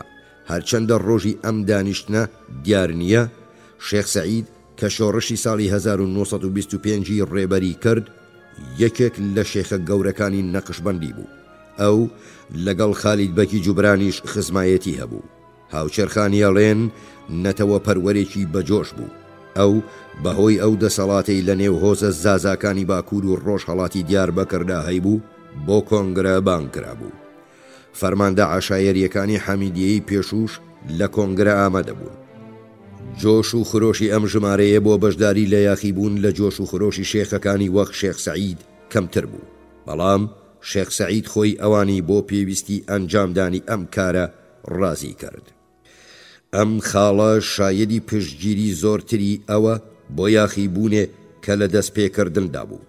یەکەمین کۆنگرەی ئازادی دوو بڕیاری گرنگیدا. یەکەم بڕیاریدا یاخیبوونێکی گشتی ئەنجام بدرێ و هاوکات سربەخۆییش ڕابگەیەنرێ. دووەم تەئکید لە یارمەتی دەرەکی بکرێ. بڕیاریدا کە هەم پەیوەندی لەگەڵ یەکێتی سۆڤیەت و هەم لەگەڵ بریتانیای مەزندا بکرێ. هیچ یەکێک لەم دوانە گفتی ئەوەیان نەدا پشتگیری لە یاخیبوونەکەن، بەڵام هیچ یەکێکیشیان نەیانگوت دژیە بین. کوردەکان وا دیار بوو ئامادەبوون بەهێزی خۆیان یاخیبوون بەرپا بکەن. ڤان برۆئنسنەڵێ کۆنگرەی یەکەمی ئازادی لە 1924 بەڕێوە چوو، بەڵام بەهۆی ئەو نەخشە گرنگ و کاریگەری ئەم کۆنگرەیە لە بەرنامەدا ڕشتنی یاخیبوونی شوباتی 1925 شێخ سەعید و یاخیبوونی شەوی 3/4 ئەیلولی 1924 بەیت و شەبابدا گێڕای دیاریکردنی شوێنی کۆنگرە بێبایەخ نییە. کۆنگرەیەکی تورک و کورد لە نیوەی یەکەمی ئابی 1924دا ئەنجام درابوو. لە ڕاستیدا ئەم کۆنگرەی یەکەمە لە 1 ئاب لە دیاربەکر دەستی پێکردبوو. لە کۆنگرەی دیاربەکردا دەوڵەتی تورکیا گفتی دابوو لە 6 داخوازی کوردەکان بکۆڵێتەوە و هەنگاوی ڕیفۆرمیستانە لەم بارەیەوە بنێ. ئەم 6 داخوازیە بریتی بوون لە: 1. شێوەیەکی تایبەتی دەستگای ئیداری لەو ناوچانەی کە زۆربەی دانیشتوانێن کوردن دامەزرێ. 2. دەوڵەتی تورکیا قەرزێک بە کوردان بدا، قەبارەی قەرزەکە باز نەکراوە. 3. لێبوردنێکی گشتی بۆ کوردانی زیندانی ڕابگەیەنرێ. 4. سەربازی بۆ ماوەی 5 ساڵ لە کوردستان ڕابگیرێ. 5. دەوڵەتی تورکیا دادگا شەرعیەکان سەر لە نوێ دامەزرێنێتەوە و هەموو چەکە دەست بەسەرا گیراوەکان بۆ ماخۆکانیان بگەڕێتەوە. 6. ئەفسەر و بەدناوانی حکوومەت لە کوردستان بگوازێتەوە. لە بەرامبەر وەرامدانەوەی ئەم داخوازیانە لەلایەن حکوومەتی تورکیاوە کوردەکان پشتگیری هەڵوێستی حکوومەت لە مەسەلەی مووسڵدا بکەن. دوور نییە یەکەمین کۆنگرەی ئازادی دوای ئەم کۆنگرەی تورک و کوردی دیاربەکر پێکاتبێ. ئەگەر وابێ لەم بارەدا ئەمە خۆی بەم مانایەیە کە کوردەکان لە ئەنجامی ئەو کۆنگرەیە ڕازی نەبوو بن یان ئومێدەوار نەبوون کە دەوڵەتی تورکیا کار بەو ڕێکەوتن نامانە بکە کە لە کۆنگرەی دیاربەکردا ئەنجام دراون. چەند هەفتەیەک دوای کۆنگرەی دیاربەکر جارێکی دیکە لە ناوچەی دێرسیم و لە نێو هۆزەکانی قۆچگیری چەند یاخیبوونێک ڕوویدا. دەسەڵاتی تەواو بە جەواد پاشای پشکنەری گشتی سوپای سێوازدرا کە یاخیبوون دامرچێنێتەوە. لەوانەشە کاردانەوەی دەوڵەت لە بەرامبەر یاخیبوونەکانی قۆچگیری بوو بێ کە ڕێگای لە جێبەجێکردنی ڕێکەوتن نامەکانی دیاربەکر لەلایەن دەوڵەتەوە گرتبێ یان دوای خستبێ. لە لایەکی دیکەوە دوور نییە دەوڵەتی تورکیا هەرگیز مەبەست و نیەتی ئەمەی نەبوو بێ ڕێکەوتن نامەکانی دیاربەکر جێبەجێ بکە. گەلێ لە ڕێبەرانی کورد بۆ بەشداری کۆنگرە لە دیاربەکر کۆببوونەوە و بۆ بەشداری لە کۆبوونەوەیەکدا چ پێش یان دوای کۆنگرەی یەکەمی ئاب ئامادەبوون. ئەگەر کۆنگرەی ئازادی پێش کۆنگرەی تورک و کوردی دیاربەکر ئەنجام درابێ لەم بارەدا بەو مانایەیە کە ئەم کۆنگرەیەش مەبەست و بیری ئەوەی نەبووە ئەو ڕێکەوتن نامانەی لە کۆنگرەی تورک و کووردا بڕیاریان لێدراوە جێبەجێ بکە. دەستگای مخابەراتی تورکیا بە مسۆگەری ئاگاداری ئەم کارە بووە و بۆیە لەوانەیە تورکەکان داوایان کردبێ ئەم کۆبوونەوەیە لە دیاربەکر پێک بێ و تیایدا هەر بۆ کات بەسەربردن و هەروەها لە ڕێی لادانی بیری ڕێبەرانی کورد و ئارامکردنەوەیان و دابینکردنی پشتیوانی و یارمەتی عەسکەریان دژی هێزەکانی بریتانیا بە درێژایی سنووری عێراق و تورکیا و سەرنجام بۆ ڕێگاگرتن لە یارمەتی کوردان بۆ یاخیبوانی قۆچگیری بە هەندێک لە داخوازیەکانیان ڕازی بوو بن. هەروەکو گوتمان یاخیبوون لەلایەن ئیحسان نووری و ئەفسەرە هاوکارەکانی بە فەرمانی یوسف زیای ئەندامی دیاری ئازادی خەڵکی بەتلیس و ئەندامی پێشووی ئەنجومەنی نیشتیمانی گەورە بەرپا کرابوو. بە قسەی ئەو ئەفسەرانی هەڵاتبوونە مووسڵ یاخیبوونی بەیت و شەباب بە مەبەستی پوچەڵکردنەوەی نەخشەی تورکەکان لە تونترکردنی سەرکوتی کوردان و لە هەمان کاتدا ڕێگاگرتن لە فراوانبوونی زۆرتر و باشتری هێزەکانی تورک لە بەرامبەر هێزەکانی ئینگلیز لە عێراق بوو کە زۆرترینیان بەکرێ گیراوانی ئاشووری و یەکەکانی هیندی بوون. تورکەکان لە جێبەجێکردنی ئەم نەخشەیەدا 7 ئامانجی سەرەکیان هەبوو بەم شێوەیە. 1. پتەوکردنی زۆرتری سەنگەرە بەهێزەکانی خۆیان پێش بەفرباری. 2. دامەزراندنی کۆگا و بنکەی کەلوپەل و شتیوە. 3. چاکردنی ڕێگاوبان. 4. پێکێنان و جێگیرکردنی یەکەی بچووک لە نێو هۆزەکانی کورد و دابینکردنی پەیوەندی لەگەڵ شێخ مەحموود لە عێراق و پتەوکردنی چاوەدێری بەسەر ئەو بەشە کوێستانیەی بەسەر دەشتی مووسڵدا ئەڕوانێ. 5. دوای دابینکردنی ئەم ئامانجانە داگیرکردنی ناوچەکانی کەرکووک و سلەیمانی. لێرەدا بارودۆخ و پێگەیەکی گونجاویانە بێ کە هەڕەشە لە مووسڵ بکەن. 6. زەمینە خۆشکردن بۆ سوود وەرگرتن لە هۆزەکانی باکوور بە مەبەستی پرۆپاگەندەی یاخیبوون دژی بریتانیا لە نێو هۆزەکانی خوار و لە چاکەی ئەم کارەیاندا هۆزەکانە بێ گوندەکانی مەسیحیان تاڵان بکەن. وروژاندنی خەڵک بۆ جیهاد لە دژی ئینگلیزیش هەر جۆرە ئومێدێکی کوردان بە وەرگرتنی یارمەتی لە دەوڵەتی ناوبراو ئەکاتە ناومێدی. 7. جێگیربوون لە کەرکووک و سلەیمانی لە چاوەڕوانی گفتوگۆی مووسڵ و بە ئامادەبوونی خودناچارکردنی کۆمەڵی گەلان بەدانی ڕایەکی یارمەتی دەر بۆ ئەوان. کوردەکان واتە ئەفسەرانی کورد بیریان کردەوە کە تورکەکان بەم شێوەیە و بەگرتنەبەری ئەم سیاسەتە بە هیوا بوون ئومێدی کوردان بەسەر بەخۆیی و ڕزگار بوون لە ستەمی ئەوان بۆ هەمیشە بکەنە نائومێدی. کوردەکانی ئەندامی ئازادی بە دەستگای مخابەراتی بریتانیایان گوت کە لەو باوەڕەدان لە سەدا 50 ئەفسەر و سەربازانی سوپای حوتەمی جێگیر لە دیاربەکر کوردن و پشتگیریان لێیەکەن. سەربار وایە نەزانی کە نزیکەی لە 120 ئەفسەران و سەربازانی تورک هاوخەمی ئارەزوو هیوای کوردان بن. بەهۆی باوەڕ بەو پشتگیریە سیاسیەوە بوو کە ڕێبەرانی ئازادی ویستیان لە شەوی 3 لەسەر 4 ئەیلول لە بەیت و شەباب یاخیبوونێک بەرپا بکەن. یاخیبوون 3 ئامانجی سەرەکی هەبوو: ڕێگاگرتن لە مامەڵەی دوژمنکارانەی هۆزەکانی کورد لەگەڵ هێزەکانی بریتانیا لە عێراق، ڕێگاگرتن لە خڕبوونەوەی هێزەکانی تورک لە بانەکانی ئاشور و سەرنجام لاوازکردنی ورەی هێزە چەکدارەکانی تورکیا. کوردەکان بە هیوابوون بەوەدی هاتنی ئەم 3 ئامانجە لە بەیت و شەباب سەرنجی تورکان بۆ بزوتنەوەیەک کە لە تەواوی ناوچەکانی بەتلیس و وان و دیاربەکر بەڕێوە بوو ڕابکێشن و عملیاتی تورکان لە خوار و ڕابگرن. یاخیبوونی بەیت و شەباب لەبارێکدا بوو کە ڕێبەرانی ئازادی هێشتا نەیانتوانی بوو هەوڵەکانیان لەگەڵ سەرۆک هۆزەکاندا هاو ئاهەنگ بکەن. لە ئەنجامدا هۆزەکان ڕانەپەڕین. ئەفسەری تورکی فەرماندەی ئۆردوی بەیت و شەباب لەو یاخیبوونە ئاگادار بۆەوە کە لە قەوماندا بوو. بێدرەنگ دەستی بە گرتنی گومان لێکراوان کرد. هەروەکو پێشتریش بینیمان ڕێبەرە سەرەکیەکانی یاخیبوون بە ناچاری ڕایان کردە عێراق. ئەنجام و ئاکامی ئەم کارە ئەوە بوو کە 500 ئەفسەر و سەرباز ڕایان کرد.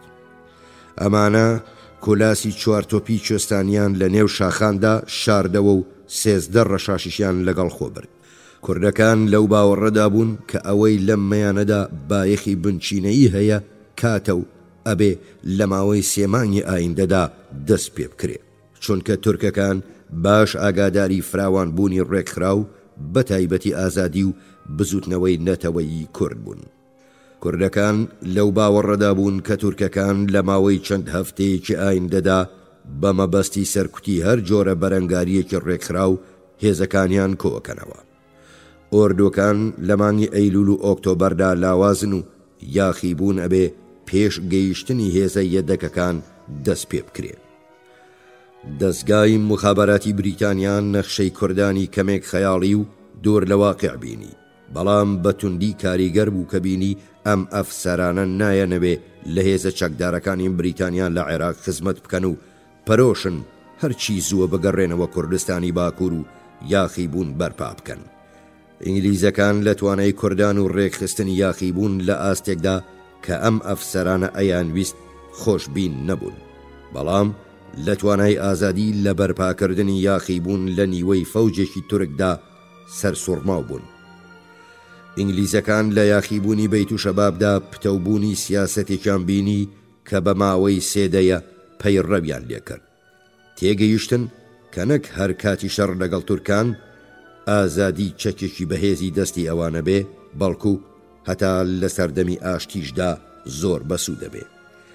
یەکێک لە ئەفسەرانی ئیدارەی خزمەت گوزاری تایبەت دەنووسێ کە هەڕەشەی بێدەنگ بەهۆی هاندانی ناسیۆنالیزمی کورد بە هیچ شێوەیەک هۆکارێکی دیپلۆماتیکی کەم نابێ.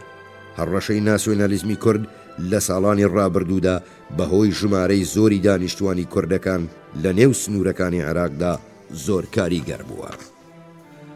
سەرچاوەکانی کورد ئەفسەرە ڕاکردۆکان چەندان جار باسی پشتگیری ئازادیان لە عەمەلیاتەکانیان کرد. پشتگیری سەید تەها لە یاخیبوون لە عێراق وەک نیشانەیەک بۆ یاخیبوونی زۆرتر لە باکوورە بوو. بۆ دەستگای مخابەرات و ئەو کارمەندە بریتانیایە نەی دیدێکی تاڕادەیە گونجاویان دەربارەی کوردان هەبوو، ڕۆشن بوو کە ڕەفتاری چاک لەگەڵ کوردەکانی عێراق و مهاجیرانی باکوور و هاندانی هەستە نەتەوەییەکانیان بەکردەوە سوودی زۆر و زەوەندیە بێ.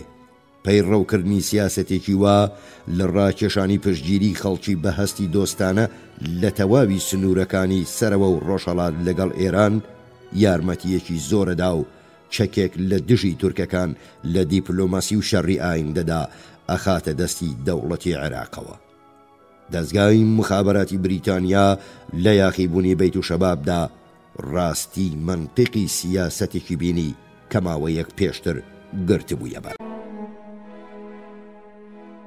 سیاسەتی بریتانیا دەربارەی کوردان لە مەدرەس تا لۆزان. سیاسەتی دەوڵەتی بریتانیا بە بەکارهێنانی کوردان وەک ئامرازێکی دیپلۆماسی و سیاسی و عەسکەری دژی تورکان زۆر پێش یاخیبوونی 4 ئەیلولی بەیت و شەباب دەستی پێکردووە و پەیڕەو کرابوو. بەڵام سیاسەتی بریتانیا دەربارەی کوردان لە ماوەی 5 ساڵدا لە 31 تشرینی یەکەمی 1970 مێژووی پەیماننامەی شەڕوەستانی مەدرەس تا 24 تەمووزی 1923 کە مێژووی مۆرکردنی پەیمانی لۆزانە گۆڕانکاری و وەرگۆڕانێکی زۆری بەخۆوەدی بوو.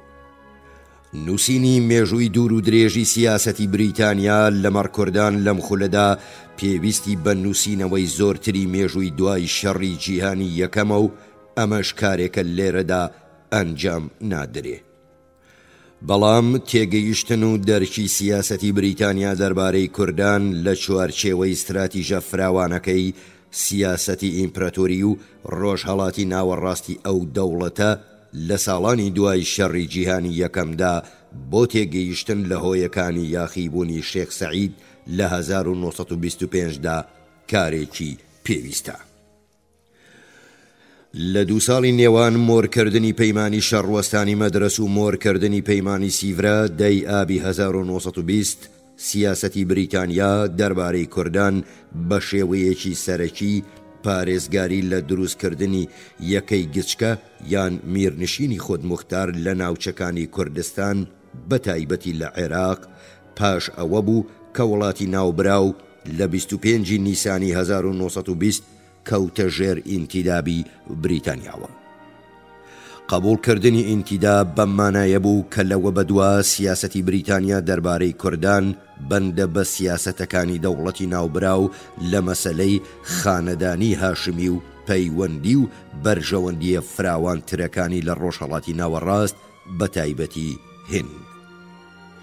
ئینتیداب لەسەر عێراق بەکردەوە بریتانیای کردە دراوسەی تورکیا و ئێران کە هەردووچیان ناوچەی کوردنشینیان هەبوو کە لە ناوچە کوردنشینەکانی عێراق گەورەتر بوون و زۆربەیان دراوسەی ناوچە سنووریەکانی عێراقیش بوون. سیاسەتی بریتانیا لە ساڵی 1990 ئەتوانرێ بە سیاسەتی نۆئێل ناو بنرێ. ئەدوارد ویلیام چارلز نۆئێل یەکێک لە لێپرسراوە مخابەراتیەکانی بریتانیا بوو کە هەوڵیەدا سیاسەتێک کە پشتگیری دامەزراندنی وڵاتێکی سربەخۆی کورد یا بەلایەنی کەمەوە خودموختاریەکی کاریگەر و کارایە کرد پەیڕەو بکە. هەریەک لەم دوانە ئەگەر وەدی هاتبان بێگومان لە ژێر سایە و پارێزگاری بریتانیادا بەڕێواچوون. لێپرسراوە پایە بەرزەکانی وەزارەتی کۆڵۆنیەکانی بریتانیا کە کاروباریان بە مەسەلەکانی ڕۆژهەڵاتی ناوەڕاستەوە پەیوەست بوو بەگاڵتە نۆئێلیان بە لۆرانسی دووەم ناوەبرد. نۆئێل باوەڕی بە هێزی ناسیۆنالیزمی کورد هەبوو.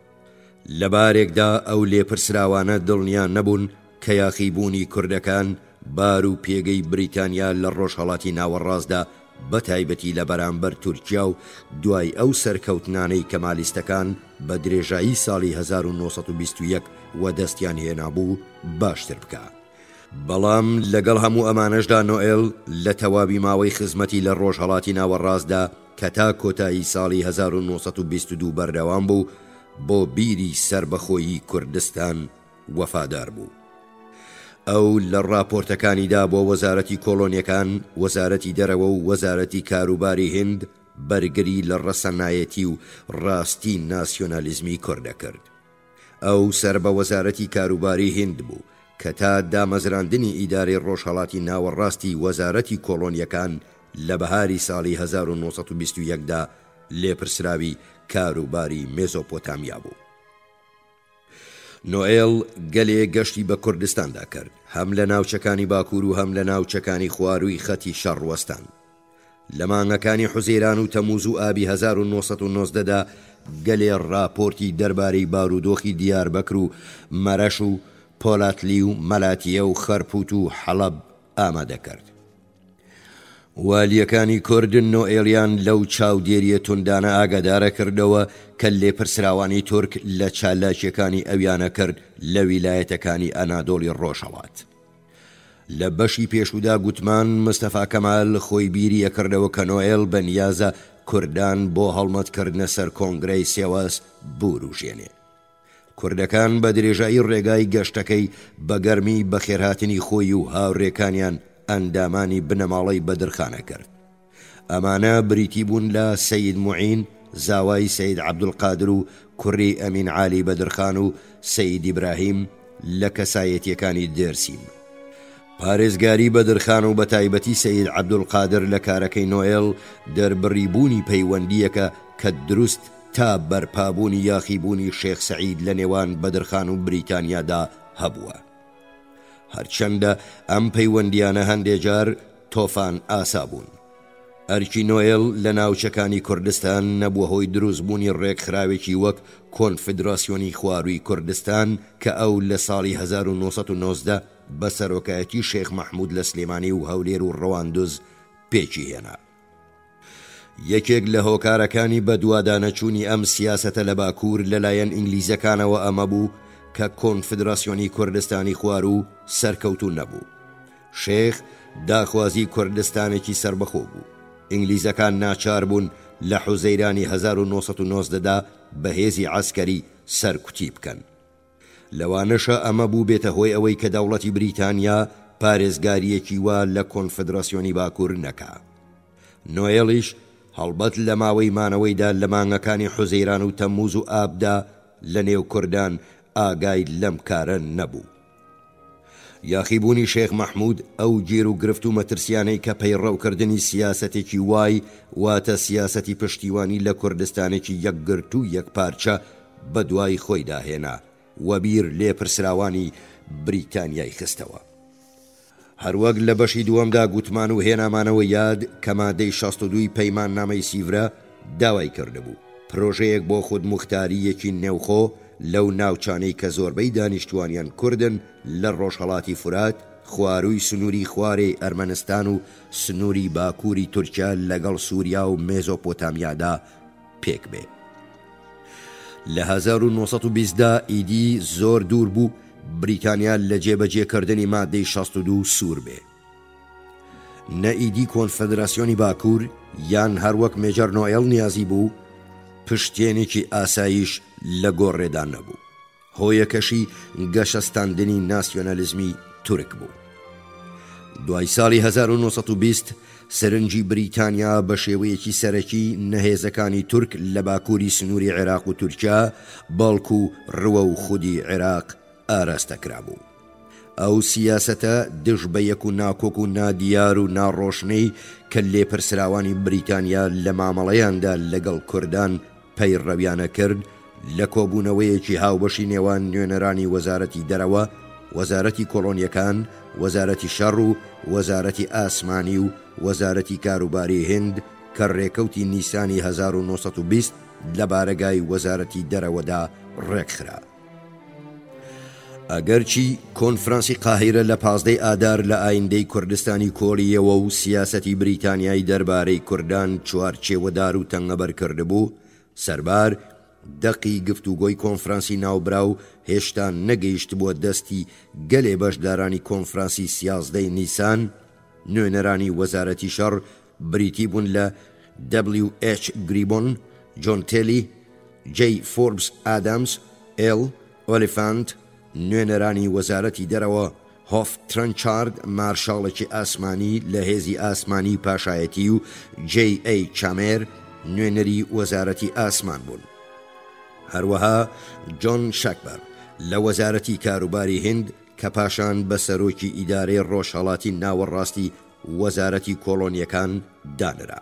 بەشدار بوون لۆرد کرێزنی وەزیری دەرەوە سەرۆکایەتی کۆبوونەوەکەیە کرد. بەشدارانی کۆبوونەوەکە سەرەتا بەو پێشنیارانەدا چوونەوە کە لە 3-4 کۆبوونەوەی پێشتردا کە لە کۆتایی ساڵی 1990 و سەرەتای ساڵی 1920 ئەنجام درابوون باسکرابوون. لەوان کۆبوونەواندا 3 پێشنیار باسکرابوون و گفتوگۆیان دەربارە کرابوو. پێشنیار کرابوو پشتێنێک لە وڵاتانی خودموختاری کورد لە دەوروبەری سنووری ویلایەتی مووسڵ دروست بکرێ. فەرەنسەیەکان پێشنیاریان کرد کوردستان بۆ 2 ناوچەی ژێردەسەڵاتی بریتانیا و فەرەنسا بەش بکرێ و بریتانیا بە تەواوی خۆی لە کوردستان بکێشێتەوە و تەنیا ناوچەکانی کەنار ڕووبارەکانی بەدەستەوە بێ. تا نیسانی 1920 ئینگلیزەکان گەیشتبوونە ئەو ئەنجامەی کە ئێستا لە بارودۆخێکدان کوردستان لەوانە کوردستانی باکوور جودا بکەنەوە، بەڵام نەیانتوانی بوو کەسێک بدۆزنەوە بتوانێ حکوومەتێکی خودموختار لەو بەشەدا دامەزرێنێ. کۆلۆنێل ئارنۆڵد ویلسن، جێگری کۆمیسەری مەدەنی بۆ کەنداوی فارس، بەدەست کێشانەوەی بریتانیا لە کوردستانی خوار و بە هەر شێوەیەک زۆر بەتوندی ناڕزایی دەربڕی بوو. ویلسن لەو باوەڕەدا بوو کە کارێکی وە زیان بە دەسەڵاتی بریتانیا لە ئێرانە گەیەنێ و دەسەڵاتی بریتانیا لە مێزۆپۆتامیاش ئەخاتە مەترسیەوە. کرێزن لەگەڵ تێڕوانینی ویلسندا کۆک نەبوو. کۆمیتە ئەم پێشنیارەی باس کرد. گوترا کە نووری پاشا واتە نووری سەعید، یەکێک لە لێپرسراوانی عێراق و سەرۆکوەزیری ئایندەی ئەو وڵاتە، لەو باوەڕەدایە کە کوردەکانی کوردستانی خوار و هاتوون شەریف عەبدوڵڵای کوڕی شەریف حوسێن وەک سەرۆکی حکوومەتی عارەبی بەغدا قبوڵ بکەن. نووری پاشا گوتبووی خۆتێگەیاندن یان دانانی عەبدوڵڵا ئەتوانێ بریتانیا لە تەواوی گیر و گرفتەکان ڕزگار بکە. لێرەدا شەکپەر هاتە ناوباس و گوتی ئەمە کۆلۆنێل لۆرەنس بووە کە پشتیوانی لە بێرۆکەی چوونی عەبدوڵڵا بۆ مێزۆپۆتامیا کردووە. ڕۆبەرت ڤانستارد لە وەزارەتی دەرەوە بۆ نەهێشتنی هەر جۆرە بێبڕیاریەک لە ڕێگای پێشنیاری ژمارە 1 یان 2 پرۆژەی راپۆرتێکی تەسلیم کرد کە تیایدا هاتبوو کوردستان بێدرەنگ جودان نەبێتەوە، بەڵکو مەسەلەکە لە ساڵی ئایندەدا یەکلا بکرێتەوە. کۆمیتە پێشنیاری ڤانستیتارتی قبول کرد و هەمین پێشنیار بوو کە پاشان بووە مادەکانی 62، 63 و 64 پەیمانی سیڤەر. ئەدوین مۆنتگۆیف وەزیری دەرەوەی لێپرسراوی کاروباری هند ڕایگەیاند کە ئەو بە دامەزراندنی کوردستانێکی سربەخۆر رازیە ئەگەر بتوانرێ کارێکی وا ئەنجام بدرێ. هەروەها گوتی ڕێگای وەدی هاتنی کار ئەمە ئەبێ کە لەگەڵ لایەنێکدا لە تورکیا کە بێهێز بەکارهێنان و ناچارکردن ئامادەی مۆرکردنی پەیمان نامەیەکی وابێ و بەویستی خۆی چاو لە کوردستان بپۆشێ، پەیمانێک ببەسترێ. بەڵام کرێزن تەکیدی کرد کە بریتانیا نایەوێت تورکیا لە بەرامبەر ئەرمەنستاندا بار و پێگەیەکی بەهێزی هەبێ و ڕایگەیاند کۆنفرانسی ئاشتی کە ئەو تیایدا نوێنەری سەرەکی بریتانیا بوو ڕای بۆ دەرچوونی تورکان لە ئەرمەنستان داوە. کرێزن بەم شێوەیە وەڵامی ئەدوین مۆنتگۆی کە لەگەڵ دامەزراندنی کوردستانێکی سربەخۆدا بوودایەوە گوتی هەرکاتێ بریتانیا وڵاتێکی کوردی نیمچە خودمختاری بە دەستگای ئیداری ئینگلیزی دروست بکە، فەرەنسەیەکانیشەیانەوێ وڵاتێکی لەو جۆرە بە ڕاوێژکارانی فەرەنسەیی لە کوردستانی باکوور دروست بکەن. هەروەکە بینی کرێزن وڵاتێکی سربەخۆی پێشنیارکراوی مۆنتگیۆی هەر ئەو دەمە کردە وڵاتێکی نیمچە خودمختاری بە دەستگای ئیداری ئینگلیزی. ئەم زاراوەیەی کرێزن بەکاریهێنا پاشان جێگای سربەخۆیی گرتەوە و لە هەر شوێنێکدا قسە لە سربەخۆیی کرابە مەبەستەکەی هەمان مانابوو. کرێزن هەروەها ئاشکرای کرد کە بۆ ڕێگاگرتن لە پێشهاتوو خواستەکانی فەرەنسا بە فیلیپ پێرتلۆی لێپرسراوی وەزارەتی دەرەوەی فەرەنسای گوتووە بریتانیا لە کوردستانی خوارووە کشێتەوە. کرێزن ترسی هەبوو کە ئەگەر بریتانیا هەڵوێست بگۆڕێ ئەم هەڵوێست گۆڕینە لە گفتوگۆی ئاشتی سان ڕیمۆ کە ئەو دەمی بەڕێوە چوو ناڕەزایی و بەرگری بخڵکێنێ. ڕێکەوتن نامەکانی سان ڕیمۆ لە 5 ئایاری 1920 ڕاگەیەنران. گفتوگۆ هاتە سەر ئەو پێشنیارانەی پیانە گوترا تێزی ئاسمانی و مۆڵەتی بەهێزی ئاسمانیەدا ببێتە توانایەکی بەهێزی ئاسمانی لە مێزۆپۆتامیا. ژەنڕاڵ ڕاتکلیف لە سوپای بریتانیا لەو باوەڕەدا بوو کە ئەم پێشنیارانە مژدەبەخشی ئومێدێکی زۆرن و ئەبنە هۆی کەمبوونەوەی ئیلتیزامی عاسکەری بریتانیا. تێگەیشتنی ئەم خاڵە گرنگە کە هەرکات تێزی ئاسمانی ئەوەندە کاریگەر و کارابێ کە داکۆکی کەرانی لە نیسانی 1920دا وایاندا ئەنا. ئەم تیۆریانەی بێگومان کاریگەریان لە قوڵایی ئیلتیزامەکانی بریتانیا لە عێراقیشە کرد. ئەم ئیلتیزامە هەرچەندە گەورە بووایە مەیل بۆ گونجاندنی کوردستانی خوار و لە نێو وڵاتانی تازە دامەزراوی عێراقیشدا زۆرترە بوو. داکۆکی کارانی بە جۆشی تێزی ئاسمانی بەهێزترین بەرگری کار و پشتیوانانی عێراقی گەورەش بوون. یەکێک لە ئیستیسناکان وینستن چەرچڵ بوو کە زۆر لە تێزی ئاسمانی ڕازی بوو. بەڵام تا کۆتایی ساڵی 1921 هێشتا لەگەڵ دامەزراندنی وڵاتێکی کورد یان وڵاتانی خودمختاری کورد وەک پشتێنێکی ئاسایشی باکووری عێراق بوو. لۆرد کرێزن گوتی کە لە تێزی ئاسمانی کۆڵیوەتەوە و لەم بارەیەوە کەمێ ناڕەحەتە، چونکە فڕۆکەوانێک بە شێوەیەکی ئاسایی لاوە و کەسێک نییە بۆ مامەڵە لەگەڵ هۆزەکاندا بگونجێ. مارشاڵی ئاسمانی ترنچارد ڕوونی کردەوە کە فڕۆکەوانیش وەک ئەفسەرانی پلە نزم کە بەتالیۆنێک بەڕێوە با کاری بە سیاسەتەوە نییە. ئەو دڵنیا بوو کە ئەگەر سیاسەتی داڕێژرا و بەڕێڕەوی خەتی پێشنیارکراوی مۆنتگیۆدا بڕوا، هێزی ئاسمانی ئەتوانێ کۆنتڕۆلی مێزۆپۆتامیا و کوردستان بە ئەستەوە بگرێ. قسەکانی ترنچارد یەکەمین ئەو نیشانانن ئەوە دەرەبڕن کە هێزی ئاسمانی ئەتوانێ سیاسەتی هێرشکارانە لە عێراق پەیڕەو بکا و هەمان هێزی ئاسمانی دشی دامەزراندنی کوردستانێکی سربەخۆ یان خودمختار بەتوندی کاری کرد. بەڵام لە 1920دا بریتانیا کوێستانەکانی باکووری ڕۆژهەڵاتی وەک سنوورەویست تا لەوێوە بتوانێ بەسەر دۆڵەکانی خوارەوەدا چاودێر بێ.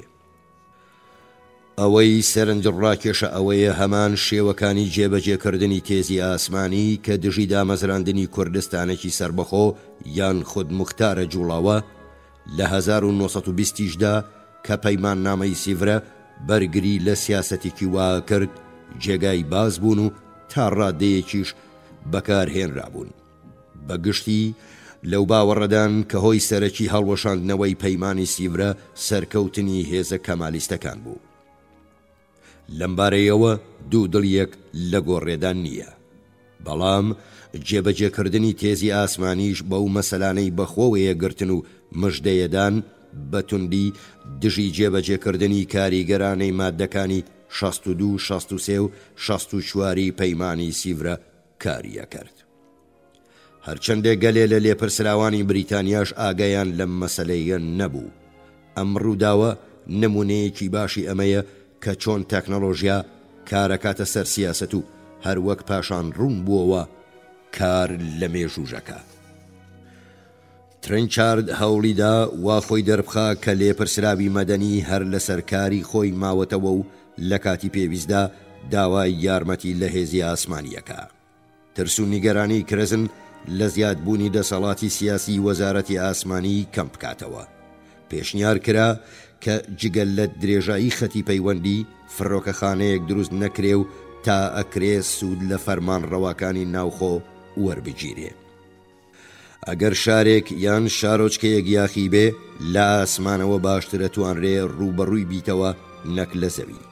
لەمبارەدا لەگەڵ نەبوونی خەتی هاتوچۆ بودجەی عەمەلیات زۆر کەمە بێتەوە.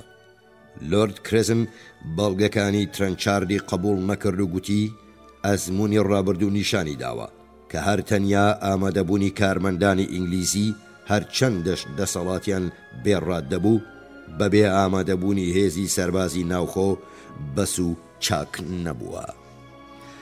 کرزن ئەم تێڕوانینەی پێخۆش نەبوو کە ئەیگو دەبێ هێز تەنیا بۆ وێرانکردن بەکاربهێنرێ. ترنچارد لە وەڵامدا گوتی کە لە تێزی ئاسمانیدا بەکارهێنانی میلیشیا و هێزی ناوخۆش لە بەرچاو گیراوە.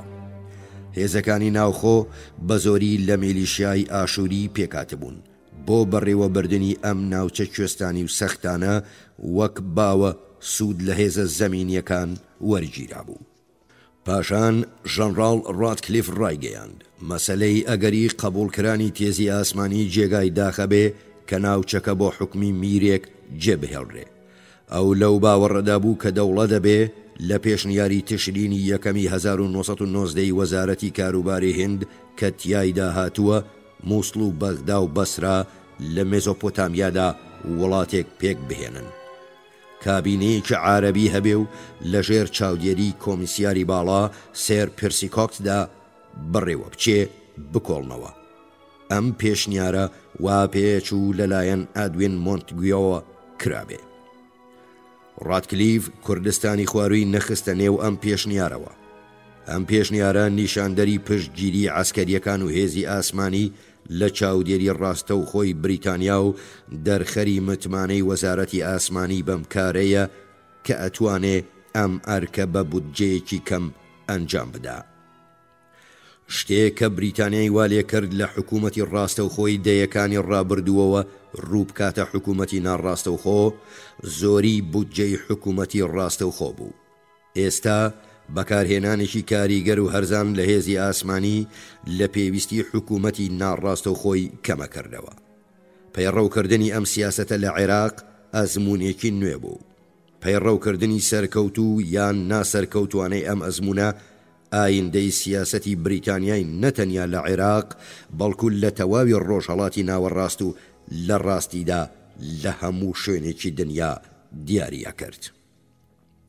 کوردستانی سربەخۆ یان خودموختار لەمانادا یەکێک لە هەوڵین قوربانی ئەم سیاسەتە نوێیەی کۆلۆنیالی بوو. سیاسەتی تێزی ئاسمانی لە عێراق و کوردستان یەکێک لە هەوڵین نمونەی بەکارهێنانی هێزی ئاسمانی لە خزمەتی سیاسەتە کۆلۆنیا. سیاسەتی تێزی ئاسمانی لە عێراق و کوردستان یەکێک لە هەوڵین نمونەی بەکارهێنانی هێزی ئاسمانی لە خزمەتی سیاسەتە کۆلۆنیەکانی بریتانیا لە تەواوی کۆلۆنیەکانیدا لە ناوچە غەیرە عەرەبی و جیهانی سێ بوو. ئەم سیاسەتە بواری بە بریتانیادا کە لە هەندێ ناوچەدا سیاسەتی هێرشکارانە پەیڕەو بکە، دەسەڵاتی خۆی لە هەندێ ناوچەدا پتەو بکە، لەبارێکدا لە هەموو بەشەکانی دیکەی دنیادا پاشەکشەیەکە. کوردستان یەکەمین تاقیگای ئەم ئەزمونە گەورەیەی دوای شەڕ بوو. ئەگەرچی هەرنۆ لێپرسراوە بەشدار بۆکەی کۆبوونەوەی ڕۆژی 13 نیسانی 1920 بەتەواوی بایەخی ئەم ئەزمونە و ئەو کاریگەریەیان دەرک نەکرد کە ئەیکردە سەر سیاسەتەکانی ئایندەی ئیمپراتۆری. سەربار باوەڕیان بە هەموو توانە شاردراوەکانیان هەبوو. جودایی بیرروڕا لە نێوان لێپرسراوە عەسکەری و مەدەنیەکان و بەڕێوەبەرانی وەزارەتەکان بەتەواوی ئاشکرا بوو. کرزن نوێنەری ڕێبازی کۆن بوو. ڕاتکلیف و ترنچارد نوێنەری ڕێبازی نوێ. هیوبەرت یۆنگ لە وەزارەتی دەرەوە گوتی بریتانیا ئەبێ بە ئاشکرا بڵێ مەبەستی ئەوەیە وڵاتێکی سربەخۆی کورد لە کوردستانی خوار و دامەزرێنێ کە بتوانێ پاشان یان بە میزۆپۆتامیا یان بە کوردستانی باکوور ئەگەر کوردستان توانی خود مختاری خۆی دامەزرێنێ پەیوەست بێ. کرزن جارێکی دیکە لە میانەی قسەکانیدا گوتی فەرەنساییەکان لەوانەیە لە هەر وڵاتێکی بەتەواوی سربەخۆدا داوای ئیمتیازی بازرگانی بکەن، هەرچەندە ئەمەش ڕاستە کە بواری ئابووری فەرەنسا تا ئێستا هەر کیلیکیە بووە. کۆبوونەوە بەم ڕێکەوتنە کۆتایی هات. بریتانیا کوردستانی خوار و بە بەشێک لە مێزۆپۆتامیا ئازانێ و ئەبێ بە شێوەیەک ڕەفتار لەگەڵ کوردستانی باکووردا بکرێ کە لە پێشنیارەکانی ڕۆبەرت ڤانستیتاردا باسییان لێکراوە. ئەم پێشنیارانە پاشان لە پەیمانی سیڤرەدا گونجێنران و مادەکانی 62، 63 و 64یان پێکێنا. سیاسەتی بریتانیا لەمەڕ کوردان بەو شێوەیەی لە کۆبوونەوەی نیسانی 1920 باس کرا، بەم جۆرە لە پەیمانی سیڤرە کە لەدەی ئابی 1920 مۆر کرا بەرجەستە بوو. کۆبوونەوەیەکی دیکە کە بۆ گفتوگۆ دەربارەی سیاسەتی بریتانیا بەڕێوەچوو کۆبوونەوەی قاهیرە بوو کە لە 12 تا 30 تشرینی دووەم بەردەوام بوو. ئەم کۆبوونەوەیە کە بەڕەسمی بە کۆنفرانسی قاهیرە ناسرا، ناسێنەری کۆششێک بوو کە بریتانیا بۆ کۆتایی هێنان بەو سیاسەتانەی کە لە کاتی پێویستدا ئەیگرتە بەر ئەنجامیەدا و ئەمە هەڵوێستێک بوو لە 1920ەوە گیرا بووە بەر و تا سەرەتای 1921 بەردەوام بوو. ئیدارەی تازە دامەزراوی ڕۆژهەڵاتی ناوەڕاست وەزارەتی کۆڵۆنیەکان ئەو یاداشەی ئامادەکرد بوو تەسلیمی کۆمیتەی سیاسی لە پێناوی کوردستان کرد. ئەم کۆمیتەیە بریتی بوو لە وینستن چەرچڵ سەرۆک، سێر پێرسی کۆکس، میس گێرترۆد بێڵ سکرتێرەکەی و کۆلۆنەڵ تی ئەی لۆرەنس، ئەرنۆڵد هیوبەرت یۆنگ و ڕاید AWC نۆئێل ئەندامانی ڕاوێژکەری کۆمیتە بوون. ڕاید RD بۆبکۆک سکرتێری کۆمیتەی سیاسی لە پێناوی کوردستان بووە. یاداشتی ئیدارەی ڕۆژهەڵاتی ناوەڕاست بەم شێوەیە بوو. ئێمە بەتوندی باوەڕمان وایە کە ناوچە تەواو کوردنشینەکان نابێ بخرێنە نێو وڵاتی عەرەبی مێزۆپۆتامیا، بەڵکو دەوڵەتی خاوەنشکۆ شای ئینگلستانە بێ پرانسیپی یەکبوون و نەتەوەی کورد تا ئەو جێگایەی ممکنە هان بدا. فراوانی ناوچەیەک کە دەوڵەتی خاوەنشکۆ شای ئینگلستانە توانێ سیاسەتێکی وای تیادا پەیڕەو بکە، پەیوەندی بە هەل و مەرجی ئاشتی لەگەڵ تورکیاوە هەیە.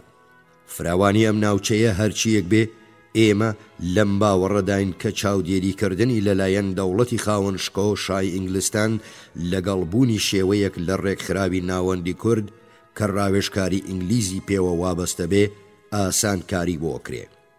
ئەم ڕاوێژکارە لە ژێر فەرمانی کۆمسیاری باڵای مێزۆپۆتامیادا بێ و مەسەلەکانی خۆی بەهۆی ئەوەوە بۆ دەوڵەتی خاوەنشکۆ شای ئینگلستانە نێرێ. لە کۆبوونەوەی ڕۆژی 15 ئاداری 1921 کۆمیتەی سیاسی، سێر پێرسی کۆکس دژی ناوەڕۆکی یاداشتی ئیدارەی ڕۆژهەڵاتی ناوەڕاست ڕاوەستا. ئەو گوتی لە کەرکووک و سلەیمانی و ناوچەکانی باکووری مووسڵ کە بەشێکی جودان نەبووەوەی عێراقن، زۆربەی دانیشتوانیان کوردن. هیوبەرت یۆنگ دژی ئەم قسانە بوو، پێشنیاری کرد کە دەست بەجێ وڵاتێکی کورد دامەزرێ و بکەوێتە ژێر چاوەدێری ڕاستە و خۆی کۆمیسیاری باڵا، نەک بەشێکی عێراق و یان بەرپرس لە بەرامبەر حکوومەتی عێراق. مێجەر نۆیل پشتگیری پێشنیارەکەی یۆنگی کرد. نۆیل لەو باوەڕەدا بوو کە کوردەکان حکوومەتی خودیان پێ باشترە و وڵاتێکی کورد دەتوانێت لە بەرامبەر گوشاری تورکیا لە دەرەوە و بزوتنەوەی ئەنتی ئینگلیزیەکان لە ناو عێراق وەک سوپەر و لەمپەر بێ. وینستن چەرچڵ لەگەڵ هەستی یۆنگ و نۆئێلدا بوو. وەزیری کۆڵۆنیەکان لەو باوەڕەدا بوو کە فەرمانڕەوای دوار ڕۆژی عێراق بە هێزی چەکداری عەرەبی کە لە بەردەستی دابێ هەستی کەمایەتی کورد پشتگوێ خاو زوڵمیان لێیەکا. کۆمیتە بە قبولکردنی ڕاستپاردەی هیوبەرت یۆنگ بۆ جوداهێشتنەوەی کوردستان لە عێراق کۆتایی بەکاری خۆی هێنا. ئەو ئەندامانەی پشتیوانیان لەم هەڵوێستە کرد هەوڵیاندا بە دەرخستنی ئەمەی ئەم سیاسەتە تا سەردەمێ بەردەوامە بێ. دەستەیەک کە نوێنەری ڕایگشتی کوردەکان بن خۆی بەویستی خۆی دەنگ بۆ پەیوەست بوون بە عێراق بدا. کۆکس ئارام بکەنەوە.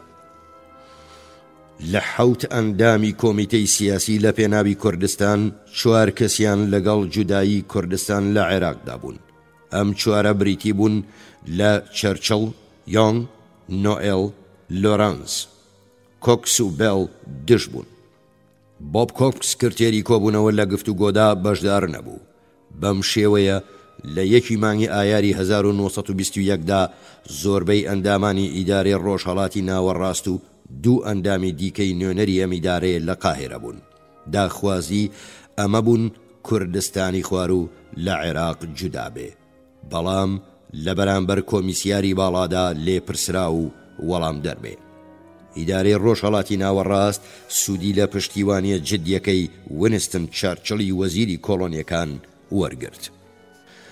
لە ماوەی چەند مانگی ئایندەدا ئەم سیاسەتە بە شێوەیەکی سەرسوڕهێنەر هەڵگەڕایەوە. سیاسەتی ئیدارەی ڕۆژهەڵاتی ناوەڕاست و چەرچڵ بە قازانجی سیاسەتی کۆکس کەوتە پەراوێزەوە. کۆکس خۆی ئامراز و هۆی ئەم هەڵگەڕانەوەیە بوو.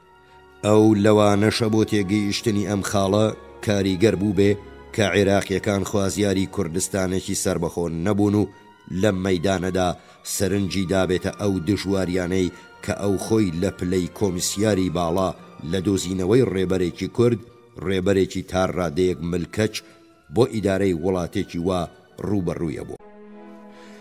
یەکەمین نیشانەی ئەوەی کە هەڵوێستی دەربڕاو لە قاهیرە لە مەترسیدایە لە ماوەی کەمتر لە 2 هەفتە دوای کۆتایی کۆنفرانسی قاهیرە بەدەرکەوت. لە راپۆرتێکی مخابەراتی لە مێزۆپۆتامیا لە 15 ئایاردا ڕێدەر بۆلارد یەکێک لە ئەندامە زۆر زیرەکەکانی ڕۆژهەڵاتی ناوەڕاست هەستی کرد کە ئەڵێی سیاسەتێک بۆ کوردستان وەدەرەکەوێ.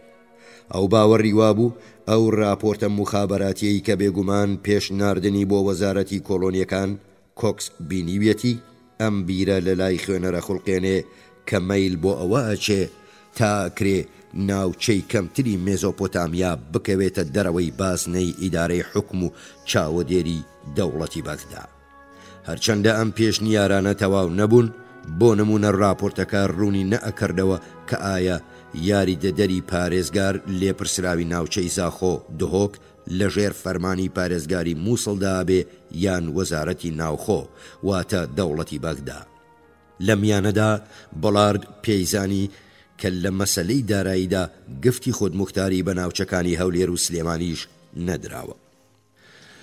ئەو شتەی بۆلارد لە راپۆرتە مخابەراتیەکەی 15 ئایاردا تێگەیشتە بوو لە پەیامی ڕۆژی 2 حوزەیرانی کۆکس بۆ چەرچڵ ڕۆشن بووەوە. کۆکس لە نامەکەیدا ئەیگوت کاتێک قاهیرەی بەجێهێشتووە وا تێگەیشتووە کە لە بەرچاوگرتنی مادەی پەیوەندیداری پەیماننامەی سیڤرە مادەی 64 ئەوە بێ هەروە درێژە بە ئیدارەی ناوچە کوردنشینەکان بدا و بەڵام ئەنجومەنی دەوڵەتی عێراق لە وەڵامدا بە پێویستی زانیوە دژی ئەو ڕێوشێو نەبێ کە بە گومانی ئەوان ئەکاتە جودابوونەوەی کوردستان لە عێراق. ئەو دەم ئەو کۆبوونەوەیەکی بۆ شارەزایانی کاروباری کوردستان پێکهێناوە و لەوێدا بە کۆی دەنگ بڕیاردراوە. باشترین ڕێگە چارە لە هەڕوو یەکەوە ئەمەیە کە کوردستان لەلایەن دارایی و باجەوە بە بەشێکی جودان نەبەوەی عێراق بمێنێتەوە. بەڵام کۆمیسیاری باڵا ناوچە کوردنشینەکان بەهۆی کارمەندانی کورد و ئینگلیز ڕاستەوخۆ بە پێی خودموختاریەکی نێوخۆ کە بیری خۆ بەڕێوەبردن بەرجەستە بکە ئیدارە بکە. مرۆڤ لەم پێشنیارەی کۆکس ئەگاتە و ئەنجامە کە مەبەست و ئەنگێزەی مادەی 64 پەیمانی سیڤرە بێژگەل لە ئۆتۆنۆمی شتێکی دیکە نەبووە.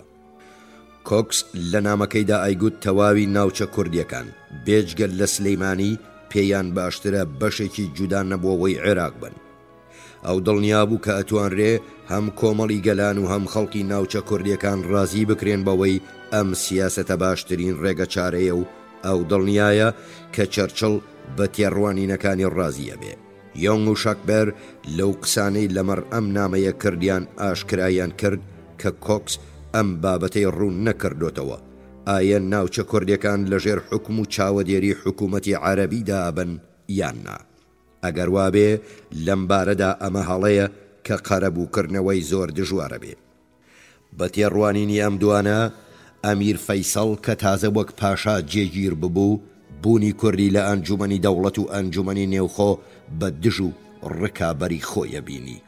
چەرچڵیش لەو وەرسوڕانە خێرایە ئاگادار نەبوو کە لەم سیاسەتەدا خەریکی دەرکەوتن بوو، چونکە چەند ڕۆژێک پێشتر فەرمانی بە ئیدارەی ڕۆژهەڵاتی ناوەڕاستدا بوو کە مەسەلەی ناردنەوەی مێجەر نۆئێل بۆ کوردستان جێبەجێ بکە. کۆکس کاتی ئەم هەواڵەی بیست ناڕەحەت بوو. ڕێک دوای یەک هەفتە واتە لە 9 حوزەیران چەرچڵ وەڵامی نامەکەی کۆکسی دایەوە. ئەو لە وەڵامدا گوتی پێشنیارەکانی کۆکس وا پێچێ لە خزمەتی سیاسەتێکدا بن کە لە کۆنفرانسی قاهیرەدا پەیڕەوی لێکرا و بڕیاری لێدان. بەم باوەڕەوە کە جێبەجێکردنی ئەم پێشنیارانە بە بەشداری کوردەکان لە ئەنجومەنی نیشتیمانیان دەوڵەتی یان تەسلیمکردنی بودجەی کوردستان بەو دەستانە دەوڵەت و ئەنجومەنی عێراق یان وەزیرێکی عەرەبەوە پەیوەست نییە. مادام گونجاندنی ناوچەی کوردستان بە بەشێک لە عێراق هەر بەتەنێ پەیوەندی بەبوونی کۆمیسیاری باڵای بریتانیاوە هەیە، مادام کارمەندانی بریتانیا تەنیا ئاڵقەی پەیوەندی نێوان دوو وڵاتە بن، کۆمیسیاری باڵا لە بارودۆخێکی بەهێزدا بێ بتوانێت ڕوبەڕووی هەر حکومڕانێکی عەرەب ببێتەوە کە ڕاوێژکارەکانی بۆ خۆ تێگەیاندن لە کاروباری کوردستان هانی بدەن. چەرچڵ بێگوێدانە نامەی 2 حوزەیرانی کۆکس لە وەڵامەکەی خۆیدا واژەی دوو وڵاتی بەکاردێنا کە نیشانیەدا ئەو هێشتا بیر لە کوردستانێک کاتەوە لە عێراق جودایە. جودای ڕوانین لە نێوان چەرچڵ و کۆکس کەم کەم لە مەسەلەی گچکە تریشدا کە بەشێکی سیاسەتە گەورەکانی هەریەکەیان بوو وە دەرکەوت. چەرچڵ لە وەڵامی 9 حوزەیرانی خۆیدا جارێکی دیکەش لە خزمەتی مێجەر نۆئێل بۆ کۆکس دووە. کۆکس لە وەڵامی ئەم پێشنیارەدا خۆی دواخست.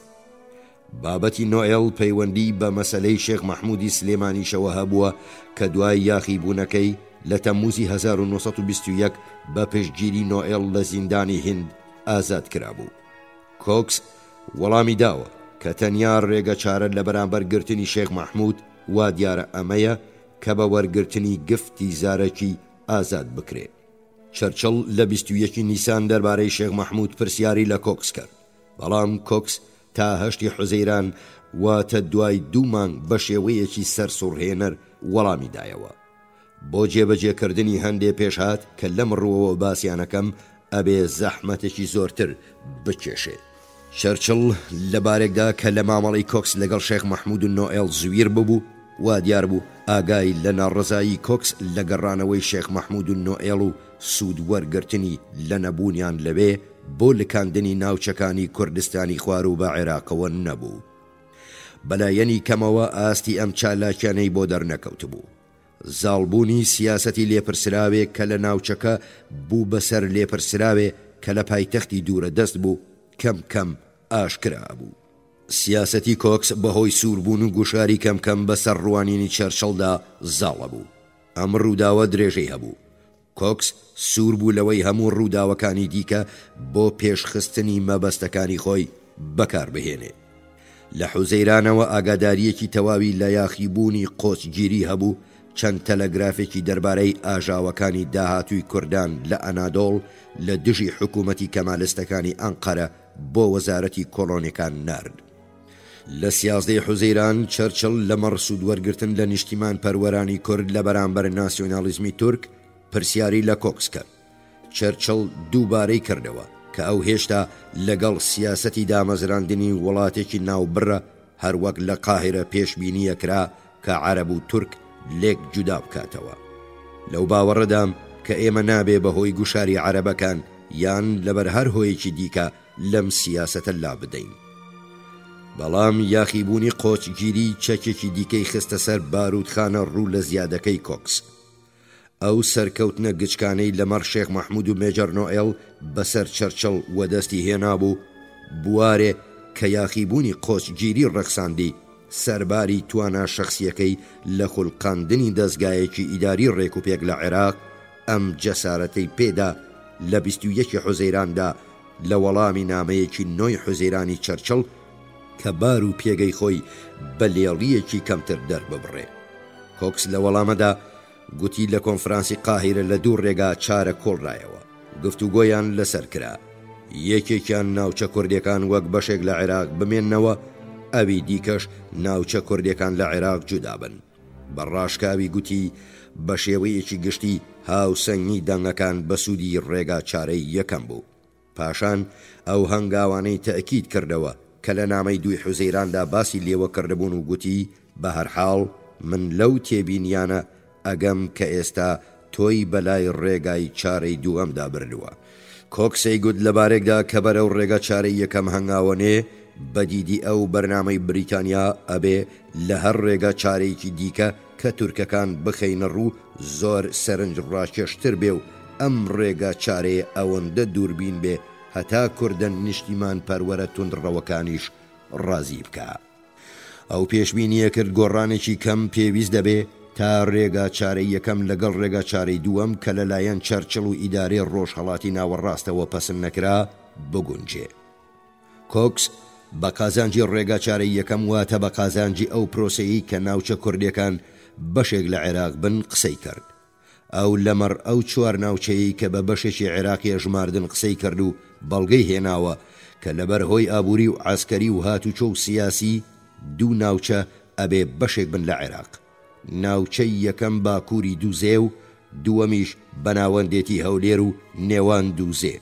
ناوچەی سێیەم کە شاخاوی و نێوان دووزێ و ڕۆژاوای هەولێر لەژێر چاوەدێری دەستگای ئیداری ئەودان نەبوو. تورکەکان ئیدعایە نەکرد، بەڵام دەربارەی ناوچەی چوارەم کە سلەیمانی بوو کۆکس لەو باوەڕەدا بوو هەروەک خۆی لە نامەی دوی حوزەیراندا هێمای بۆ کردووە ئەتوانرێ داخوازیەکانی چەرچڵ بەوردی وەدی بهێنرێ.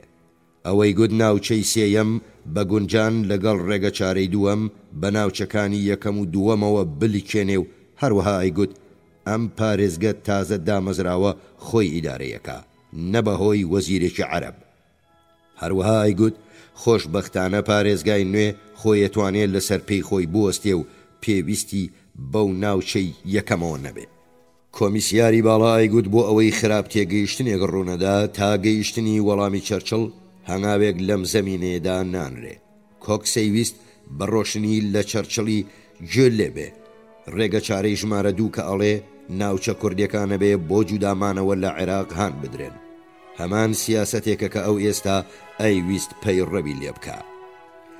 لە 26 حوزەیراندا لە کۆبوونەوەی دەستەیە کە پێکاتبوو لە لێپرسراوانی وەزارەتە پەیوەندیدارەکان یاداشتێ کە شاکبەر ئامادەی کردبوو زۆرتر لە ناوەڕۆکی نامەکەی کۆکس کۆڵرایەوە و گفتوگۆی لەسەر کرا.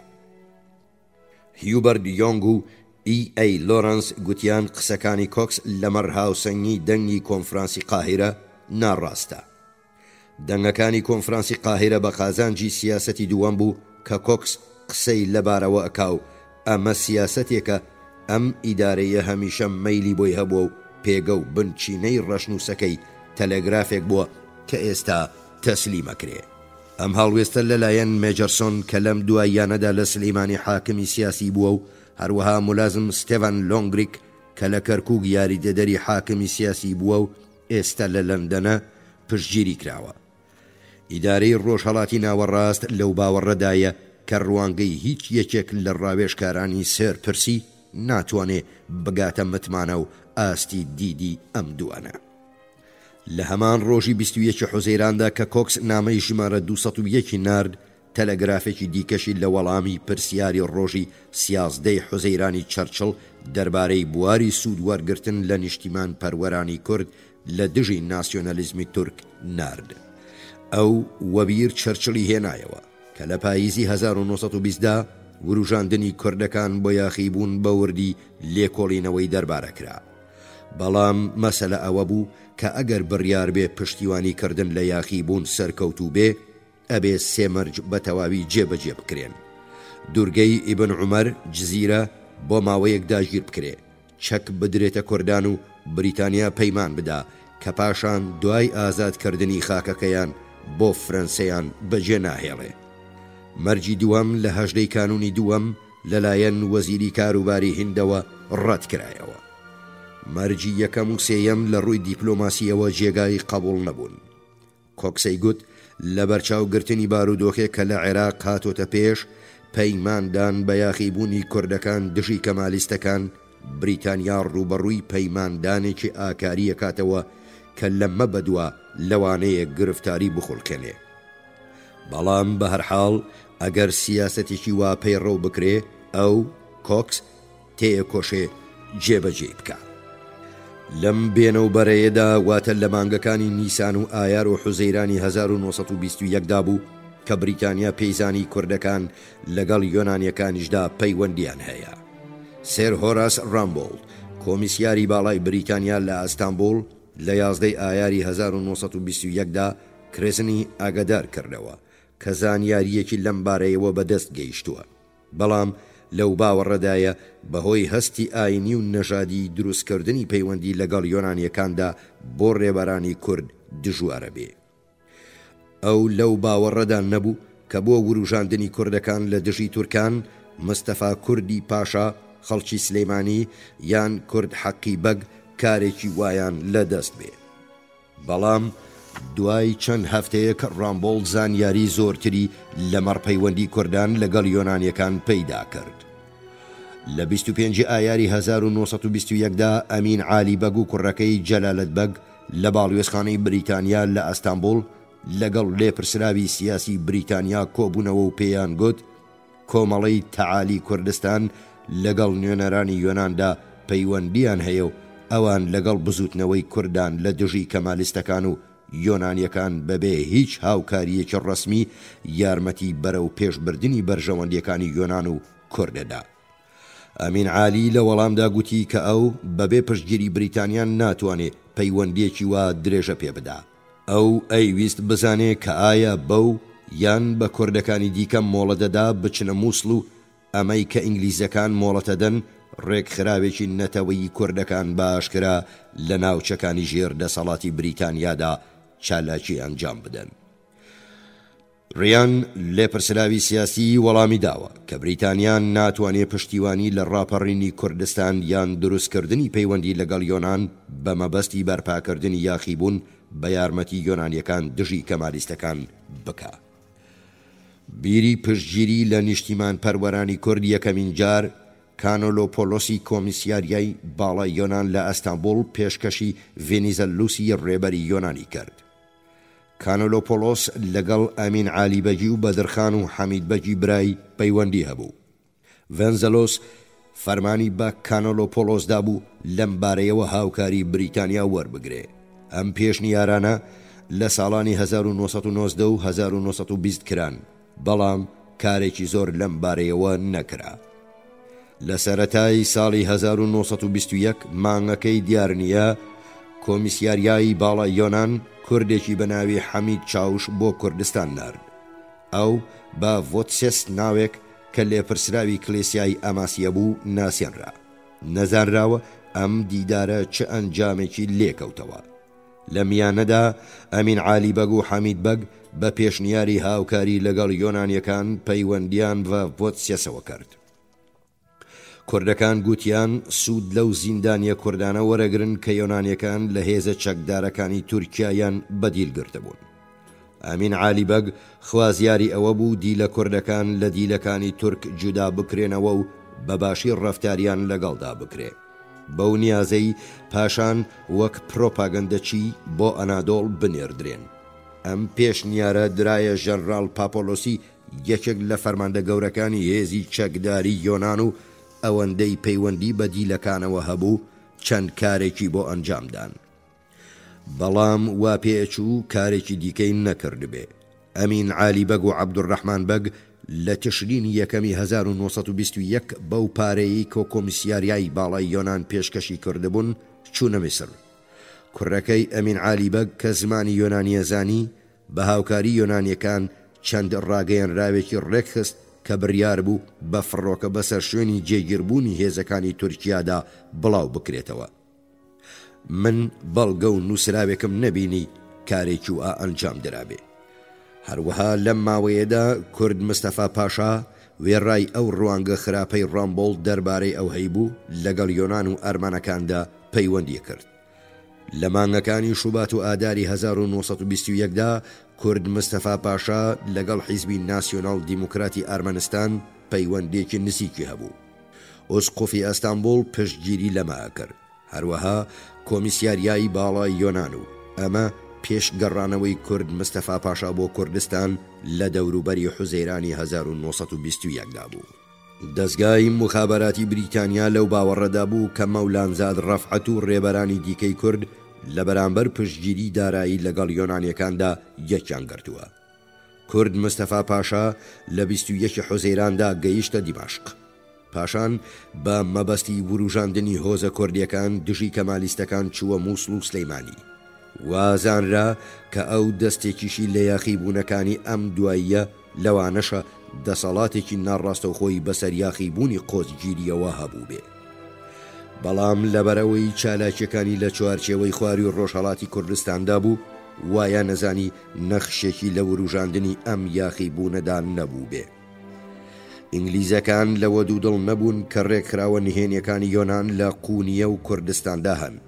سەربار هەموو ئەیانزانی یۆنانیەکان لە وروژاندن و زەمینە خۆشکردنی ڕاپەڕینی ئەم چەند مانگەی دوایی قونیە یارمەتیان داوە و لە ئاژاوەی بەردەوامی ناوچەکەدا ڕۆڵیان جێڕاوە. ئینگلیزەکان لەو باوەڕەدا بوون کە یۆنانیەکان بزوتنەوەی خودموختاری کوردستان بۆ وروژاندنی یاخیبوونێکی دیاریکرا و بە مەبەستی لاوازکردنی هەڵوێستی عاسکەری کەمالیستەکان لە ئەنادۆڵ بەکاردێنن. ڕێبەرایەتی حیزبی کوردی ئاستانبوڵ بەهۆی نەبوونی پارە کەوتۆتە دەستی لێپرسراوانی یۆنانی. ڕیانەڵێ بەڵام ئینگلیزەکان گرفتێک لە چوونی بەدرخان یان ئەندامانی بنەماڵەی بەدرخان بۆ مووسڵ نابینن. ڕاستباردەیەک کە ئەو بە ئەمین عالی بەدرخانی سپار لەگەڵ سیاسەتی بریتانیادا ئەگونجا. پشتگیریەکی کەم لە یاخیبوون لە ناوچەکانی ئەنادۆڵ دوور لە سنوورەکانی عێراق و هاندانی ناسیۆنەلیزمی کورد بە خوڵقاندنی ئەم گریمانەیە کە لە هەلو مەرج و بارودۆخی گونجاودا بریتانیا لەوانەیە بەتوندی پشتگیری لە یاخیبوونی کوردان بکە. لە نیسانی 1921دا ئینگلیزەکان پشتگیری سەفەری عەبدوڕەحمان بەجی برای ئەمین بەدرخان بەگیان بۆ بەیروت کرد. مەبەستی ئەم گەشتە گفتوگۆ لەگەڵ فەرەنساییەکان دەربارەی دابەشکردنی ناوچەیەک بوو کە کوردەکان بۆ دامەزراندنی وڵاتی خۆیان داواکاری بوون. کۆنفرەنسی لەندەن 21 شوبات تا 12 ئاداری 1921 کە ئینگلیزەکان بە مەبەستی جۆرە سازشێک لەگەڵ نیشتیمان پەروەرانی تورک پێچیان هێنابوو، بەهۆی ئەوەی کە بە کرسامی نوێنەری ئەنقەرە وەک ناڕەزایی هاتنی نوێنەری حکوومەتی سوڵتان دانەنیشت. کۆبوونەوەکە شکستی هێنا. ئەو هەروەها داوای هاوپەیمانانی بەدانانی پەیمانی سیڤرە بە پێگە و بناغی گفتوگۆ ڕەت کردەوە. شکستی کۆنفرانس بووە هۆی چالاکی زۆرتری بریتانیا لە پشتگیریکردنی ڕێکخراوە نەتەوە پەروەرەکانی کورد. لەم میانەدا بریتانیا لە ناوەڕاستی مانگی ئایارەوە ئاگاداری ڕێکەوتنی فەرەنسە و کەمالیستەکان بوو کە بە باوەڕی کرزن فەرەنسا نەی ئەتوانی لە ئایندەدا خۆی لێ بکێشێتەوە. هەمان ڕێکەوتنی فەرەنسا لەگەڵ نیشتیمان پەروەرانی تورک پەیوەندی ئینگلستانی بەساژش لەگەڵ ئەنقەرە تون کرد. شەکبەر لە هەمان مانگەوە هێمای بۆ ئەم خاڵە کردبوو کە چەرچڵ وەک ئامراز و ڕێگە چارە چەندە شکاندنێک لە مەڕ کوردستانی خوار و بۆ تورکەکانەکە. بەڵام ئێستا لەگەڵ گفتوگۆی کەمالیستەکاندا نییە. کرزن لەگەڵ دیدی چەرچڵدا بوو. وەزیرانی کۆلۆنی و دەرەوە لە ئایاری 1921دا لەسەرەوە کۆکبوون کە هیچ گفتوگۆیەک لەگەڵ تورکان نەکرێت. ئەنجامی کار زۆرتر هاندانی نەتەوە پەروەرانی کورد بوو. چەرچڵ ئەم بیرەی هێنایە پێشەوە کە ڕەنگە بتوانرێت سوود لەبوونی فەیساڵ وەربگیرێ و بواری دانوستاندن لەگەڵ کەمالیستەکان دەرک بکرێت. لە 24 ئایاردا شەکبەر وەزارەتی دەرەوەی ئاگادار کردەوە. چەرچڵ ئاگای لەو خاڵە هەیە کە مادەی 3 ڕەشنووسی ئینتیداب چاوەدێری کاروباری دەرەوەی خستۆتە ئەستۆی بریتانیا. بەڵام لەو باوەڕەدایە کە دانوستاندی فەیسەڵ لەگەڵ دەوڵەتێکی دوو فاکتۆ لەلایەن بریتانیاوە بەڕەسمی نەناسراوە. ئەم پرەنسیپە بە جددی ڕەت ناکاتەوە. ئەگەر ڕێکەوتنێک لەگەڵ کەمالیستەکاندا بکرێ و پاشان لەلایەن دەوڵەتی یاساییەوە ڕەت بکرێتەوە ددانی پێدا نەنرێ، ئەم ڕەتکردنەوە و ددان پێدا نەنانە زیانێک بە متمانەی بریتانیا ناگەێنێ و ئینگلیستان ئازا دەبێ بە شێوەی دوام تیگرۆ لەگەڵ دەوڵەتی تورکیادا دانوستان بکە. لە سیویەکی ئایار کرێزن لەگەڵ دیدی چەرچڵدا بوو کە فەیسەڵ لە هەلومەرج و بارودۆخێکدا ئەتوانێ بە دەست پێشخەری خۆی دانوستان لەگەڵ ئەنقەرەدا بکە.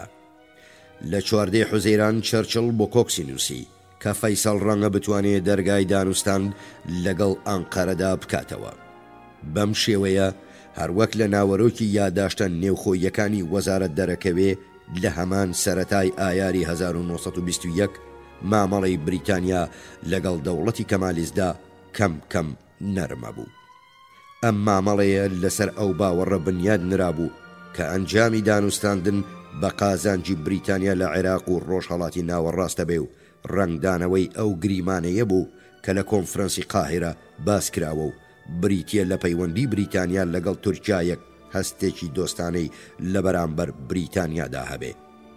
تورکەکان سەرباری ئەوەی لە تەواوی هاوینی 1921دا بەتوندی لەگەڵ یۆنانیەکان لە شەڕدابوون و تا پاشە کشێپێکردنیان لە شەڕی ساکاریا 21 ئاب تا 11 ئەیلول هەروەها تێکۆشان کوردەکان دژی هەر هێرشێکی ئەرمەنستان لە یەریڤان بوروژێنن و پێش لە هەر هاتنە پێشەوەیەکی بریتانیا لە باکووری عێراق بگرن.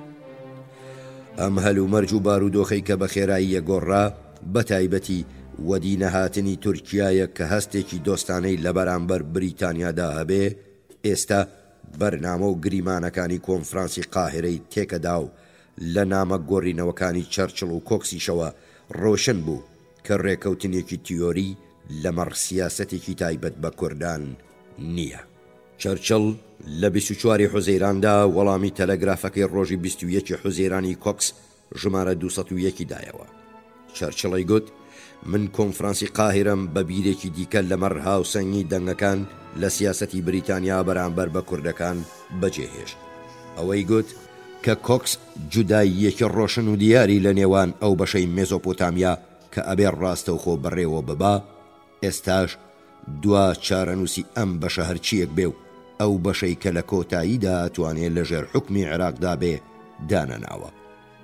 چەرچڵ هەروەها ئەیگوت کۆکس لە نامەکەیدا شتێکی دەربارەی ناوچەی یان کۆمەڵەی ناوچەی دوو کە هەولێر و کەرکووکە نەگوتووە و بیری دێنایەوە کە ئەو واتە کۆکس لە تەلەگرافی 25 ئایار ڕای سپاردەبوو ناوچەی کەرکووک لە دەرەوەی عێراق بێ.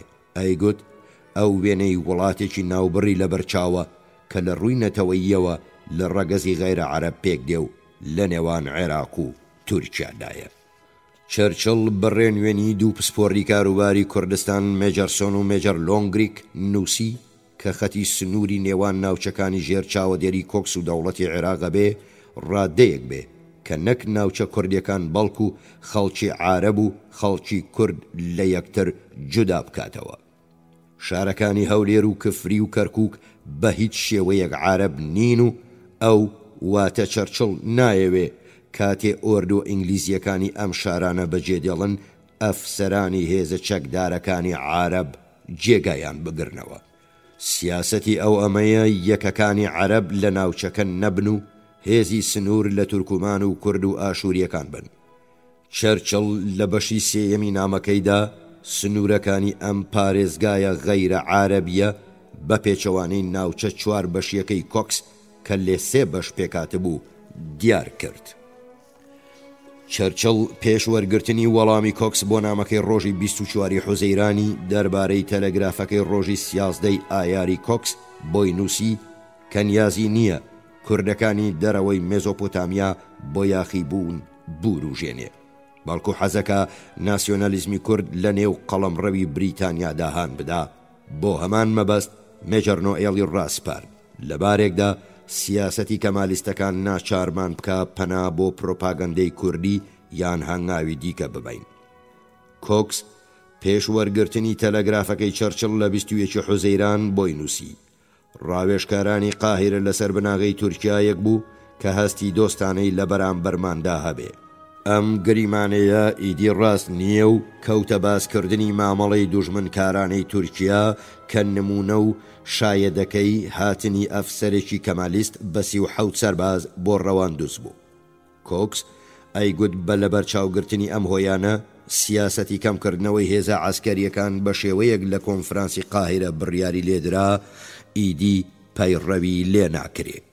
لە ڕووی سیاسیەوە پێشنیاریە کرد کە تەنیا چەکێ بریتانیا لە ڕوبەڕووبوونەوەی هێرشی تورک و باڵشەفیک لە ئەنقەرە و لەوانە شەتاران لە بەردەستیدا بێ بەرەیەکی بەهێز لە ناسیۆنالیزمی عارەب و سیاسەتەکەمانە بێ بەهێزکردنی تا ئەکرێ ئەم ناسیۆنالیزمە بێ و هەر پشتگیریەک کە ئەتوانین لێی بکەین.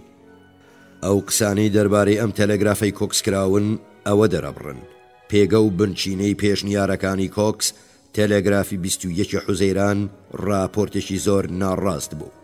کۆکس لەسەر بنچینەی ئەم راپۆرتە دژی بەرنامەی کۆنفرانسی قاهیرە لە مەڕ کوردستان و کەمکردنەوەی هێزە عەسکەریەکان بوو.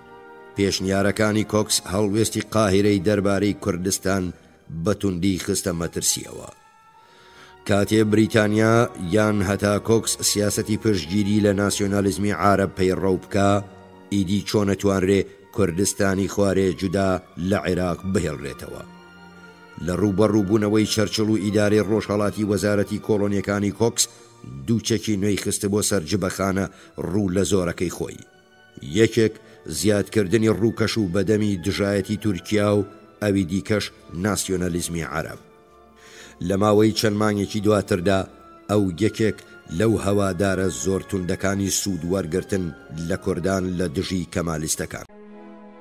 تامانگی ئاب کۆکس هێشتا وەڵامی تەلەگرافەکەی 24 حوزەیرانی چەرچڵی نەدابەوە. ئێستا بەردەوام راپۆر دەهات کە دەربارەی عەمەلیاتی دوژمنکارانەی تورکان و ڕێکخراوی کوردە ناڕازیەکان لە سنوورەکانی تورکیا و ئێران بە تایبەتی کۆششی عەبدوڕەحمان شارنەخ و ئیسماعیل ئاغای سمکۆ سەرۆکی هۆزی شکاگ نارد. سمکۆ و کوردەکانی ئێران دوای کەوتنی کابینەی سەید زیاءالدین لە ئایاری 1921 وەخۆ هاتنەوە. لە ئابدا کۆکس هەواڵیدا کە نیهات پاشا و موحێدین پاشا دوو کەس لە کۆنە ئەفسەرانی بەڕەسەن کوردی هێزە چەکدارەکانی تورکیا خەریکن هۆزەکانی کورد لە دژی بریتانیا ڕێکەخەن. ئەم کۆمەڵەی کە تورکان پشتگیریانەکردن لە گۆران و دەشتی هەریر جێگیر ببوو. هێزی ئاسمانی بریتانیا لە 14 تا 21 ئاب ئەم شارەی هەتا شەویش بە بۆمبای ئاگرکەرەوە بۆردومان کرد. گەلێ لەو گوندانەی پشتگیریان لە یەکەکانی تورک کردهبوو وێران بوون. لە 8 ئەیلول چەرچڵ بە پێشنیاری کۆکس ڕازی بوو لەبارێکدا کە خۆ لە هەر جۆرە پەیوەندیەکی ڕسمی لەگەڵ سەرۆک هۆزە کوردیەکانی ئەو دیوی سنوورەکانمان لادرێ. سوود لە هەر هەل و توانایەک بۆ ناسینی مەبەستەکانیان وەرگیرێ و هەر هەنگاوێک بۆ دابینکردنی پاراستنی سنوورەکانی عێراق پێویست بێ دەست بەجێ ئەنجام بدرێ. ڕۆشنە کە ململانێکەیان لەگەڵ دەوڵەتی کە ئێستا سەربەون واتە تورکیا لەوانەیە بتەقێتەوە. بەڵام من بەوردی لەلایەنگیری هەریەک لەو دوولایەنە خۆلادەم. کاری ئێمە هەرچەندەی بە پارێز و تێبینیەوە بکرێ هێشتا بە هاوکاری تاوانبارەکرین. لە 8 ئەیلولی 1921 چەرچڵ وا دیارە لەو باوەڕەدان نەبوو کە پشتگیری لە سیاسەتەکانی کۆکس دەربارەی وروژاندنی کوردان بە مەبەستی دابینکردنی پاراستنی سنوورەکانی عێراق کار لە پێشنیاری ڕۆژانی 24 حوزەیرانی ئەو کاتەکات یان بە تەواوی لە ناوی ببا. کۆکس نەیەگوت کوێ بە سنووری عێراق ئەزانێ، ئەو هەروەها وشەی نادیاری فرۆنتێری لەباتی سنوور بەکاردێنا. چەرچڵ وا پێچوو حەزی لێبێ ڕێگا بدا کۆکس بێ ئەوەی بەوردی مەبەست و نیازی خۆی دەرببڕێ خەریکی ئیدارەکە بێ. مەبەست و نیازی کۆکس لە تەلەگرافی ڕۆژی 30 ئەیلول بۆ چەرچڵ ڕۆشنتر بووەوە. ئەو بارودۆخی کوردستانی بە چەرچڵ ڕاگەیاند. ئاگاداری نادیارە و جارێکی دیکەش دەربارەی هەڵبژاردننی ئەنجومەن باسەکرێ. ئەیگوت کە دەربارەی بارودۆخ لەگەڵ مەلیک فەیسەڵ کە هێشتا دەرکێکی ڕۆشنی لە مەڕنیاز و سیاسەتی دەوڵەتی خاوەن شکۆ شای ئینگلیستان نییە گفتوگۆی کردووە. ئەو لەمەڕەوەی کە چ ڕێگایەکە گرینەبەر لە گرفتدا بوو. تێگەیشتنی ئەو فەیسەڵ ئەوە بوو کوردەکانی تورکیا خوازیاری وڵاتێکی سربەخۆ بوون. بەلەبەر چاوگرتنی ئەم بارودۆخە ئەگەر بەزوویی نەزانرێکە بارودۆخی ناوچە کوردیەکانی عێراق چۆنە بێ، ژمارەیەکیان ئەگەر هەمویان نەبێ بە مسۆگەری جودا ئەبنەوە و بە کوردەکانی تورکیاوە پەیوەستە بن.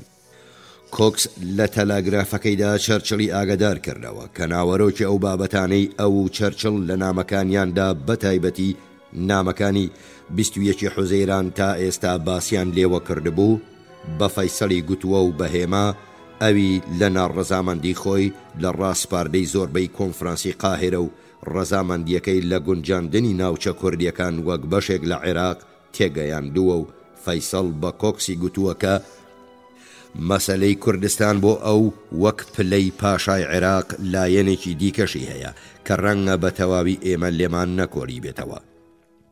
ئەم لایەنە مەسەلەی زۆرینەی سونیەکان یان شیعەکان بە تایبەتی پەیوەندی بە ئەنجومەنێکەوە هەیە کە لەم نزیکانەدا بۆ کۆبوونەوە بانگەکرێ.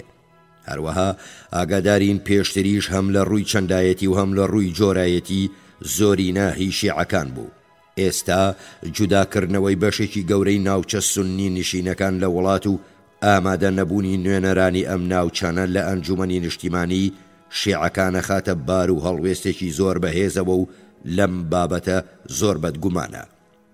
ئەو خۆی لەو باوەڕەدایە مادام ئەمان کوردەکان دڵنیابن کە لەلایەن کارمەندانی کوردەوە بەڕێوە ئەبرێن و لە کاتی پێویستدا ئەو بوارەیان بۆ ئەڕەخسێ لەلایەن کۆمیسیاری باڵای بەدەوڵەتی عێراقەوە پەیوەست بکرێن و ئەمە شتێکە لە کاتی پێویستدا ئەو ڕەزامەندێتی و بەتەواوی قبوڵەکە پێی باشترە وابێ. وڵات لەژێر ئینتیدابێکدا نەبێ کە لەژێر چاوەدێری و حکمی ئەنجومەنی پیرانی وڵاتێکی ئەوروپاییدا بێ و پێیان باشترە بەناو لەژێر حکمی پاشایەکی موسڵماندا بن. کۆکس ئەوەی هەڵەهێنجا کە پێشنیاری فەیسەڵ بە مەرجێ ئەوەی کوردەکان خود موختاریەکی نێوخۆییان هەبێ و لەژێر چاوەدێری ئەفسەرانی ئینگلیزی و لە کاتی پێویستدا لەژێر چاوەدێری خودی کۆمیسیاری باڵاوە ئیدارە بکرێن ڕێگایەکی ماقوڵی بۆ گونجاندنی ناوچە کوردیەکان لە عێراق و بەشداریان لە ئەنجومەنی نیشتیمانیە بێ.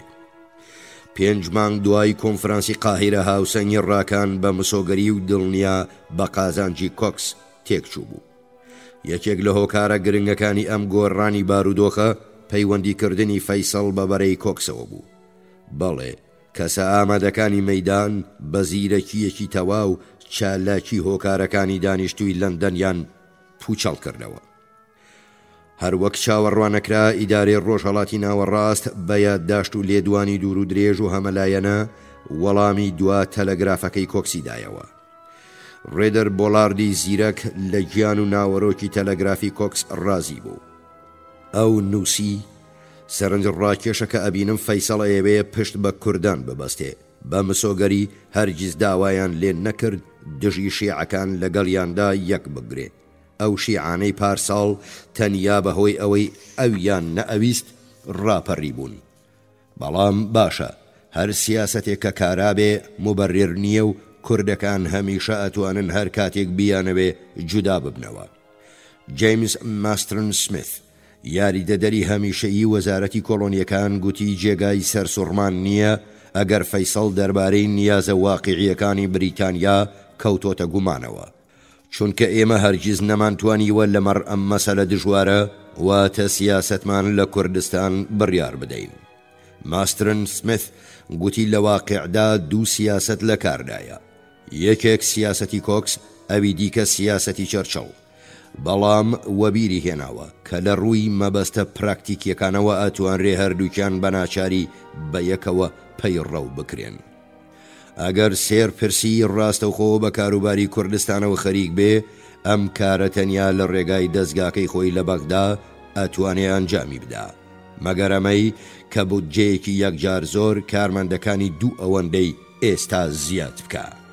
لەبەرەوەی یەکێک لە سیاسەتە بڕیار لێدراوەکانی کۆنفرانسی قاهیرە کەمکردنەوەی بودجە لە عێراق بوو، ناڕەزایی دژی هەڵوێستی کۆکس و ئێستا فەیسەڵ بەمانای پوچەڵکردنەوەی ئەم بەشەی کاری کۆنفرانسی قاهیرەژە بوو. یاریدەدەری خودی چەرچڵ گورزێکی بە قازانجی ڕکابەرەکەی لە سەرۆکی خۆیدا بوو. ئێستا بەشێک لە لەندەن بە بەغداوە پەیوەستە بوو. چەرچڵ وا پێچوو پاشەک شێبکە. لە 3 تشرینی یەکەم لە تەلەگرافێکدا بۆ کۆکس گوتی کە ئەو لە هێزی بەڵگەکانی ئەو فەیسەڵەگا و ئامادەیە لە پێشنیارەکانی نێو دوا تەلەگرافەکە بکۆڵێتەوە. بەمەرجێ کوردەکان ئەگەر خۆیان بیانەوێ لەژێر حکمی عارەباندان نەبن. لەبەرەوەی کۆکس پێشتر لە تەلەگرافەکەی ڕۆژی 21 حوزەیرانیدا گوتبووی 2 ناوچە لەو 4 ناوچەیی باسییان لێوەکات حەزەکەن سەر بە عێراق بن.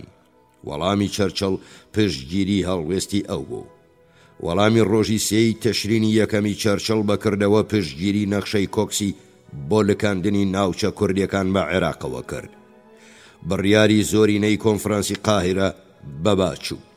سەربار چەرچڵ نەیتوانی هەروەگەی ویست سەفەری عێراق بکە. ئێستا کە کۆکس چەرچڵی لە مەیدان وەدەر نابوو، دوورە هاتە بەرچاو. هیوبەرت یۆنگ کە لەباتی ئەو نێردراو لە کۆنفرانسی قاهیرە بەرگری لە کوردستانێکی جودا لە عێراقی کردبوو، بتوانێت کۆکس ڕازی بکە واز لەم سیاسەتە بهێنێ. لە 29 ئەیلول کۆکس بۆ چەرچڵی نووسی کە نیشتیمان پەروەرانی تورک وێڕای ئەوەی هێرشی یۆنانیەکانیان لە ساکاریات تێکشکاندووە، هێشتاش لە نیازی باڵشەفیکەکانە ترسن و لەوانەیە کات بۆ کردنەوەی دەرگای دانوستاندنی فەیسەڵ لەگەڵ تورکەکان گونجاو بێ. چەرچڵ بە ڕەزامەندی لۆرد کرزن وەڵامی داوە کە بریتانیا بە هەوڵی فەیسەڵ بۆ دەستپێکردنی دانوستاندن لەگەڵ مستەفا کەمال خۆشحاڵە. لە 18 تشرینی یەکەم کۆکس بە چەرچڵی ڕاگەیان کە چالاکیەکانی هێزی ئاسمانی بریتانیا لەسەر ئۆردوگاکانی تورک لە ڕانیە و ڕەواندز کارێکی باشی هەبووە. فەرماندەی تورک عەلی شەفیق المسری ناسراو بە ئۆزدەمیر پاشا ناچار بووە لە 17 تشرینی یەکەمدا ڕانیە و قەڵاتزێ چۆڵپکا و کۆیە داگیر کراوەتەوە. بوێری ڕۆژ بە ڕۆژ زۆرتری هێزی ئاسمانی و کاریگەربوونی بۆ ڕوومانی ئاسمانی چەکێکی دیکەی جبەخانە پڕەکەی پەیمانی کۆکس لە لکاندنی ناوچە کوردیەکان بە عێراقەوە بوو. ئەم چالاکیانە هاوکاتی سەردەمێ بوون کە کۆکس لە 25 تشرینی یەکەم تەلەگرافی بۆ چەرچڵ کرد و پێڕاگەیاند کە فەیسەڵی بە شێوەیەکی گشتی لە گفتوگۆکانی خۆی لەگەڵ ئەو واتە چەرچڵ ئاگادار کردوێتەوە. کۆکس و یۆنگ لە 24 تشرینی یەکەم فەیسەڵیان بینی و بۆیان ڕوون کردەوە کە سیاسەتی بریتانیا ئێستا هاندانی ناسیۆنالیزم نە ئیمپریالیزمی عارەبە. بە فەیسەڵیان گوتبوونی کوردستانێکی دۆست لەگەڵ عێراق وەک سوپەر و ناوبڕێک لە بەرامبەر تورکیادا کارێکی ژیانیە و دۆستایەتی کوردستان لەگەڵ عێراقیش کارێکی ناچاریە، چونکە بازاڕی کەلوپەلی کوردی و هەروەها گەیشتنی کوردستان بۆ دەریا جگە لە عێراق شوێنێکی دیکەی نییە. تەنیا ڕێگرێک کە لە بەرامبەر جێبەجێکرانی ئەم سیاسەتەدا هەبوو هەڕەشەی تورکیا بوو کە سیاسەتێکی دووڕوو بوو. پشتبەستن بە هاوبەشی ئاین بۆ وروژاندنی کوردەکان لە دژی ئینگلیزەکان و پشتبەستن بە دەمارگیری عەرەبی بۆ وروژاندنیان دژی عەرەب. بەم شێوەیە بۆ کۆکس و یۆنگ و فەیسەڵ ئاشکرا بوو کە بنکەیەکی ئیسلامی بۆ ناسیۆنالیزمی کورد پەیدا نەبوو. سیاسەتی مامەڵە لە کوردستان وەک ناوچەیەکی تەنیا سەر بە بەریتانیا لە هەمان باردا پێگە و بنچینەی پرۆپاگەندەیە گەبێ کە یارمەتی توندکردنی مەسەلەی یەکەمەدا. بەمانایە کە مامەڵە لەگەڵ کوردستان وەک وابەستە و ملکەچی بریتانیا توانای تورکەکان لە وروژاندنی دەمارگرژی دژی عەرەبی کەمەکاتەوە. بەڵام توانایان لە وروژاندنی دەمارگرژی ئیسلامی دژی بریتانیا زۆرترەکە. لەلایەکی دیکەوە ئەگەر عێراق ببێتەوە وڵاتێکی عەرەبی و لەژێر حکمی پاشایەکی عارەبدا بێ، توانای تورکیا لە وروژاندنی پرۆپاگەندەی دژی ئیسلام کەمە بێتەوە، بەڵام توانای لە وروژاندنی دەمارگرژی دژی عارەبی لە نێو کورداندا زۆرترە بێ. فەیسەڵ کاتێکەوتە بەرامبەر ئەم ڕووداوە وەڵامی داوە کە تان نەزانێ چ ئەندازەیەک لێپرسراوێتی عاسکەریەکەوێتە سەرشانی ئەو یان بریتانیا ناتوانێ دیدێکی وەرد و دیار لەم بارەیەوە بدا. پاشان 4 پرسیاری هێنا و گوتی: 1. ئایا بریتانیای مەزن ئامادەیە ئەرکی بەرگری کوردستان لە بارێکدا کە لە دەرەوە هێرشی بکرێتە سەر بگرێتە ئەستۆ و دڵنیایی بداتە عێراق کە لە ڕێگەی کوردستانەوە هێرشی نەکرێتە سەر ئەگەر ئامادەیە تاکەی؟ 2. ئایا بریتانیای مەزن ئامادەیە لێپرسراوێتی ڕێگاگرتن لە ئاژەوەی نێوخۆی کوردستان کە لەوانەیە عێراق بخاتە مەترسیەوە بگرێتە ئەستۆ ئەگەر ئامادەیە تاکەی؟ 3. بە لەبەرچاوگرتنی ئەمەی کە هەندێک کۆمەڵی کورد پێشتر مەیلی خۆیان نیشانداوە بەشێکی عێراق بن، ئایا بریتانیای مەزن نیازی وایە ئەوان ناچار بکە بە جودا لە عێراق بمێننەوە؟ ئەگەر وایە تاکەی؟ 4. ئەگەر کوردستان جودا بێتەوە دەوڵەتی بریتانیای مەزن بە نیازە چ جۆرە دەوڵەتێک لەوێ دامەزرێنێ و دوامەبەستی چییە؟ کۆکس لە 28 تشرینی یەکەم دیدی خۆی دەربارەی ئەم پرسیارانە بە چەرچڵ ڕاگەیاند. لەمەڕ پرسیاری یەکەم کۆکس بە چەرچڵی گوت کە چەندایەتی هێزە سەربازیەکان لەسەر بنچینەی ئەم گریمانەیە دامەزرا بوو کە لەگەڵ تورکیایەکدا مامەڵە ئەکەین هەستی لە بەرامبەرماندا دۆستانە بێ. لە ئەنجامدا ئاستی هێزەکانمان زۆر لە خوارەیە و ئێستا هیچ جۆرە عەمەلیاتێکی عەسکەری گونجاو نییە. تەنیا ئامرازی هێرش لە بەردەست فرۆکە و گەشتی تۆپدارە کە ئەبێ هێزە ناوخۆیەکان کە لە ئاشووری و کورد پێکاتووە هێزی چەکداری عارەب لە زەویدا پارێزگاری لێ بکەن. کۆکس بەڕاست پاردەی فەرماندەیی ژێر لە سەڵاتی خۆی گوتی کە لەو باوەڕەدایە کاتێ تێزی ئاسمانی کە دوای ساڵێک واتە لە تشرینی یەکەمی 1922 جێبەجێکرا پەیڕەو بکرێ بارودۆخ کەمێ باشترە بێ. کۆکس لەو باوەڕەدا بوو کە دەربارەی پرسیاری یەکەم ئەبێ فەیسەڵ لەو قۆناغە گوێزەرەوەیەی هێزە سەربازیەکانی بریتانیا ئەیبوێرن ئاگادار بکرێ و پێیگوت وەزارەتی ئاسمانی لێپرسراوێتی کارەکە بە ئەستۆ بگرێ. هەڵوێستی بریتانیا بەهێزە بێ. بەڵام پرسیاری دووەم کۆکس لەو باوەڕەدا بوو کە ئەتوانرێ وەڵامێکی ئیجابی بە فەیسەڵ بدرێتەوە. هەڵبەت بەو گریمانەیە کە مامەڵە لەگەڵ تورکیایەکی دۆستدا بکەین بۆ پرسیاری سێهەمیشە بێ وەڵام وا بدرێتەوە کە بریتانیای مەزن هیچ ناوچەیەک ناچار بە جودابوونەوە لە عێراق ناکە و کاتێ بڕیاری کۆتایی درا مەسەلەکەی بۆ باسەکەین. بەڵام سیاسەتی پەیوەست بە کوردستان تەواوی ئەو ناوچانە ئەبنە بەشێک لە عێراق ئەتوانن لەبەر ڕۆشنایی بڕیاری سەرەوەدا چاو بە بارودۆخ و پێگەیاندا بگێڕنەوە. لەمەڕ پرسیاری چوارەم کۆکس ڕایەسپارد بە فەیسەڵ بگوترێت لە کاتی جودابوونەوەی چەند بەشێکی کوردستان بریتانیای مەزن پێشنیارەکە سیستەمێکی بنیاتنراو بەپێی خود موختاری نێوخۆیی لەژێر چاوەدێری بریتانیا لەو ناوچانەدا پێک بێ. ئامانج لەم هەنگاوە ڕێگاگرتن لە پرۆپاگەندەی تورکیا و دروستکردنی فیدراسیۆنێکە لە ناوچەکانی کورد و عەرەب لە عێراقێکی یەکپارچەدا. کۆکس وەکەمیشە لە دوابەشی نامەکەیدا ئەو سیاسەتەی دووبارە کردەوە کە یەکەمین جار لە 31 تەمووزدا باسی لێوە کردبوو. چەرچڵ لە 11 تشرینی دووەمدا وەڵامی تەلەگرافە زۆر گرنگەکەی ڕۆژی 25 تشرینی یەکەمی کۆکسیدایەوە و بەزوویی تەئکیدی کرد کە توانای ئەوەی نییە مۆڵەت بە فەیسەڵ بدرێ دەرگای دانوستان لەگەڵ مستەفا کەمالدا بکاتەوە، چونکە دانوستانێکی فراوانتر بەمەبەستی ئاشتیەکی هەمەلایەنە لەگەڵ تورکیا بڕێوەیە. پاشان چەرچڵ بە کۆکسی گوت کە ئەبێ هەڵوێستێکی بەهێزتر لە بەرامبەر مەسەلەی سنوور بگرێتە بەر، چونکە ڕووی هەوڵی بەپەلەی تورکیا ئێستا لە ڕۆژئاوایە نەک عێراق. هەروەها گوتی ئێستا من دژی هەر هەنگاوێکم بۆ هاندانی کوردەکان. ئەم قسانەی دوایی پەیوەندی بە پێشنیارەکەی نێو تەلەگرافی ڕۆژی 28 تشرینی یەکەمی کۆکس و ڕاگەیاندنی پشتگیری لە ئامانجەکانی نیشتیمان پەروەرانی کورد بوو. کۆکس لەو تەلەگرافەدا پێشنیاری کردبوو ئەگەر هەوڵەکانی دانوستانی ڕاستەوخۆ لەگەڵ تورکیان نەگاتە ئەنجام بە پشتیوانی یۆنان لە ئەنادۆڵ پشتیوانی لە یاخیبوونی کوردان بکرێ. کۆکس لە یاداشتی زۆر تایبەتی کە هاوپێچی نامەکەی ڕۆژی 28 تشرینی یەکەم بوو ئەو پێشنیارەی کردبوو. یەکەم گوتبووی خەلیل بەجی بەدرخان و 5 ئەندامی کۆمەڵەی تەعالی کوردستان لە بەغدان و یاخیبوونی کوردەکان کە 2 ساڵە زەمینەی بۆ خۆشەکرێ نزیکە ڕوو بدا. بە پێی نەخشە بڕیارە ناوچەکانی دێرسیم و دیاربەکر و بەتلیس و وان کە دانیشتوانیان ئەگاتە 5-6 ملیۆن هاوکات ڕابپەڕن و شۆڕش بکەن. خەلیل بەگ بە کۆکسی گوتبوو کوردەکان پێویستیان بە یارمەتی نۆیڵ و تۆپە ئینگلیزەکان و پارێزگاری دیکە هەیە. کۆکس لە بەشی سێمی تەلەگرافەکەیدا بۆ وروژاندنی یاخیبوونی کوردان دژی تورکان لە ئەنادۆڵ و بە مەبەستی کەمکردنەوەی گوشاری تورکان لەسەر یۆنانیەکان ئەم ڕاستپاردانەی خوارەوەی پەیڕەو کردبوو.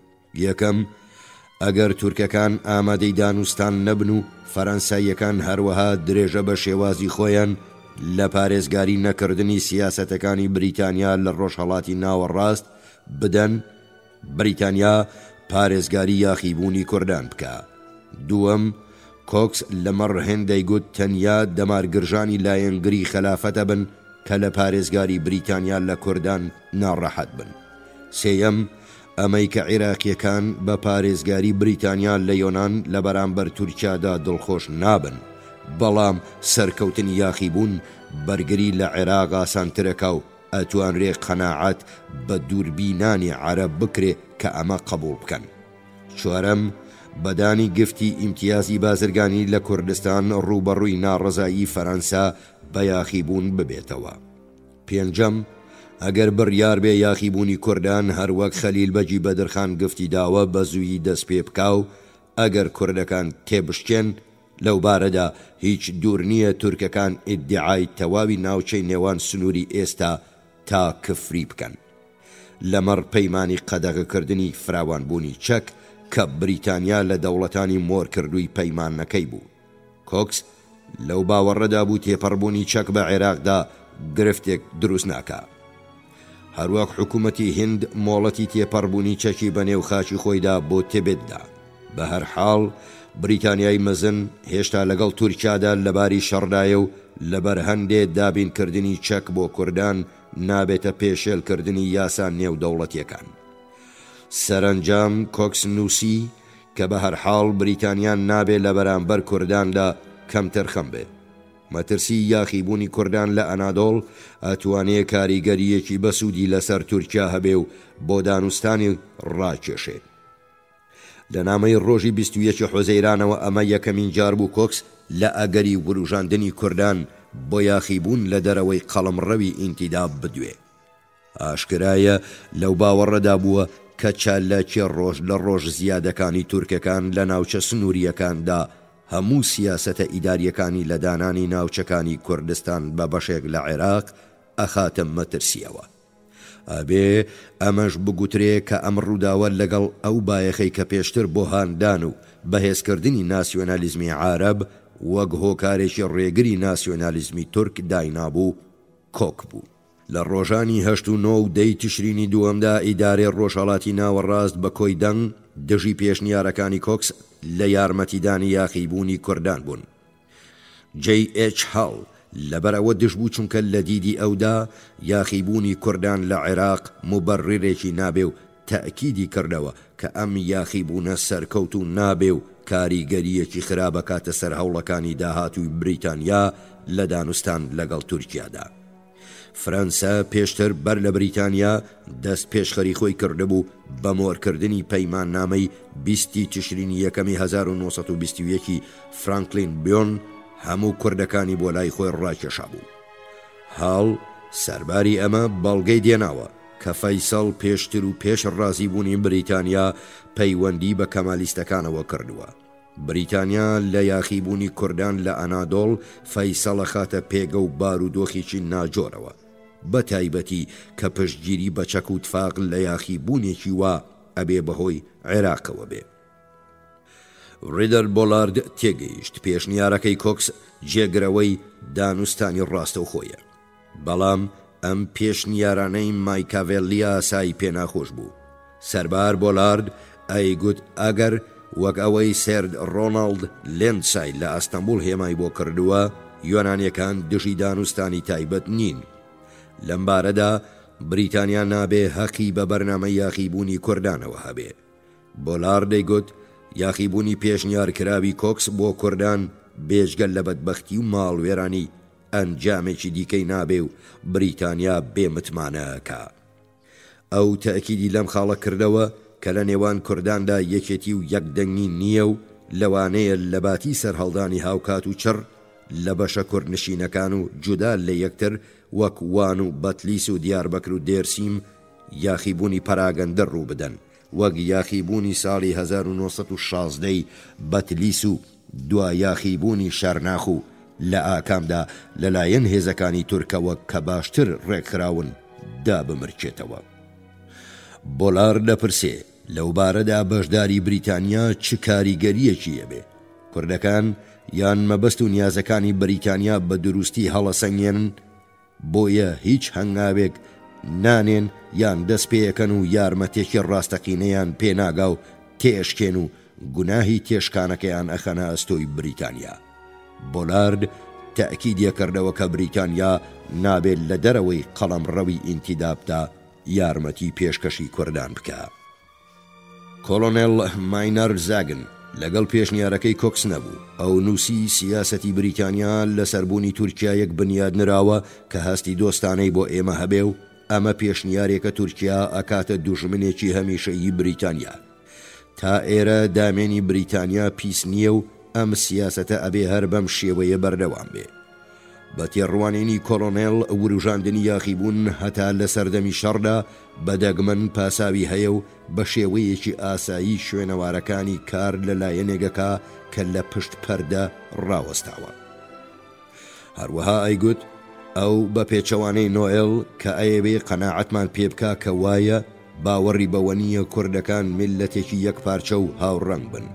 بەڵام نۆئێل پیاوێکە لە تەرزی ژەنڕاڵ گۆردۆن، شەیدا و پەرۆشێکی دەمار گرژە کە بۆ وەدیهێنانی خەونەکانی خۆی ئامادەیە ئیمپراتۆری تووشی کارە سات بکە.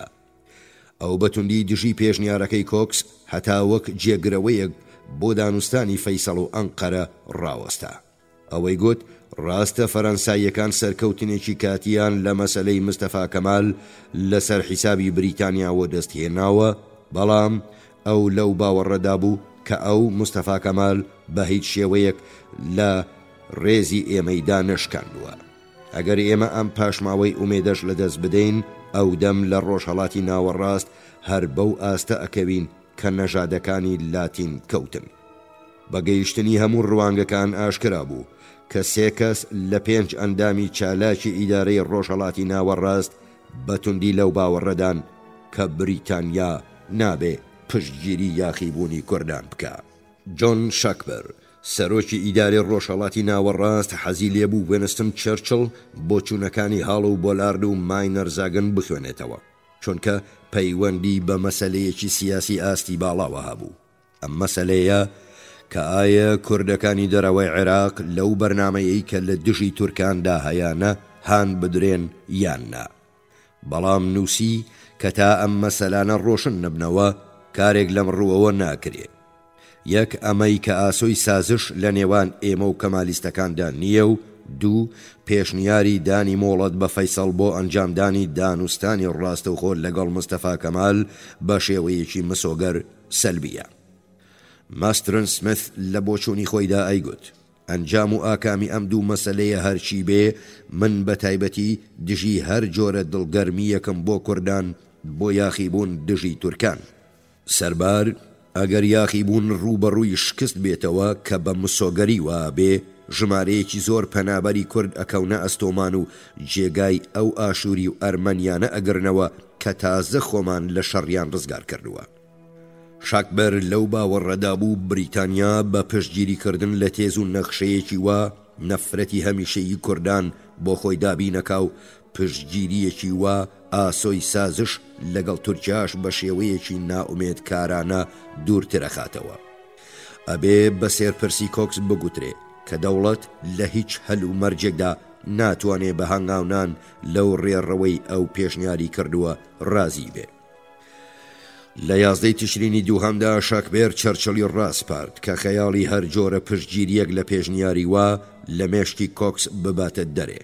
چەرچڵ هەمان ڕۆژ لە تەلەگرافێکدا کە لەسەرەوە بەشێکیمان نووسیەوە وای کرد بۆ یەک جار لەندەن توانی لە مەسەلەیەکی پەیوەست بە سیاسەتی ئاستی باڵا دژی بۆ چوونی کۆکس بڕیار بدا. هەرکە بڕیار لەمەدرا بوونی مێجەر نۆیەڵ و بەدرخانەکان لە بەغدا جارێکی دیکە بووە بابەتی مشت و مڕی نێوان لەندەن و بەغدا. بەڵام ئێستا بارودۆخ لە چاو 5 مانگی پێشوو هەڵگەڕابووەوە. ئەو دەم کۆکس دژی ئەرکی نۆیەڵ و بەدرخانەکان بوو، چونکە بیری ئەکردەوە کە ڕێگا لە جێبەجێکردنی سیاسەتەکەی لە لکاندنی ناوچە کوردیەکان بە عێراقەوە گرێ و بیرمانە کە نۆیەڵ و بەدرخانەکان داواکاری کوردستانێکی جودا لە عێراق بوون. لە تشرینی دووەمدا کۆکس داوای ئەوەیە کرد نۆیەڵ لەگەڵ دار و دەستە کوردەکەی لە بەغدا بێ، ئەویش نەبە و مەبەستەی بیبینێ و دڵنیابێ کە ناوچە کوردیەکان ناخرێنە ناو عێراقەوە، بەڵام بەو مەبەستە یاخیبوونێک لە ئەنادۆڵ دژی تورکیا بوروژێنێ. ئەگەر نامە گۆڕینەوەکانی چەرچڵ کۆکسم بەڕاستی لێکدا بێتەوە تا تشرینی دووەمی 1921 بەلایەنی زۆرەوە تێگەیشتە بوو کە گەیشتۆتە ئامانج و مەبەستەکەی خۆی کە گونجاندنی ناوچە کوردیەکان بوو لە عێراق. ئازیزان و بیسەرانی خاک، تا دیدارێکی نوێ و ئاڵقەیەکی نوێ هەموو کاتێکتان شاد و کامەران.